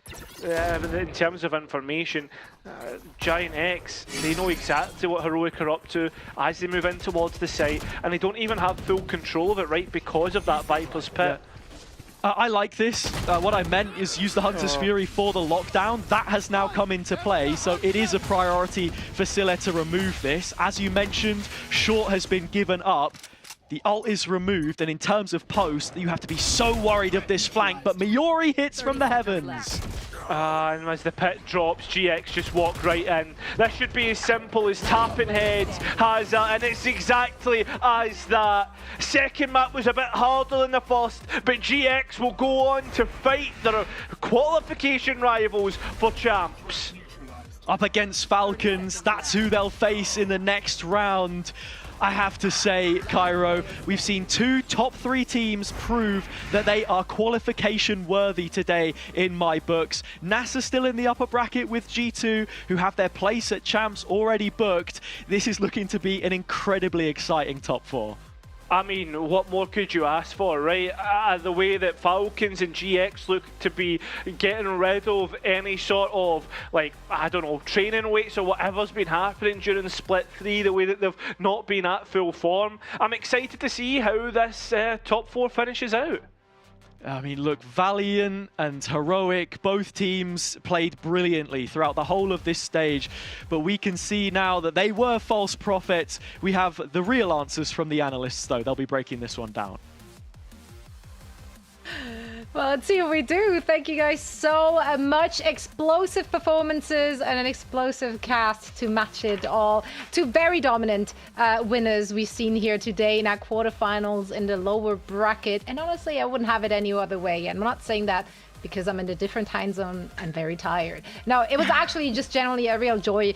Although I have to say, like, the series started to get a little closer, right? Like, map 1, obviously very dominant here, but then heading towards the first half here, or not the first half, like there is just one half, heading towards the half here, it looked like GX found themselves on the back foot for the first time. Yeah, I feel like, you know, Heroic did a very good job of being able to hold strong and counter, especially, you know, they made that bonus round look decently substantial, and they were able to kind of catch up in the middle as well. But once Giant X went out that first full buy, it was kind of the beginning of the end there. I feel like, in particular, it was round 18, I think, where, you know, there was that execute attempt that Heroic did. You know, they used the Euro ult, they used the Ice ult, they used like at least 2 or 3 ultimates in that round and found no value out of them. And it felt like after that, it was just a losing proposition. They were like being bled dry by whatever was available from the Giant X roster. And yeah, here comes the graphic of this map. It was honestly like so explosive, so insane, coming from all the sides. And this is, I think, the round you were talking about, no? Yeah, no, it was round 18. I think, I'm not sure if this was round 18. I can't tell, honestly.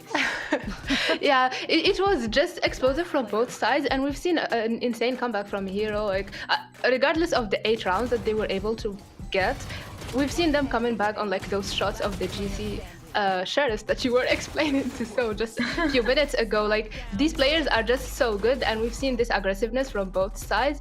We've seen some lack of discipline sometimes from GX, but then when they were able to like communicate as well, when they were able to just contact off each other and trade off each other, it was just so hard for Hero to do anything to get away. Absolutely. And I mean, yeah, the Castles mentioned it during the cast era as well. GX, they weren't super far behind, obviously, heading into that second half, but their whole composition was also just more geared towards the defensive side anyway. So you shouldn't have been too worried heading into that. They managed to string a lot together in that second half and came out on top. Alas, that means we have a second team that we have to say goodbye to, which is obviously sad because they've shown up throughout the group stages and everything before that. So it's sad to see them go. Definitely. I think Heroic, you know, it's been a bit of a rougher journey for them. But again, you gotta consider that Falcons or G2, for example, or even Giant X, all 3 of these rosters, they have players with a lot of experience, and also they've been playing together for a while. At least like some of the teammates have been together for a while. But for Heroic as well, this is a squad that started off as a free agent roster, got signed in stage 2, and the fact that they've been able to, you know, make top 6 and playoffs consistently. It's been very nice to see them. They're one of the teams that hasn't been relegated for instance, and I think I'm very excited to see where they can go in the future if this roster does decide to stick together. I think G2's manager as well said they're like a top 3 team according to him. So I feel like they were also I think they are the team that has gotten closest to taking G2 down. During their win streak. I forgot what the exact number is, but if they had been able to win that map yesterday in overtime, it could have very well been them breaking that streak. So kudos to them. Yeah, and I know it's so hard to like see it at this point, but when you've been coming back from a group stage where you started 0-2 and then you won versus GX, Falcons, and then you had this amazing run, there is a lot to be proud of, and they should look at this journey as an amazing run, honestly. Absolutely, couldn't agree more. There's so much to be proud of and so much positive things to look back on, and for us too, because we got to see them in action. So thanks for everything they brought to the table. But for now, it is time to talk to our winners. We have Sarah from GX standing by for a quick chat. So first things first, Sarah, congratulations on the dub. You guys are one step closer to the grand final. How do you feel right now? I'm feeling really good right now. We could have done a bit better, but so humble, so humble. Yeah, I mean, Icebox looked pretty clean there. Got a little closer, of course, here on the second map, but still, a victory is a victory. This was, of course, a rematch, so it was an opportunity for revenge for you guys after falling to them 0-2 in the groups. Is there anything you've learned from that first bout against them about yourselves or about them, which helped you in the series today? Yeah, it's always that whenever we lose, we always lose to ourselves, and once we lose, we like grow up a lot and we learn a lot from our losses, and we always take positives from it. What were your comms like then in this second map heading into the second half when it looked a little more dicey? Was this just like a composition thing where it works more for defense, or were there actual mistakes that you can identify? It was definitely our comms. They were a bit messy on attack, and then when we switched sides, we kind of just coach said, you guys really need to focus on our comms, and that's what we did, and it worked out. Who's making those kind of shots? Who's rallying the troops and making everything stay calm and collected? Well, if it's not our coach, then it's like Ness or me or Smart. Everyone chips in when we're not at our top level. I love that. Teamwork makes the dream work, as always. Now your next opponents are Falcons. How do you stack up against them? It was a 2-1 score versus them on September 11th, I believe, in the group stages. Do you think this time around you can tip the favor in yours? Yeah, definitely. Like I said, we just focus on ourselves and not lose to ourselves again, then it'll be fine for us. Well then, speaking of yourselves, obviously a lot of Turkish representation in your team. Is there a lot of extra motivation then to make it to the grand final in order to play in front of the home crowd? Yeah, my teammates really want to make it this time because it's first LAN and it's in Turkey, so exciting. Would be a great way to see off the season for you guys. Sarah, thank you so much for joining us for a quick chat, and best of luck in your next match. Thank you.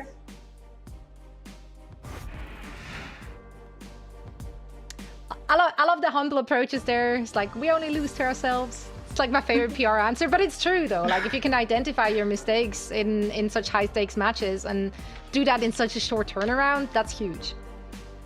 Yeah, definitely. I think for GIANTX as well, right? I think most of the games that they've had against Falcons, it's been quite close. I do think that if they're able to learn and maybe not let things slide too far, I think that mental could be a very important piece in that equation that they have against their opponents. And I mean, tomorrow's game as well will confirm a lot of qualifications. Like if Falcons wins, they qualify for sure. If GIANTX win, I think that it's going to bring them one step closer. And it would also mean that G2 is in, it depends on also if G2 is in the grand final, but yeah, I think it will help Falcons at least in that points GIANTX in that points aspect at least. And I mean, personally speaking, I think I'm just happy to see Sarah evolve so much. You know, she started off as a duelist player last year, now she starts to switch roles to the flex, and also as an IGL coming in for the team. That's like a lot, because before she joined, GIANTX had like this two players kind of calling together in essence Smurfette, so there's been a lot of evolution in the team, and I really like how they've grown this year.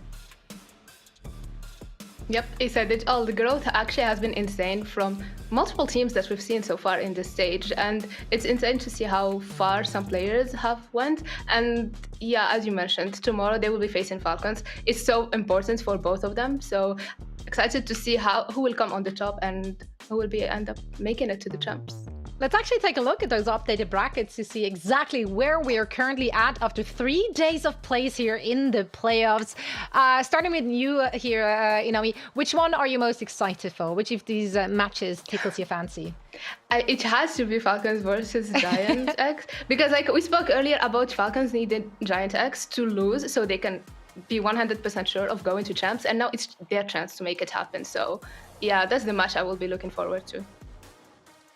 What about you, I definitely agree with Inami because look, I mean, G2 versus Nasser. If Nasser win, it's gonna be huge for them. It's gonna completely upset the point table, but also G2 haven't like lost a map in a while, let alone a match. I think they lost one series exactly so far this year. Aside from that, their record is pretty perfect. And that one series as well, they were kind of messing around. They were permabanning Sunset the entire time, and they decided to let it through, and then they lost the map. So yeah, that was a bit of a questionable decision. I don't think they're gonna be pulling any of those antics, this close to them getting another trophy in their hands. But yeah, Falcons versus Giants X, it's a matchup that's been historic before in that lower final. This time we're getting it a little bit earlier in the semifinal itself, and I mean, it's very sad that we're gonna have to say goodbye to one of these teams in 4th place, but again, it's gonna be a banger match for sure.